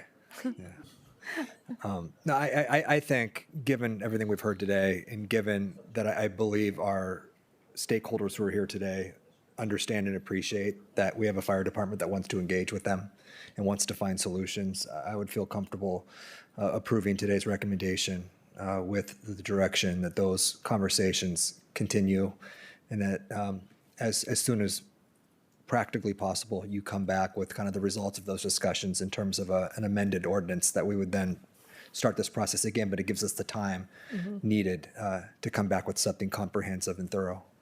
And yes, I completely agree and appreciate that, because as was stated today multiple times, it captures your intent, right? It will allow us to capture your intent and your desire in an ordinance. We'll bring that back in full disclosure and discussion with you. So to be clear, though, today's motion is to approve it as it's currently written and recommended by staff. Yes, and then with the added direction, which I just Thank you. mentioned. Yeah. with the further direction. All right, I will read the ordinance title into record. Ventura County Fire Protection District Ordinance Number 34, an ordinance of the Ventura County Fire Protection District repealing Ordinance 29 and 32 and adopting by reference the 2025 California Fire Code together with Appendix Chapters D and P, portions of the 2024 International Fire Code, portions of the 2025 California Wildland Urban Interface Code, portions of the 2024 International Wildland Urban Interface Code, and portions of Title 19 of the California Code of Regulations with additions, deletions, and amendments thereto. Please vote. So, real before you hit a vote, I just wanted to be clear, we're approving the language as written today with the fact that it's going to come back for a final adoption on the 14th. Any changes to the language will then be handled at an off-cycle amendment. That's the Yes. understanding? Okay, thank you. Thank you. That way we don't hold up the process. Right. Sorry, and I did forget to state that was moved by Supervisor Vivier, second by Supervisor Parvin, and you've all voted, and that passes unanimously. Thank you. Okay, we're going to move on to item 36 because we have interpreters waiting for this item. It is a public hearing regarding adoption of an ordinance of county-initiated amendments to Articles 2, 4, 5, and 9 of the Ventura County Non-Coastal Zoning Ordinance to implement Program HE-H, RHD Zone Ordinance Amendment of the 2021 through 2029 housing element, and to consider a finding that the action is exempt from the California Environmental Quality Act, CEQA, pursuant to CEQA guidelines, Section 15061B, 3, and 15168, and Public Resources Code 21080.085, case number PL 24-0111, in Supervisory Districts 3 and 4. And Geraldine. Madam Chair, we'd like to begin with the announcement from the interpreters on their services. That's correct. Thank you. Good afternoon. This meeting agenda item is being simultaneously interpreted into Spanish and Mixteco. To hear the interpretation from inside the meeting room, please check in with the staff at the table near the entrance of the meeting room, and they will assist you with one of our listening devices. If you are listening on Zoom, please select the interpretation icon and select your preferred language. If you would like to make a public comment and you're using the interpreter, please speak slowly and clearly so that your comments can be interpreted in English for the board. Muy buenas tardes, con muchísimo gusto estamos interpretando este tema del orden del día en forma simultánea al español y al mixteco. Para escuchar la interpretación dentro de este salón, por favor pasen con el personal que está en la mesa a la entrada de este salón. Ellos les entregarán uno de los aparatos receptores auditivos. Si están escuchando en Zoom, por favor seleccionen el icono de interpretación y escojan su idioma favorito. Si ustedes desean hacer un comentario público y están utilizando los servicios de los intérpretes, favor de hablar en forma pausada y clara para que se pueda interpretar al inglés para la Junta de Supervisores. Muchas gracias.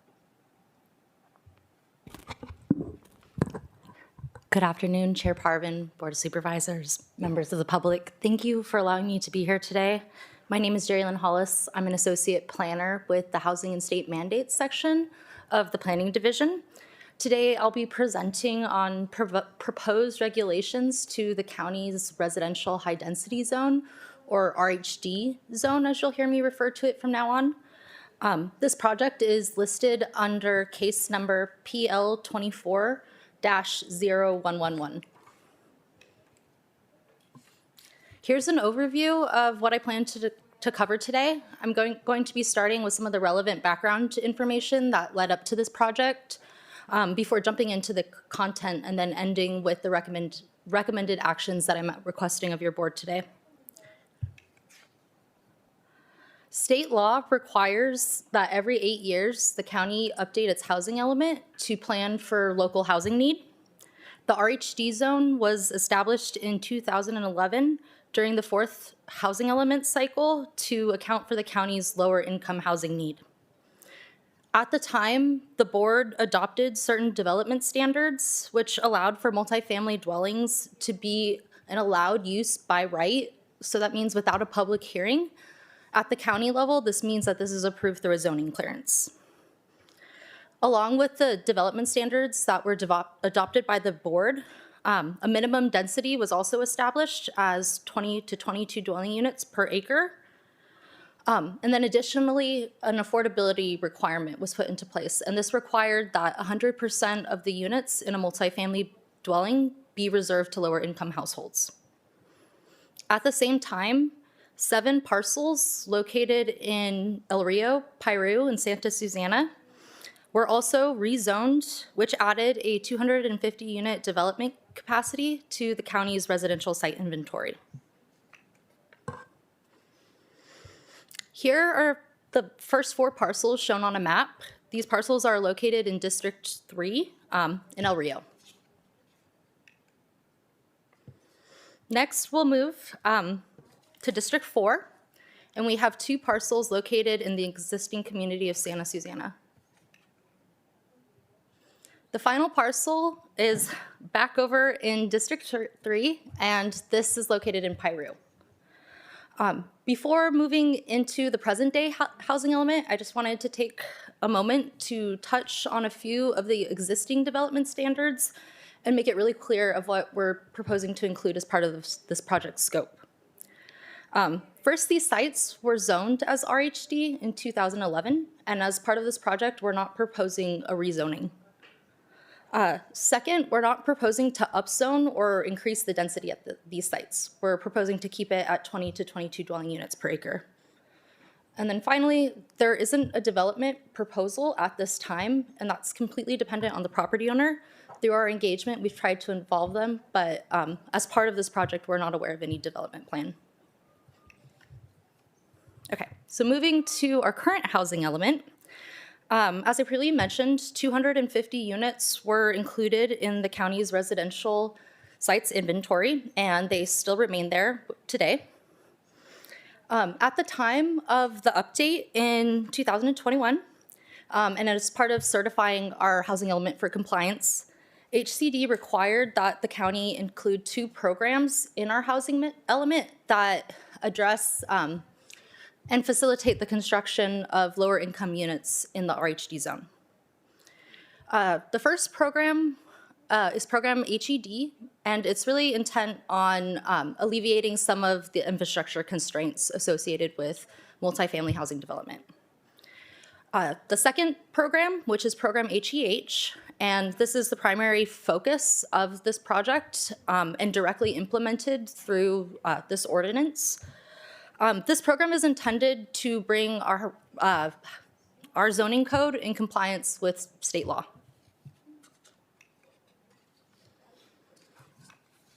Currently, there's no development on any of the RHD sites.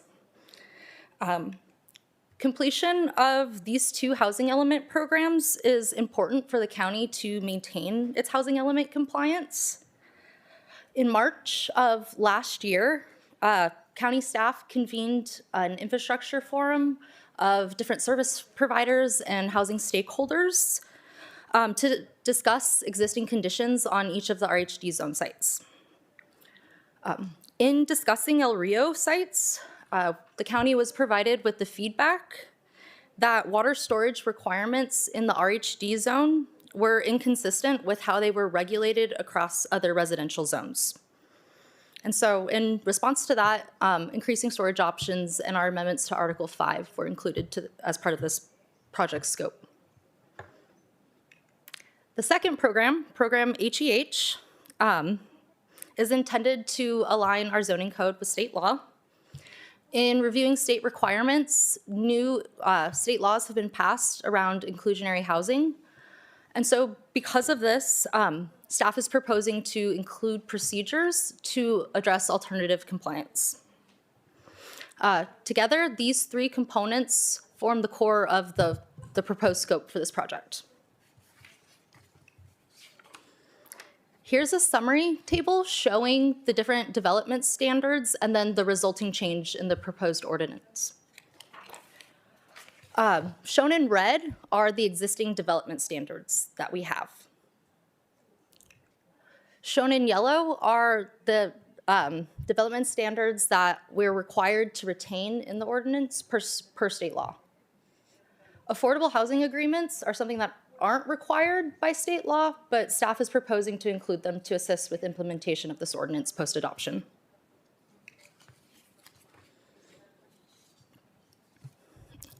So, as I mentioned, the board had previously adopted a 100% affordability requirement. And so the proposed ordinance amends this affordability requirement and adds 4 options that a developer could utilize to satisfy the requirement. Option 1 is required by state law. Options 2 and 3 are intended to incentivize very low income housing and extremely low income housing, which have historically been difficult for the county to achieve. Options 1 through 3 prioritize on-site construction on the RHD zone parcel. Option 4 is required by state law. However, staff is proposing to raise the percent of affordable units required to 30% as another mechanism to really facilitate construction on site first. So the 4th option included in the proposed ordinance is alternative compliance. And the ordinance proposes to include 3 different options, which are land donation, acquisition of existing land and units, as well as a proposal of equivalent action. These 3 mechanisms require planning director approval beforehand, and there's also specific criteria that is intended to help guide our decision makers with making that decision and ensuring that whatever proposal is brought up at the time of development aligns with the county's housing element goals. So I'll be moving next into a summary of the proposed amendments. The proposed ordinance also, revises certain development standards applicable to multifamily dwellings. Revisions to these standards are intended to provide straightforward and objective criteria, streamlining requirements for, during the review process for both the applicant and county staff.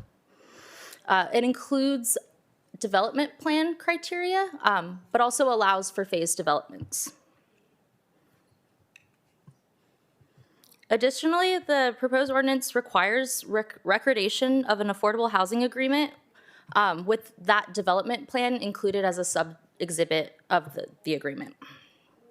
The purpose of these new requirements are intended to formally outline responsibilities of the applicant and also ensure that there's a plan long-term for the development of lower-income housing. Finally, there are provisions which allow for the deviation from certain development standards, and then also enforcement provisions which require that any fees collected through this ordinance are deposited into an affordable housing trust account. The Planning Commission hearing for this project was held on July 31st, and the commission voted 4-0 to bring this to your board with the following comments for your consideration. The first comment was to consider less options for alternative compliance. While only one mechanism of alternative compliance is required by state law, the proposed ordinance has retained all 3.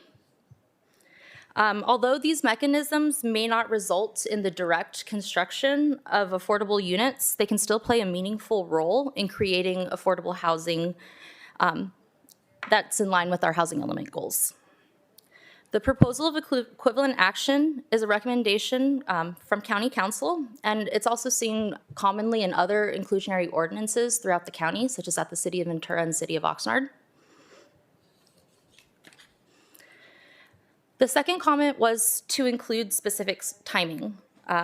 This resulted in a direct revision to the proposed section on alternative compliance and to the affordable housing agreement section to address this recommendation.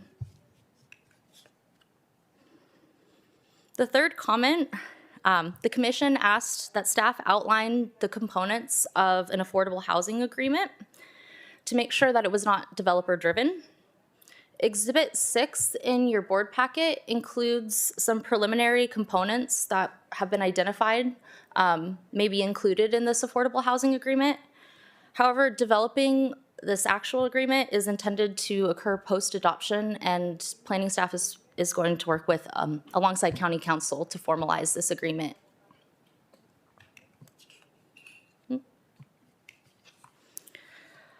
The fourth comment was to conduct more outreach to the community of Santa Susana.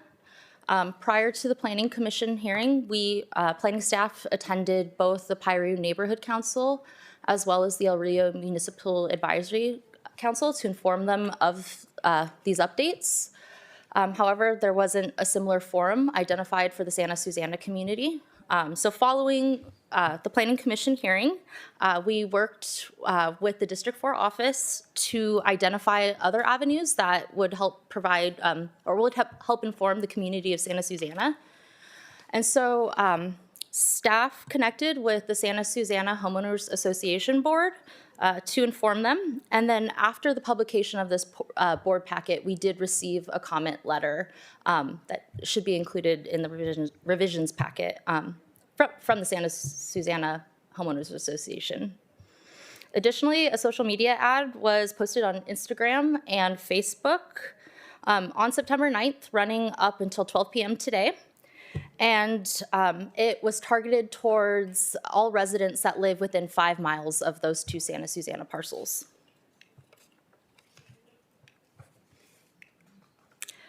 The final comment that we received from the Planning Commission was to share strong concerns about the viability of each of these sites, but also to acknowledge that there would be potential impacts to our housing element. High fire severity zones, and then the 2 overlay zones, which are the Habitat Connectivity and Wildlife Corridor, as well as the Critical Wildlife Passage Area overlay zones, were factors that were initially cited. In discussing these requirements with stakeholders, it was determined that some fire hardening requirements on structures may come into play. And then in relation to the wildlife corridors, lighting would be the biggest requirement, and it would be required primarily to be fully shielded and directed downwards.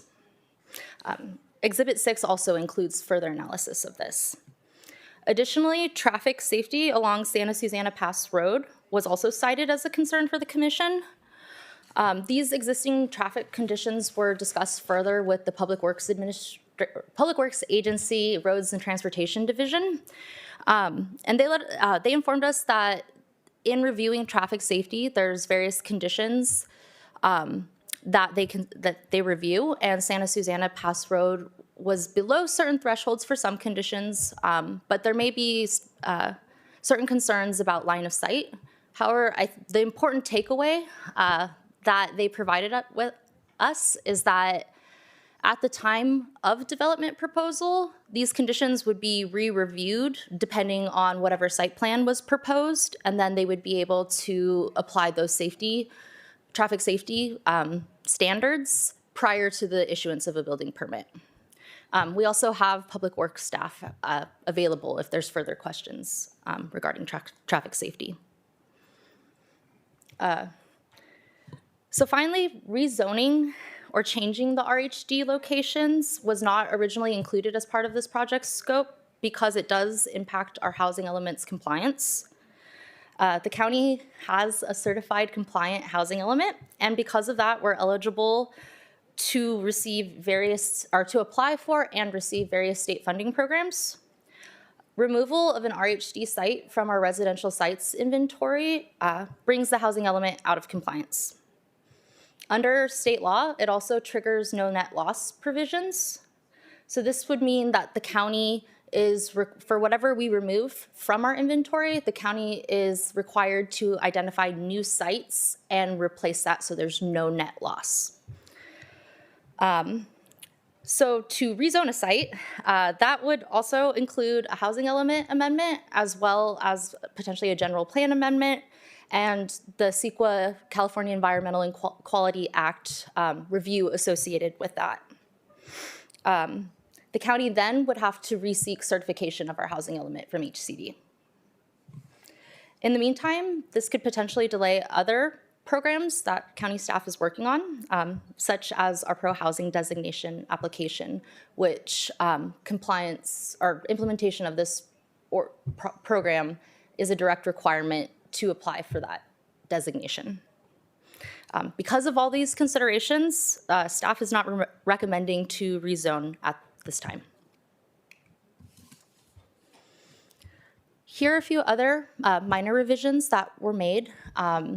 As I mentioned, sections on alternative compliance as well as our affordable housing agreement section were revised, resulting from the Planning Commission's feedback. There were also minor clarification and consistency edits that were made. Moving on to our California Environmental Quality Act findings.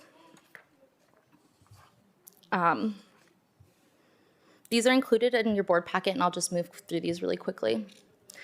This project is exempt pursuant to CEQA guidelines sections 15061B3, as well as 15168, and then also statutorily exempt pursuant to the Public Resources Code 21080.085.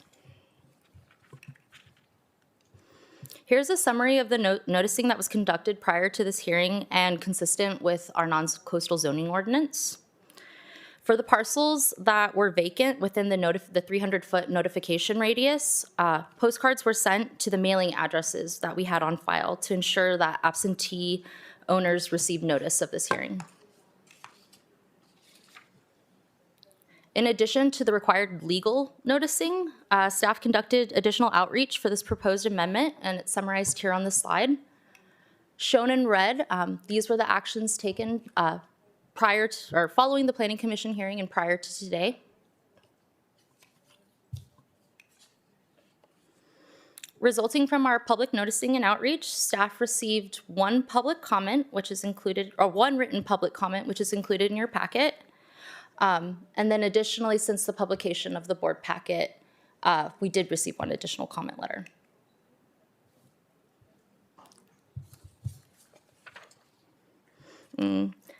So here are recommended actions that we're requesting of the board today.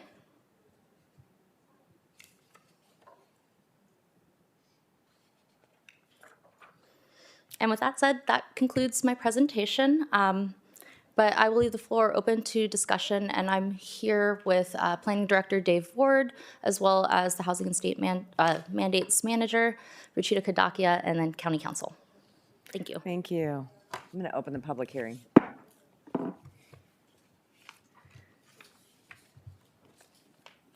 So I know I have a few questions.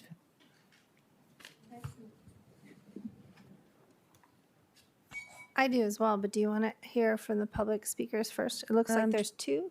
Sure. Let's hear from the public speakers first. Thank you, Chair Parvin. We currently have two speakers, one in person and one joining us on Zoom. Our first speaker will be Arthur Valenzuela, followed by Zoe Osborne, who is on Zoom. Arthur, please proceed to the podium, and you will have 3 minutes to give your comment. Thank you. Good afternoon, Chair Parvin, Board of Supervisors. I'm coming here to speak in favor of the staff recommendations for aligning these ordinances to align with state law and supportive of more of the opportunity for more lower income housing for our community, as like this board approved the poll last year for a potential housing bond, seeing how affordable housing is a dire need for this community, and aligning from the 100% requirement to the 20% that is being proposed, I think would be helpful in trying to get the developer and property owners to move forward on these RHD amendments. Thank you. Thank you for your comment. Our next speaker who is joining us today on Zoom is Zoe Osborne. However, Zoe is no longer on Zoom. So that concludes our public comment for this item. Thank you. Thank you. Supervisor Long, want to start? No, you go. Okay. I'm not sure where to start, but the decision to zone this property happened in 2011. And then it continued through two different, I'm trying to find all my notes, two different housing elements, right? So that's 16 years or 11, 16 years. So nobody wanted to build it. And where I'm going is, I think you know where I'm going, is that I find the parcels along Santa Susana just not appropriate, and I don't think they were appropriate in 2011. But I do love affordable housing. I just not sure that's even the right location for a lot of reasons, but I know the property very well. I worked on the other side of the mountain there for 7 years, so I took that road every day. So I know there is a line of sight issue, which you can overcome that. You'd need to widen the road as well, so it's starting to make the property actually very expensive. And that's why it's still sitting there, and I know that we're now sort of going, well, they can do this, they can do this. Where was that my favorite? They can reduce the amount, not 100% anymore, right? So it could be, let's just put it this way, it's not how it was originally intended. But if we try to change the zoning, then we're going to be out of compliance, and it's going to mess up a whole lot of other things for us. Got that right? I mean, you kind of have your back to a wall, I think, on this one for me, because a decision made in 2011 is something I'm looking at right now, thinking I couldn't disagree with it more than I do. Understood. Okay. Thank you, Chair Parvin, Supervisors, Dave Ward, County Planning Director. We are under constraints with the housing element, and maintaining our certification is really important. You are correct that this is 2 cycles of housing elements with the sites identified. There is a limitation going further into a 3rd housing element cycle, which, by the way, is already starting to occur with the state processes. We're already having technical meetings with SCAG, so that's coming sooner than we think. We will be unable to use the sites if they aren't developed over the next several years. So how long can it be? How long can it just keep going and going and going? We have a heightened burden to include those in the 3rd round of housing element cycle, and that we may not be able to achieve it all. I can't say that it's a heightened level of review, meaning the state is also saying, county, we don't know whether these really are viable sites because you haven't had any development progress. And so that higher bar will now be processed in the 2029 housing element. But for right now, these sites are important to be included.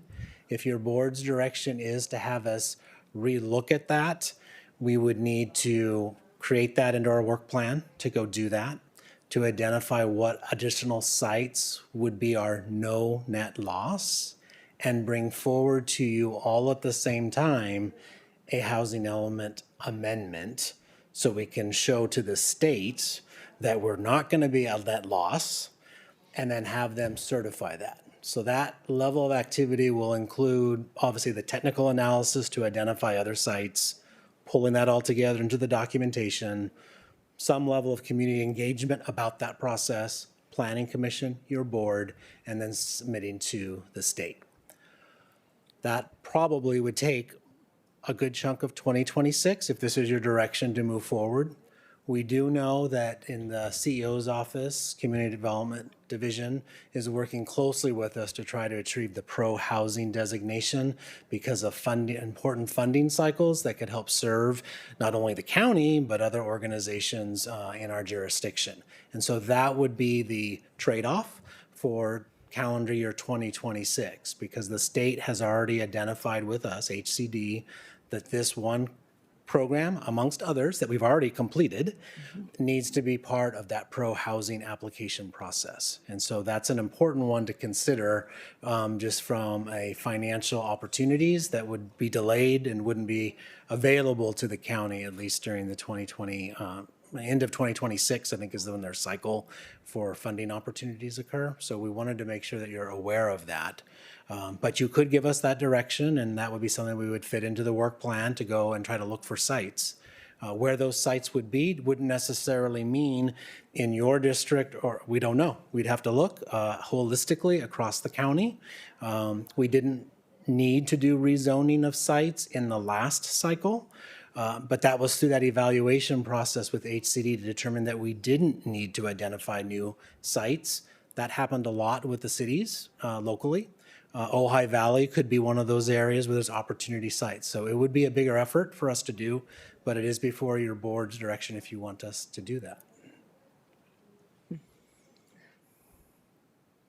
Okay.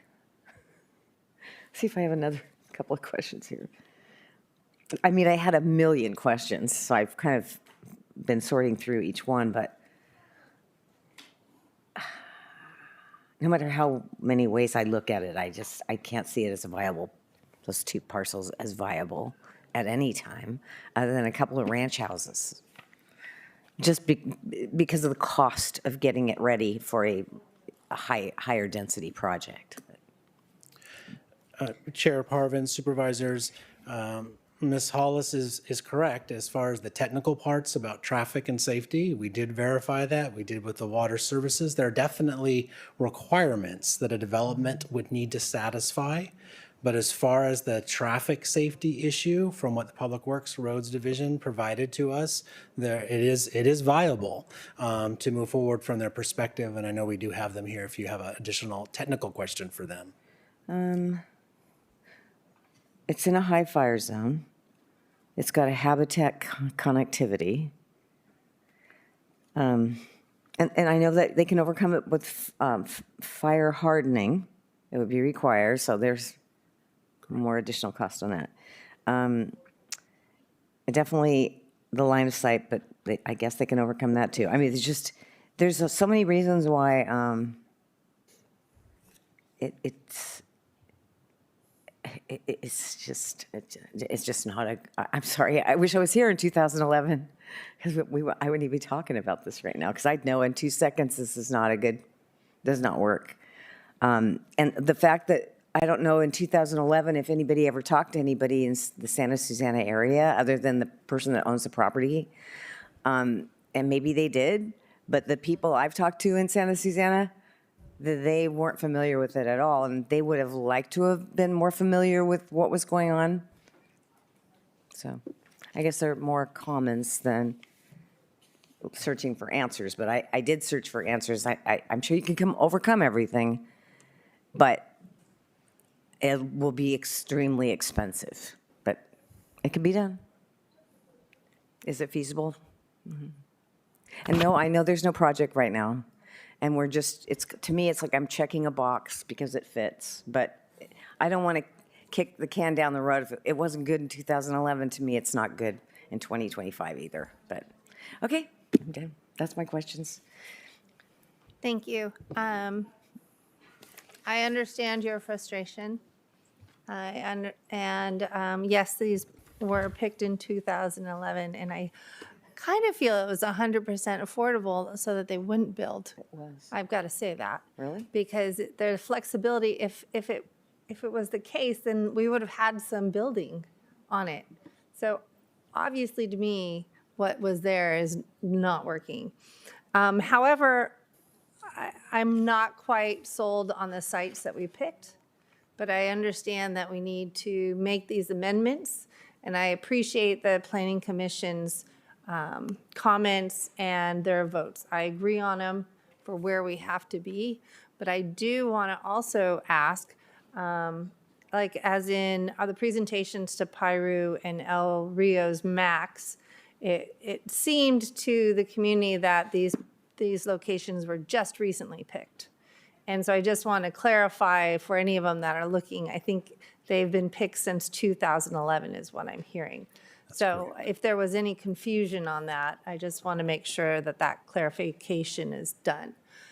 The other question I have is in regards to how many units that are on there, and based on what happens, because we have concern in Piru that how many units is on there is too much for the community to handle on the roads and so forth. If someone was to develop on that parcel, what would they have to go through an ER? What was the process if they wanted to develop it? Chair Parvin, Supervisor Long, the RHD directs that a housing project will be done at the ministerial level. So that means director level approval. All the agencies at the county are still involved as far as a project, ensuring compliance with fire code standards, the transportation standards, public works, the water system, sanitation, all of that is still required. So it's still a very robust process in ensuring compliance with all of our county code and ordinances, but it would not include a public process. So that's the distinction for the RHD sites, and that's an important component for the state. Okay, and then if a developer came and they wanted 20 units, not 30, in what you're listing here for the parcel 7, would that be acceptable? Do they have to hit 30? My community wants to know. Do you want to? Certainly, sir. Introduce yourself. Supervisor Long, I'm Ruchita Kadakia. I'm the manager for the Housing and State Mandate section. The minimum density for the parcel is the same as what was established in 2011, which was 20 dwelling units to an acre. So for the parcel in Piru that you're mentioning, the development capacity was identified on the basis of the 20 dwelling units to an acre to 30 units on 30. parcel minimum. Okay, I just wanted to clarify that. And then on both of them, well, specifically in El Rio area, those locations, there's no water. I don't understand how we would get water to any of those processes, because we as help with constituents just trying to add an ADU, which might be 1 or 2 people, and they can't do it because of the WAL letter, the wall letter.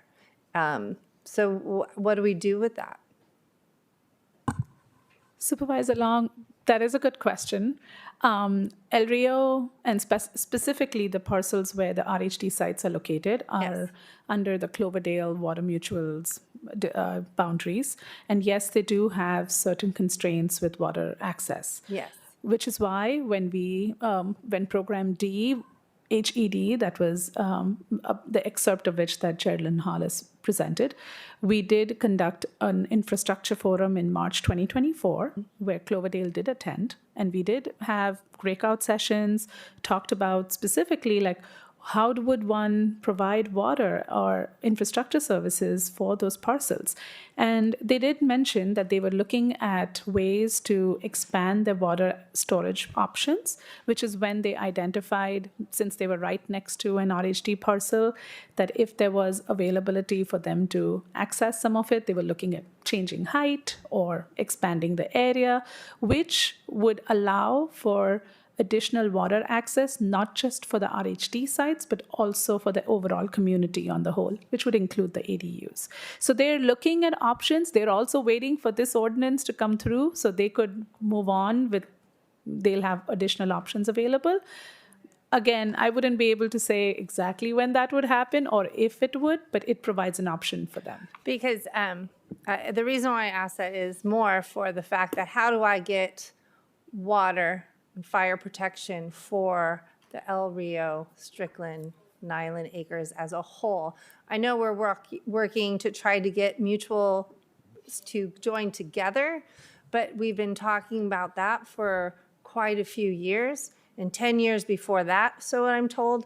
So it's infrastructure costs and hookups. How is it that we can get grant funding or so forth to really maximize the safety and well-being and water for these communities? That's the ultimately I'm trying to ask. Yes, thank you, Supervisor Long. We are working on the El Rio area plan update. Yes. That involves the county agencies. It's led by the planning division, Yes. but the other county agencies will be involved in that. We know that the infrastructure constraints for the community is significant based upon all the different water purveyors in that community. County Public Works is also trying to work on providing guidance or leadership, lack of a better word, to try to guide for some of these potential consolidations of certain districts and the value that that could provide, as well as how to fund all of this. And those would be opportunities for other grant funds and things like that. So it is an important topic. The CEO's office is tracking that too with economic development on the area plan. It's a longer term project that we're working on, but that would be the next vehicle to provide more direction for the community and your board's authority on how we could establish programs and future opportunities to try to help the community on solidifying their water needs. Okay, and so if I'm hearing you correctly, doing this to these locations would help with that. New development where you've got the area plan and we can, That's correct. yes. For El Rio. So then I'm a yes, because I need water for everybody. Okay, thank you. I appreciate it. But I do think the approval of today based on your recommendations, but I also, if I heard you right, looking for other sites rezoned if needed based on what Supervisor Parman was talking about. Maybe I could touch base on that with you. Chair Parvin, Supervisor Long, what I would encourage is hopefully adoption of our recommendation today. And if you want to provide, aside from that, some direction for us to look at our work plan for identifying some reconsideration of sites, that would be a big endeavor if we can do that, but we'd want to have your direction to us to go do that. Would that take more than one vote Yes. for the reconsideration? Yes. Chair, I have a question based on that, with that recommendation, since it would be a significant endeavor, and where does it fall in the timeline of preparing, looking at the next cycle for the housing element? It wouldn't, Supervisor Lopez, it would not affect the next cycle. The next cycle will require us countywide an inventory of sites based upon what the state designates through SCAG as our fair share contribution to what's called RENA housing numbers.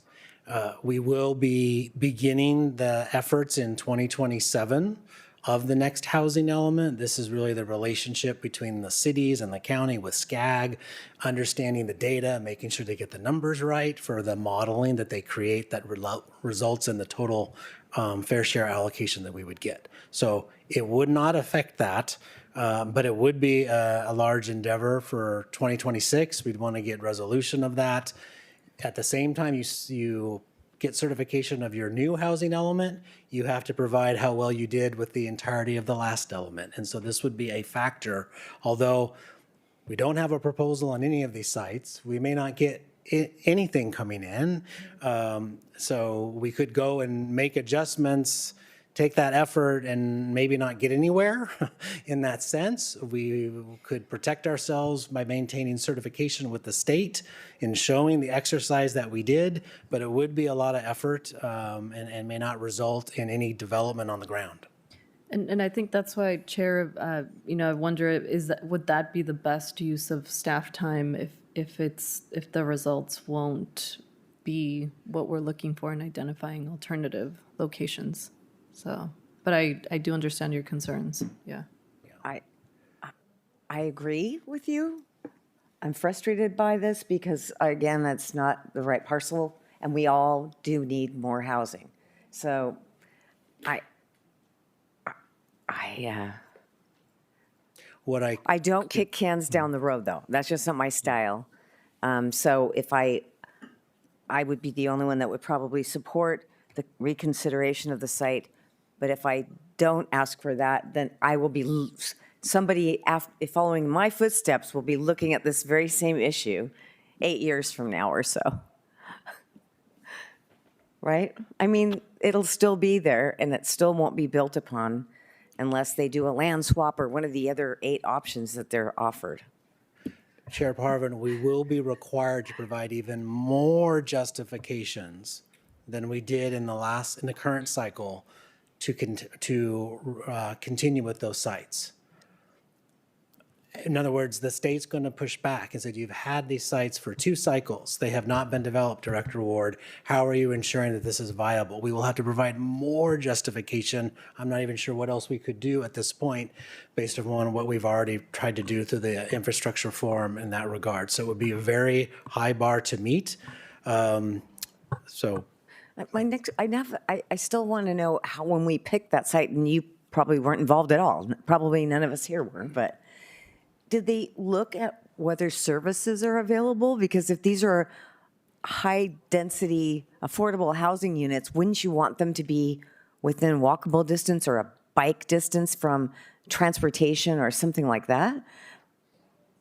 I know I'm asking, I know I'm asking tough, hard questions, but those are the kind of things I would have asked in 2011. That would be me. understood. Well, and I do agree that a more affordable housing in non-high fire zones would be good.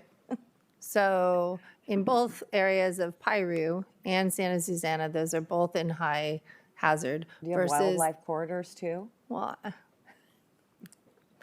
so we have El Rio that it seems more appropriate, closer to services, closer to all of that. And so that's why I was asking to push more for the El Rio area plan as to how do we build water, because perhaps that's better a location for more affordable housing.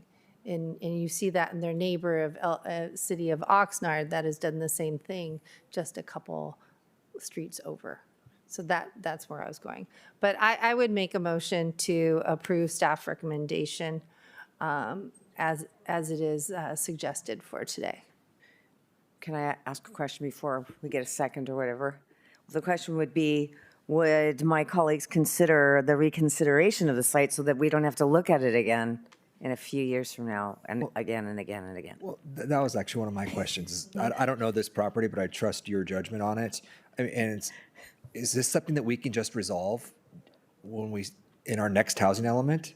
That I think we're halfway through this element, and so in a couple of years we're going to be starting the next element, and we know that in the next element this is not a property that should be included. Would that solve? Well, I think if we approve this, if I read this right, if we approve this, then somebody could do a land swap, or they could do all these other options, yes, that were offered that are not going to bring you more affordable housing. They're going to bring you a little affordable housing. It could happen that way. Yes, the provisions that we're adding into the RHD would be applicable. To Supervisor Levere's question, yes, the next housing element cycle will require us to do a whole new sites inventory countywide. Yes. And we know that and I'm assuming that no further development gets proposed on this site, given the difficulties raised by the chair. We'll know this site should not be included in the next element. I'm just concerned about losing a lot of the progress we've made towards getting that pro-housing designation. Right. And I know you've done so much work, and we're almost there. And recognizing the concerns raised by the chair, hopefully that's something that gets resolved in the next 3 years, right? Is our next cycle go till, is it 28 or 2029? 29. Well, and I would ask for the location in the Piru be the same, these 2 locations for that, to be not included at the next cycle. So, look, Chair Parvin, Supervisor, let me make a suggestion. We will be coming to your board March of next year to do the next work plan, 3-year time horizon. Within that, there will be items related to housing already. We will probably be starting to talk about staff resources that start to align with the new element. And give me the opportunity, I hear your comments, but let me use that as the way to frame up possibilities of addressing your concern and directions with those parcels and how it would relate to the next housing element cycle. and see if I can get you in a feeling better about the current situation. I'm not and blaming not you. jeopardize. I don't believe you made that recommendation in 2011. You personally, I don't. Thank you for that. But anyway, if that would be another opportunity where this topic can come back and I can frame it in that context of the work plan and what it would be looking like for the next housing element cycle. Okay.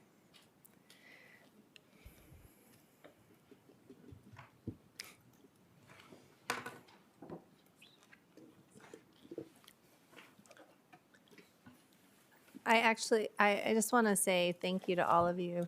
We have been asking a lot of questions. You know this so much better than all of us. And just thank you for listening and answering our questions and making sure that we're heard and our constituents are heard. I really do appreciate it. And I think I'm pretty familiar with it. I feel like I know it as well as the planners.